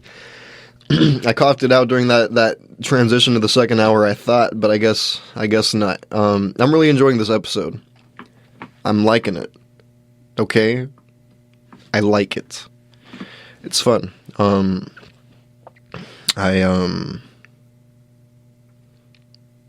Except I can't think of my next thing I wanted to say. What the heck was I? Oh, I wanted to... I'm so sorry. I'm really so sorry. It's so annoying. But... I gotta do it again. Last week, Friday, I went to see Kevin Hart. The Kevin Hart. And I offered it to 3 other comedians. I reached out, individually, hey, do you want to go see Kevin Hart? I've got tickets. And, I'm so sorry. I reached out to 3 people that have been very good to me. In the Portland community, or at least they were the first people that were good to me. So I wanted to choose them first, and I wanted to invite more people, but I don't know. They were the only people I was sure these people are cool, and I would like to invite them. However, one of them couldn't come, and I didn't find out till the day of, and we were at an open mic before, and last minute I was like, hey, do you want to just a group of people, I'm missing a person, I have an extra ticket, do any 3 of you want to go? And one of them was like, nah, I'm busy, I can't go, thank you though. And the other one's like, I don't really like Kevin Hart, but thank you. And the other one was like, yeah, sure. So I brought them. And how much of the story is that? This isn't that important, but we were there. Well, actually, let me skip there. We went to Will Call. Let me explain how I got the tickets. My uncle, the person married to my mother's sister, is the bodyguard of Kevin Hart. One of the bodyguards of Kevin Hart. If I'm not, I don't know. He's a bodyguard. He's been with them for 15 years, I believe, and yeah, he was able to get us tickets. He got us tickets back in 2014, and I remember I might have even talked about this before. I think it's so funny, but I'm so sorry. He got us tickets. Me and my cousins, and all my cousins on my mom's side are ladies. I'm the only nephew. So my mother has one brother, and I'm the one boy of the children. Does that make sense? I'm the one guy, and we all went to see Kevin Hart in 2014 for his What Now tour, and we got there, and my uncle was there. And he's like, "Hey, you guys, how's it going?" We all went up. they started giving him hugs. I'm in the back of the line to give him a hug. They're like, hey, thank you so much. Thank you so much. And he's like, you're welcome. Yeah, I love you guys. Hey, yeah, thank you. You're welcome. And then I come up and I like reach my arms out to hug him. I'm like, hey, thank you so much. And he's like, whoa. Kind of like pushes me back. He's like, holds his hand out. He's like, you're a man. Shake my hand. I was like, okay, yeah, yes, sir. I shook his hand. And it was awkward. It was weird. Now I never know whether to hug him or shake his hand at like Thanksgiving and crap. But I don't know. I think about that a lot. I think that's really, really funny. And I didn't come up to him this time at the show. I would have shook his hand. I wouldn't have hugged him like a pansy. What is a pansy? I don't know what a pansy is. Pansy. It's a flower. A garden pansy is a type of large flowered hybrid plant cultivated as a garden flower. It is derived by hybridized whatever. Pansy meaning a weak or effeminate man or boy, used as a term of abuse and disparagement. That's exactly what I was worried. That was the impertinent word I was looking for. By the way, those of you who are just tuning in for the second hour, impertinent is the word of the week. It means not showing proper respect, and I've been using it way more than any other word of the week I've ever had. That was the third time I've used it. We went to see Kevin Hart, and we went to Will Call. I got the tickets, and inside were VIP passes, and that was really cool to be able to give to my friends there. They were like, "God damn, who are you, Milo?" And we walk in. They were giving like a free drink to people, so I got like my free drink, and then afterward at the VIP party there was an open bar. I drank a little bit. I'm not much of a drinker. I never really drink, but I was like, yeah, I'll do it. And afterward we went to an open mic, the midnight open mic, which is on Fridays. I got up like at 12:15 a.m., which is not allowed. They were like cut your set short, or no, actually they didn't cut it short. They put three of us up, and they're like, these are the last three. I'm sorry. Bars are not supposed to be open past 2 a.m., so we're really pushing it. And I was like one of the last three. I'm like, I'm sorry to waste your time like this. But it was cool. It was cool to... something... I don't know if it's a stupid story to mention, but there was a couple women in front of us at the show, and we were in the 12th row. It was really sweet. Like on the floor in the arena in the 12th row. We were really close. It was cool. But there was a couple ladies in front of us, older women, and one of the people I brought was older gentleman, and he was kind of flirting with them before the show started. And it was so funny how I gotta say he was pretty good. You know, I wasn't expecting it, but like, I mean, it's so stupid. But I've been thinking about this like all week. He was, I think he spilled his drink and kind of like got on the floor behind one of the ladies, and one of them turned around and she was like, "Oh my God, you really made a mess there." He was like, "Yeah, I spilled it all over the place," and she was like, "Oh my God, yeah, that's everywhere. That's gonna get sticky." And he's like, yeah, I think it might get real sticky. And she's like, yeah, well, how are you gonna clean that up? And he's like, I don't know, it's really sticky. I might have to play around with it for a while. And like she was like into it. It was weird. I've never seen that. I've never seen a weird flirtatious thing like that someone is into. He did not end up sealing the deal. However, it was very funny. I might have to play around with. How are you going to play around with it? It's on the floor. It's sticky. Very funny. Kind of want to cut to a song. Kind of want to just keep moving on.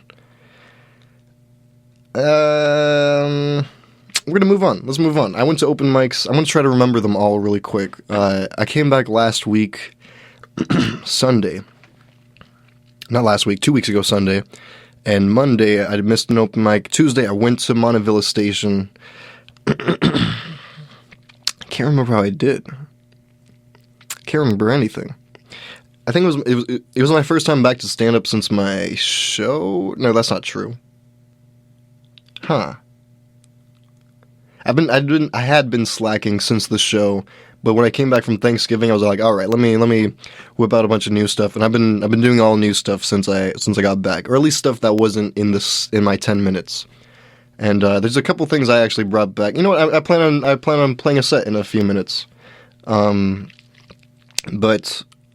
I have to get that ready. Actually, now that I should have tested it before, but it's fine. I don't even remember what the heck I wanted to say. I don't know, the next day, Dante's last week was canceled, and I didn't know until I showed up. I read it on my phone while I was sitting in there, and saw no one there. I walk out, and I go to, I see the host outside, and he's wearing like I don't remember, it was like a Pikachu onesie or something. It was really, like a really noticeable childish onesie. I'm just gonna go ahead and establish that it was a Pikachu onesie. And he's wearing his Pikachu onesie. And he's like, "Hey, it's canceled. I'm sorry. They needed to use it last minute for whatever." And I'm like, "Yeah, cool." And he's in his Pikachu onesie, and he tells me like, "Yeah, you know, I have a show coming up." He booked like a Dante show finally, and they're having it at a theater called Star Theater, which is like a block away from Dante's. It's like a theater. It's pretty cool. But he was like, we have to sell our own tickets, me and the comics, which is really crap.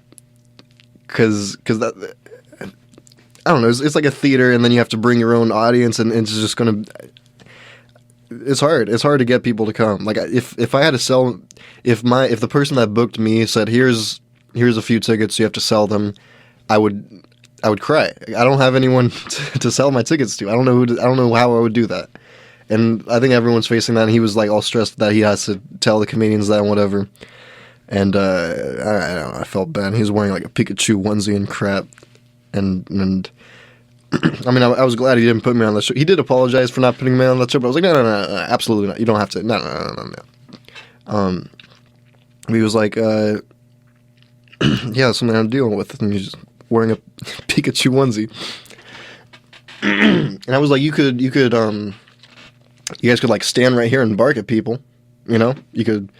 I had this idea actually. I gave, and he said, I might take that. I might take that idea from you, and I really hope he does. My idea was at the open mic, have people like, he gets paid for the open mic, and I was saying like, I don't know, give like 2 comics $5 each, have them stand outside for the first hour of the show, and just have them talk to people passing by and try to get them to come inside to watch. Because like it may not work, but I think the comics would have fun doing it. They might even do it for free, and we'll get an audience.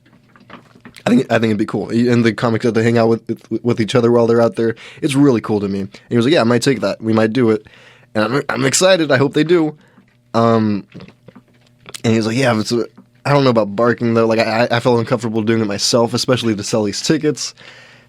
And I was like, "I don't know. What was your plan then?" And he was like, "Well, what I've been doing, and what my plan was like, you know, I'll stand out here in front of Dante's, and I'll wear this Pikachu onesie, right? And then someone will come up to me, hopefully, and they'll say, 'Hey, why are you wearing that Pikachu onesie?' And I'll say, 'Cause it's actually, did you know that December is International Onesie Month?' Or something like that. I think he said something like that. And they'll be like, 'Oh, what? No.' And then I'll say, 'Yeah, it is. Also, do you want tickets to the show?' And he wasn't even joking about it. He was like serious. Like, someone will ask me about this onesie, and then I'll ask them if they want to buy tickets for this show. And I thought that was very funny. It reminded me of my old friend. Shout out to Logan. Old friend. I mean, still a friend, but old as in long lasting. My old friend Logan. He I'm so sorry for clearing my throat so much. Logan, I remember in high school, he was wearing like some wacky socks, and he was like, they're conversation starters. Someone will be like, 'Hey, what's up with those?' Which I do agree with, although not really. I exclusively own wacky socks, and people don't come up to me that often. Dante's this week was at Star Theater, and apparently every week now it's going to be at Star Theater instead of Dante's. Which sucks. I've been talking about Dante's since the show started for the past year. Dante's has been like it's been. I mean, like, it's not going to end, but it's Dante's, man. It's Dante's, and we get the free slice of pizza. We get a free drink. We used to get a free donut, but now the pizza. We're not going to be at the pizza place anymore. We can still get the free drink, but I don't really drink. And the stage there, like, the place is even more empty, which is kind of good, kind of bad. When it's more empty, nothing's gonna happen. I really like Dante's because of the events. Things happen every couple of weeks or every couple of months. Something crazy happens because Dante's is crazy. And the Star Theater, it's also kind of a bar, but it's also mostly a theater, so people don't notice it's open. Because outside is like the thing where they put words up to attract people to come in. I don't know, man. Now I'm kind of worried I'm gonna run out of time. That was a really nasty cough. I really tried to get the spit out. I'm sorry you had to hear that. I sound sick. I feel like I'm not sick anymore. I was sick for like a 2 whole weeks, but I finally got over it recently. What the heck was I talking about? Dante's. We were there. We did try barking a little bit. Like 4 of us. We were standing outside. We weren't getting paid. We're just like, let's try it because there's no one in there. We stood on the corner. Very few people were there, like walking by, and most of them were homeless. So we only talked to like one dude and one chick that passed by. And the dude almost came. He was like, I'm sorry guys, I had a long day. I would, but like I just kind of want to go home. And we almost got him. We talked to him a little bit, but he went away. And the chick was kind of like laughing and like kind of leave us alone or leave me alone. And she was alone. I didn't want to. I don't know. I was like, leave her alone, guys. But maybe we could have got her. I don't know. I didn't want to. It's weird. 4 guys on a chick, whatever. But the place was really, really, really nice. The theater. It's like an upgrade of Dante's because it's really dark. They have the same color scheme. The bathrooms also don't have locks on them, and they're tiny and ugly. But it's the theater itself is really beautiful. The stage is big, and it was really fun to be on. And while I was there, I did like crowd work almost. Not really. I mean, it was more of like in the moment kind of stuff. I thought I was playing it, but it's not very good. It's mostly me being like, hey, this theater, and hey, how about that last comic, huh? And I actually got laughs. I like never do that stuff, but I was like, I'll do it this time, and I got laughs. I did 10 full minutes. I didn't even notice because I had my set, and I had a few extra jokes just because at Dante's they give you some extra time. It used to be 10 minutes, but then it kind of was shortened to 5, and now it's vaguely 10 minutes sometimes, like if you ask. But I didn't ask. There was just few people there. And I went for 10 minutes. I didn't notice till I got off stage and checked my recording. It was cool. It was like I felt it didn't feel like 10 minutes. It felt like I didn't even have 10 minutes of jokes. I was just like taking my time and having fun. It was really really cool. It was a evolutionary moment. I even got off stage and another comic was like, that was really good, Milo. I'm seeing. I don't remember what he said, but he said it was like big steps. I think that's what he said. I see big steps being taken. And that was nice. Let's play a song. I've been talking like 20 whole minutes. This first song, I kind of want to play a shorter song. Yeah, we're gonna play "Burden," "Burden" by Roland Font, off of Needle and Thread. Listen to it. Chasing after maybes for my whole life was never scary until the day I came across something that was certain for the first time. I was shown what my future would be, and it was awful. There was no escape, except for this one way that was mentioned, and it offered ever quiet at a terrible price. Just one whole life and you'll be on your way. You know, if you stay, you will be such a burden. Spare them all that needless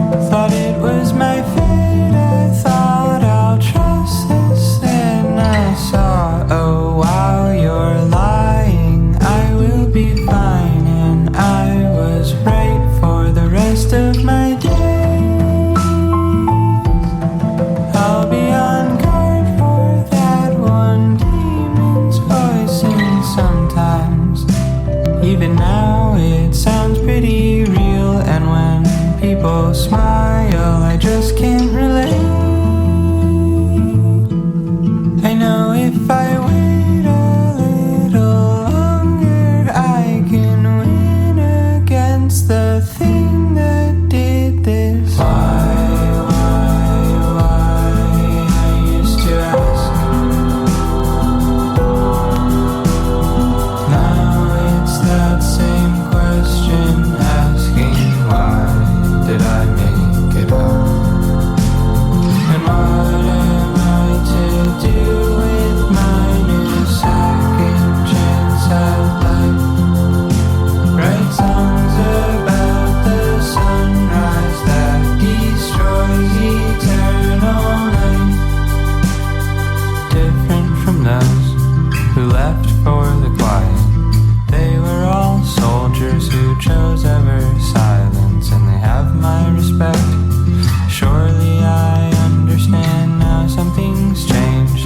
The wind or the current, there from the ground, as if out of nowhere. A thought that was sleeping rose out of the sea, guided my past self and now walks with me.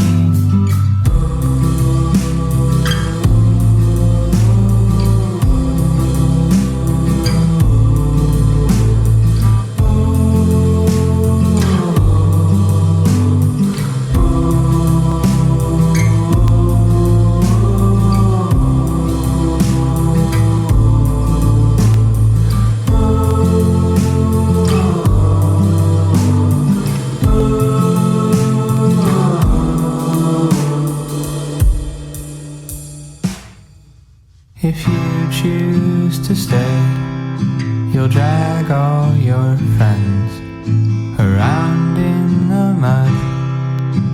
You should get over yourself and give up. Fate has been clear, those terrible words I said to myself. So how could I ever expect to do well when the cruelest and the meanest and the foulest disease gets to use my own voice to say that to me? And we're back. Welcome back to Ear Rape with Milo Loza. This is Ear Rape. I'm Milo Loza. This is the show where we talk about my week. And, we were just talking about comedy a little bit, but I just remembered, just a little bit, just a tidbit of stuff from class. I don't know if anyone remembers, like 4 weeks ago or something, I talked about, like, in class, I talked about, my Spanish class, how we had to bring a photo in, and I was late for class, because I was just already late for class. I knew I was going to be late, so I took a photo of myself. I went to print it on campus. I brought the printed black and white picture to class, and I was 5 minutes late, but the class was canceled. And I walked in, and I showed everyone the picture, and everyone laughed. And then I walked out. And I've kept that picture in my backpack in case we needed it for class. And on the last day of class, she was like, all right, if anyone has like a recipe to present, which she asked for, or you guys could present your picture from a couple weeks ago and talk about that, you'll get 5% extra credit to your entire grade. And I was like, obviously I'm going to present. I went up and I showed my photo. And I just told the story I told you guys, but in Spanish. Everyone laughed. They loved it. And then I walked out of the classroom and I went pee. And I took my final the other day for Spanish. And my partner and I, we did great. She nailed it. I thought she would screw up or something. I thought I would screw up, but we nailed it. We A+ on our final. And afterward, we were chatting with a couple others in the class, whatever. And after like we were just like leaving. We're like, okay, it was cool having class with you and whatever. And they're like, what's your Instagram? To everyone exchanging Instagrams. I'm like, my name on Instagram is Milo's name. And one of the chicks was like, damn, you're really like, you keep it so, or which I don't know. She was just like, you're so original. I really like that about you. I said, thank you so much. That's really, thank you so much. I really appreciate her recognizing my originality, because I think I'm original as well. But it's a weird thing to say about myself. And she's also well traveled, apparently. I mean, she's been around the country, so she's met a good variety of people, I think. And I'm original. So I'm not saying anything, but I'm just saying I'm original. Also, I totally forgot to mention this. This was also like 4 weeks ago. I think I was walking home from Ear Ape, actually, and it was midnight. It was like 12:30 in the morning, and I feel, now that I think of it, I mean, let me finish this first. I just walked by like a fire. I live across the street from the dining hall on campus, which is called Ondine. The building is called Ondine, and in front of Ondine, like in front of the staircase, the very front center of Ondine, there's a tiny patch of grass, like going across the side, along the sidewalk, and there's a street right there. It's really weird. Like it's not like a lovely patch of grass. It's like the thinnest patch of grass, and I walked by it to get home. And on it was like a perfect circle of flames. I didn't look in the flames because I was too afraid. And there was the two people that were lighting it were still there, and I was too afraid to even look at them. I just walked by and I just let the flames continue. I just let the flames continue. I just let it burn. I didn't even say, hey, why are you guys doing that? Or hey, stop it, or anything. I didn't call the cops after. I just went to my building and I just stood there and I watched the fire. Because I guess, if it got out of control, I'd call someone. The fire department is on the other side of Ondine, like literally around the block. So I wasn't that concerned. It was a tiny fire too, but it was weird. It was like a circle. It was like a ritual type of fire. And it reminded me a lot of this fire I saw back in like August of 2019. I just graduated high school. I was out with my friends. We were just driving around, and it might have even been like 12:30 in the morning as well. But we were driving down the street, like near where I work, and we were going back and forth. We were trying to like film a video. We were trying to like recreate a video we saw online, and so we're going back and forth on the street. And we turned around and we saw flames in the middle of the street now on the side of the road in this grassy area, and the entire area is like full of dry grass. So it was pretty dangerous. And we saw like this chick just walking away from the fire. And my friend like drove up and like tried to get a video of her. Like, hey, what are you doing? Why'd you do that? But it was too crappy of a video when we drove away. Or no, we drove back. We just went to In-N-Out. My friend had lemonade, poured the lemonade on the fire. Actually, before he did that, we called the cops.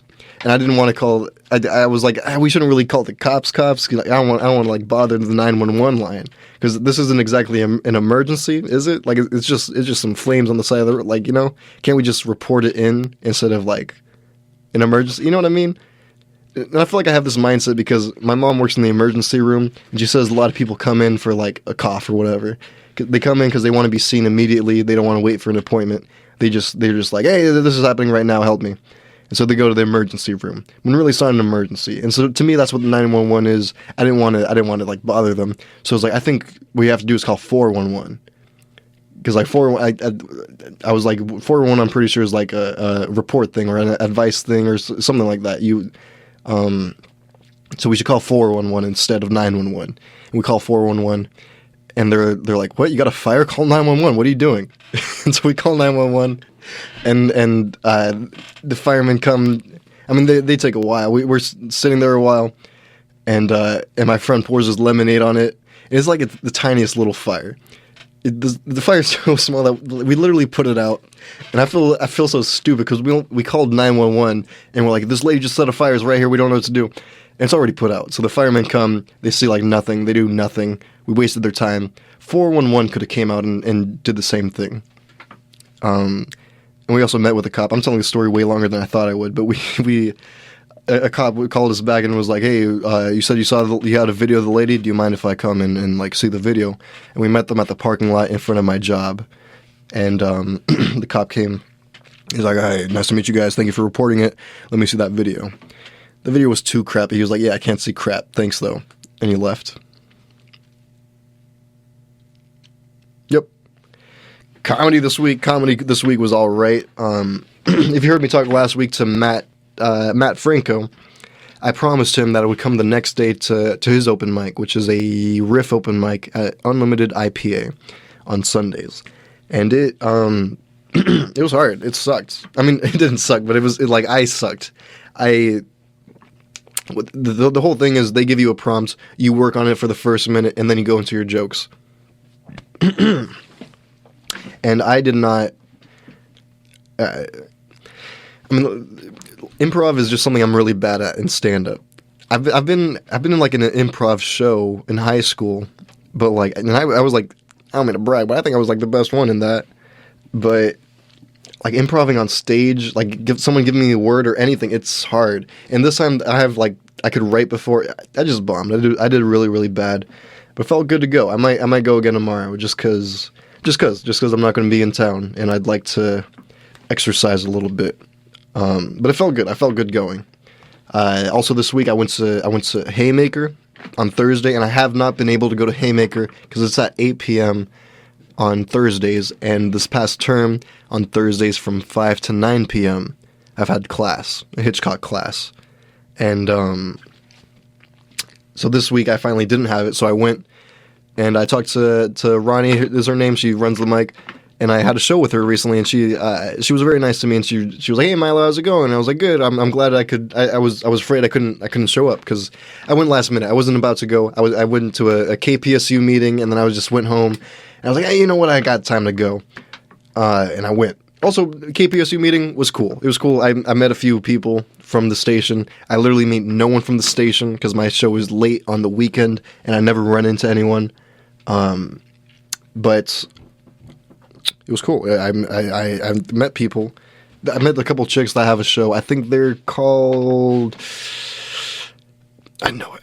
Hyperactive Youth. I listened to their show. It was all right. I really liked. Like they said, they just talk on their show, and I was like, "What? That's amazing! You just talk about random crap. That's what I do. I'm going to listen to your show," and I did, and I'm going to keep listening and see where it goes. I'm excited. If anyone talks on the radio show, I'm gonna listen to it. Literally, maybe even if it's not good, I would be interested just because I'm interested to hear, like, I don't know, the lives of people similar to me, people that also are on the radio station talking about themselves. That's cool to me. This episode, like this show, my show is cool to me. I think, like, it's amazing to me that I don't have 1 million fans for real. But whatever. Went to Haymaker, and I was like, I got there at like 7:59, and sign-ups stop at 8 p.m. And I said, I was afraid I wasn't going to be able to make it. And she's like, you don't have to worry. It's like, it's like 8:30. Like, you could really just show up like a little bit after. You're totally fine. Don't worry about it. I was like, really? That's. Thank you so much for saying that. I haven't been coming like the past couple months because I've had class and it ended at 9 p.m. He's like, 9 p.m. is not even that bad. You could have shot me a text and I would have got you on the list. I said, really? Thank you so much. And she's like, yeah, in the future do that. So that's cool. I got like a connection. It's so cool. I'm like, it's really, really cool actually, because I've seen like this past year, even my first time even before I started stand up, I would watch people. I would just watch comedians come in and like get on the list quickly. Not that she was going to skip me on the list, but just like that, like signups had ended. And really at most open mics, you could sign up afterward and be put at the end. And she was pretty much saying that I could do that. But this, I don't know, this open mic's kind of special, and I kind of figured, I don't know, I didn't want to intrude. But I'm one of them, I could text now. I could text in. It's pretty cool. I also went to My Father's Place. The bar restaurant place is called My Father's Place. I went there yesterday. I did okay. I gotta say, I had the worst set of my week yesterday, but I'm glad I've been going out. I should have went to midnight open mic last night, but whatever. Yes, I went to Montevilla this week also, and I did great. I think I did pretty great. So great, I'm gonna play it for you right now. Except I did not set it up. Crap. Let me play a song, and afterward I'm gonna play my set. This is Childish Gambino right now. This song is called Me and Your Mama.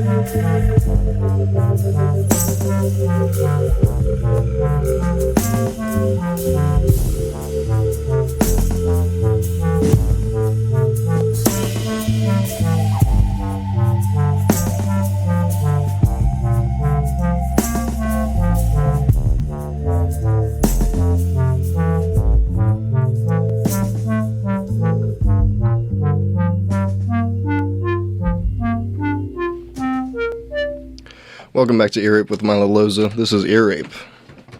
I'm Milo. I'm gonna play a set of mine really quick. Me doing stand-up comedy. In the past, I had said how I think the last set I didn't say like which number it was because I used to keep count, but I just haven't gone through and like listened to them all. I don't listen to my sets usually. So I haven't been numbering them, so I don't know which one this is, but if I had to guess, it's like 200, 250, my 220th time on stage. It could be 300, could be 150. I think my last one was 150 actually, so maybe, I don't know, we'll see. Let me preface it first. The jig, damn, I'm really out of time. In this one, it's roast the host. So if you roast the host, this is like special open mic. It's not usually, it was just this week. But if you roast the host, which is Lucas Copp, who was on just a few weeks ago, Lucas Copp, if you roast him, you get an extra minute. Or if you roast him and it works, you get an extra minute. If you roast him and you bomb, you lose a minute. And you will have 4 minutes to start with. So you either get 5 minutes or 3 minutes, or you don't roast him at all, and you keep your 4 minutes. I'm just going to say that. Here is my set from 5 days ago. Please enjoy it.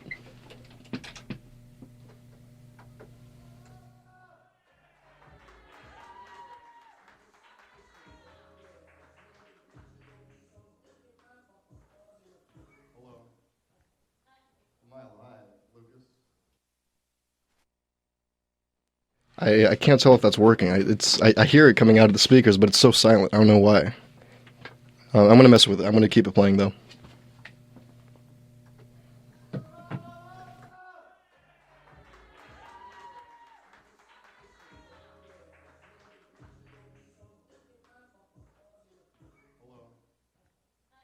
Milo, hi, Lucas. Lucas, hello. Hello, Lucas. I'm not gonna make fun of you. I like Lucas. I do. I like Lucas so much that, if Lucas was unconscious or something and someone had to perform CPR on him, I would do the kissing version.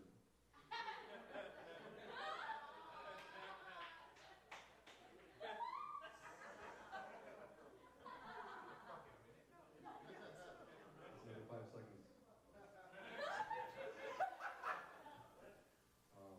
Feeling all right. Feeling good. Actually, I'm feeling strange. I don't know. I'm feeling strange because on my way here, I ran over a bird, and I feel strange because I also feel proud. Because I was on a bike. I was aiming for it. So feeling all right. Sometimes you gotta relish the small things in life, like many hot dogs. Next one. Horse cocks are so huge that it's hard to believe that lady horses can really fit that in their throat.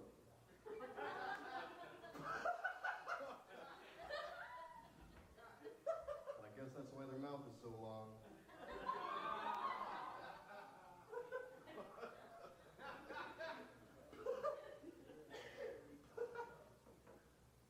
They call penises packages. Have you guys heard? Penises are called packages. And I like that. I like to call mine like Amazon Prime, I like to think of mine as mine's like a premium package. You guys know what I mean? 'Cause I come quick.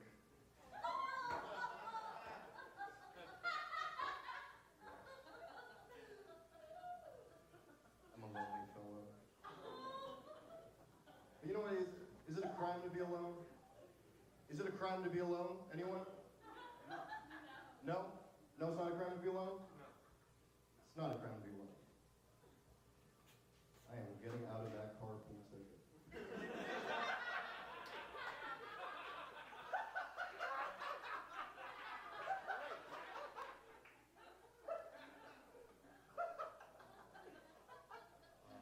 I don't do drugs, but I do give in to peer pressure really easily. Like I've never given a standing ovation that deserved it.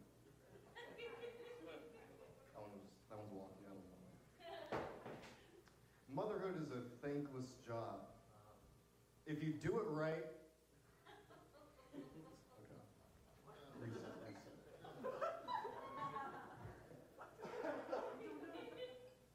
Sometimes I think that I want to. That's the light. Okay. Sometimes I think that I want to like shove my penis into a man's asshole, and other times, you know, I think maybe I want another man to place his penis in my asshole. Yeah. Then I realize no, I'm not gonna. And of course, I'm not gonna do that. I'm religious. I'm not gonna do that. I'm not gonna do that until marriage. Thank you.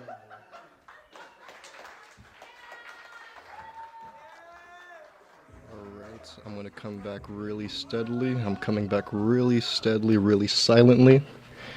Just in case that didn't play at all. Or because it sounded really silent. Welcome back. I'm really not sure if you guys heard that, but I want to talk about it. I also really need to pee. I need to pee really goddamn bad. Like I'm shaking and stuff. I was gonna pee during that last song, but you know I was figuring out the aux thing, which obviously didn't work. And oh my god, I gotta pee so bad. I was just, oh my god. It really increased during that like 4-minute set. But hello, welcome back. Oh my god, I need to pee so bad. I can't believe how much. Hello, well now I'm gonna sound crazy talking about this last thing, but I did shrooms for the first time 2 weeks ago. With my aunts, and this aunt like half raised me, so it was really like she offered it, and I was kind of like, yeah, like if someone offered me shrooms, I would say no. I have said no in the past when someone offered me shrooms, but this is my aunt. She like helped raise me, you know what I mean? Like of course I'm gonna do shrooms with her. Like if my mother asked me to do meth with her, I would do meth with her. I have no intention to do meth. I don't want to. But just cause she asked me to, I would. Sorry, I really gotta pee. Oh my god. We did shrooms. Man, oh man, this is. I'm like sweating. I'm sweating. I need to pee so bad. I might have to. No, it's fine. I could get through this. We did shrooms. Oh my god. I really don't know. I'm gonna have to like meditate really quick or something.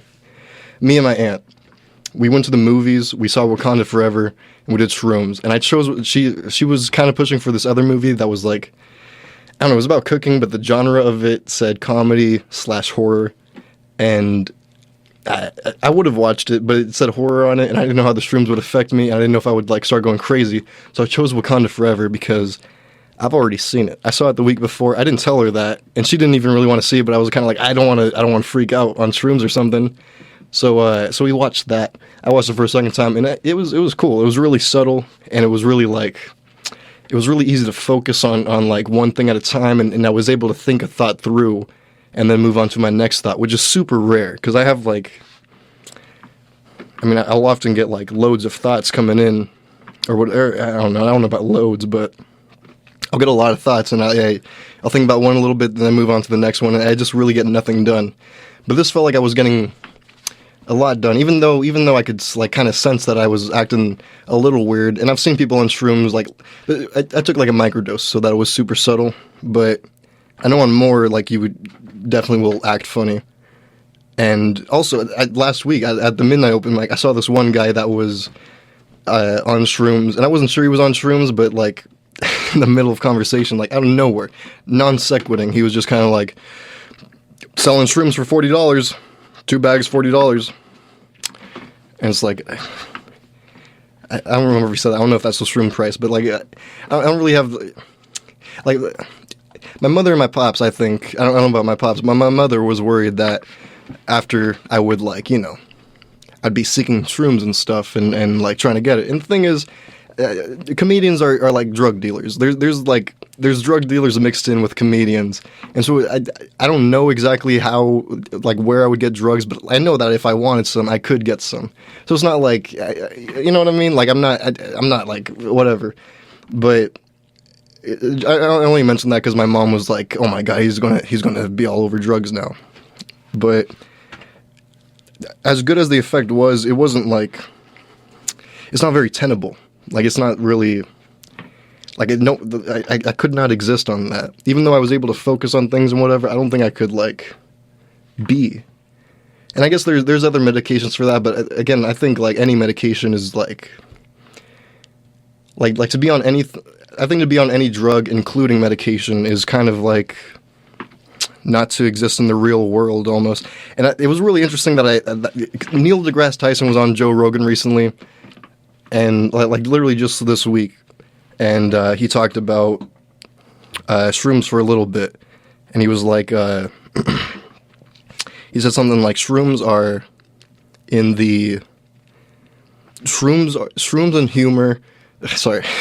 and humans are more related than shrooms or humans are to green plants.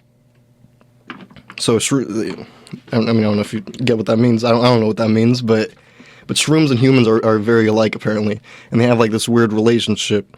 And he says, Neil deGrasse Tyson says that he doesn't eat shrooms or try it because it's kind of like cannibalism in that way. But also that he doesn't want to, like, he understands the effects of it, and he doesn't want to, like, I believe his words was he doesn't want to be away from objective reality, because maybe you go to Venus or something, or you see God or whatever it is. Maybe you fly, or you figure out how to build a really advanced robot or something. But unless you can bring that, like, into the objective world, into something that we can see, into something that can be proven, then it's really useless, and you're really kind of wasting time. And that was, like, the best way to put it. That's how I've been, like, trying to think of it.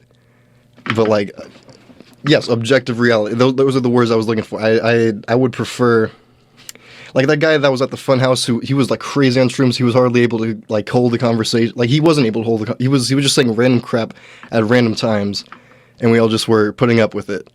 Because he was living in, like, a whole different world. I think that people that do drugs, including medication, I think that they're like, in this different, like, they don't see objective reality or something like that. And it's I don't know. That's not something I want. Which kind of, I don't know. I think I would really do well from medication, because I think I have a really crappy time focusing. But it's just not something that I want. And this, I was thinking about it too, though, because Joe Rogan refuted, like, because Neil deGrasse Tyson's point was, it was like, you can't, I think he had just learned how to build a telescope. Like, he built this really great telescope that beat the Hubble telescope recently or something like that. And he was like, if you could learn how to build that, like, on shrooms and figure out how to, like, build it in our reality, then that's cool. That's useful.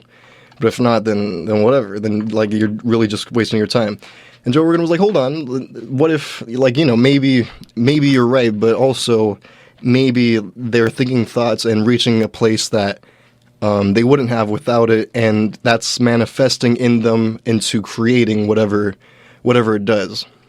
And that was a good point, I thought. But then Neil deGrasse Tyson was like, well, you know, you'd have to experiment, like, between, because when you're sober, you get good ideas also. But when you're high, you're thinking, like, this idea is so good. Like, you're thinking the idea is better than it is. And I'd like to talk about it a little bit more, but I'm running out of time.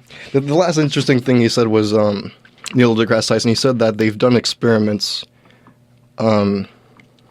where they test, like, the near-death experience kind of thing, because people that, you know, reach near-death, they either see God or they have an out-of-body experience where they're seeing themselves be operated on from like the roof or something. They're like they have an above-eye view, and they don't really have a way to test that. So what they've been doing is, when someone is in that state, they or I don't know if they've been doing it, but this is, like, the way he said you would test it. No, they did test it, and it hasn't worked. But what they did was they put a piece of paper on a shelf high above where the person can't see. So that, and they do this, like, after they're in that death realm or whatever. They put the paper up there that way, so when the person is in the experience, they should be able to see the paper, read what's on it, and then tell people back when they're alive again.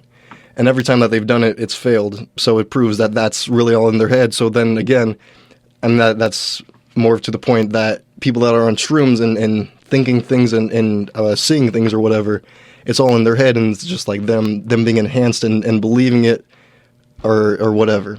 And it's so goddamn interesting. And oh man, let me tell it really quick. When we were on the shrooms, we went to my aunt's house. Me and my aunts, we went from the theater to my other aunt's house, and we like finished it. The trip finished. It was a really long movie, and we had hung out a little bit before and a little bit after. So we were like done. It might have been there a little bit. Again, the effects were so subtle that we didn't know. So we drove. Damn, I'm really out of time. But we went, and it was like literally down the street to my aunt's house, and we got pulled over by a cop.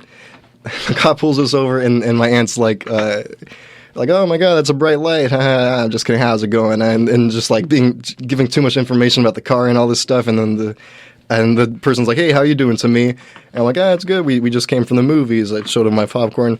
And they're like, oh yeah, how was the movie? I'm like, it was Wakanda Forever. It was really good. And they're like, oh, I heard mixed reviews. And I was like, no, it was good. I saw it was good. People in the theater seemed to really like it. It was good. And she was like, cool. I'll check on your license or whatever. And then like she went, and I was like, we're busted. We're gonna get screwed. And she came back and was like, all right, just fix your tail light. Have a good night. It was really funny. The reason it was so funny was because before we left, my aunt was like, look, if we get pulled over by a cop or something, I'm just going to say I'm on shrooms. I'll just admit it, because it's fine, because it's not that big a deal. They won't care. And then as we were pulling over, she was like, I'm not going to tell him. Okay, we're out of time. It's whatever. I'm going to play this song just because the thing's about to end right now. Thank you for listening. Tune in next week for a pre-recorded episode. I'll be back in January. Bye.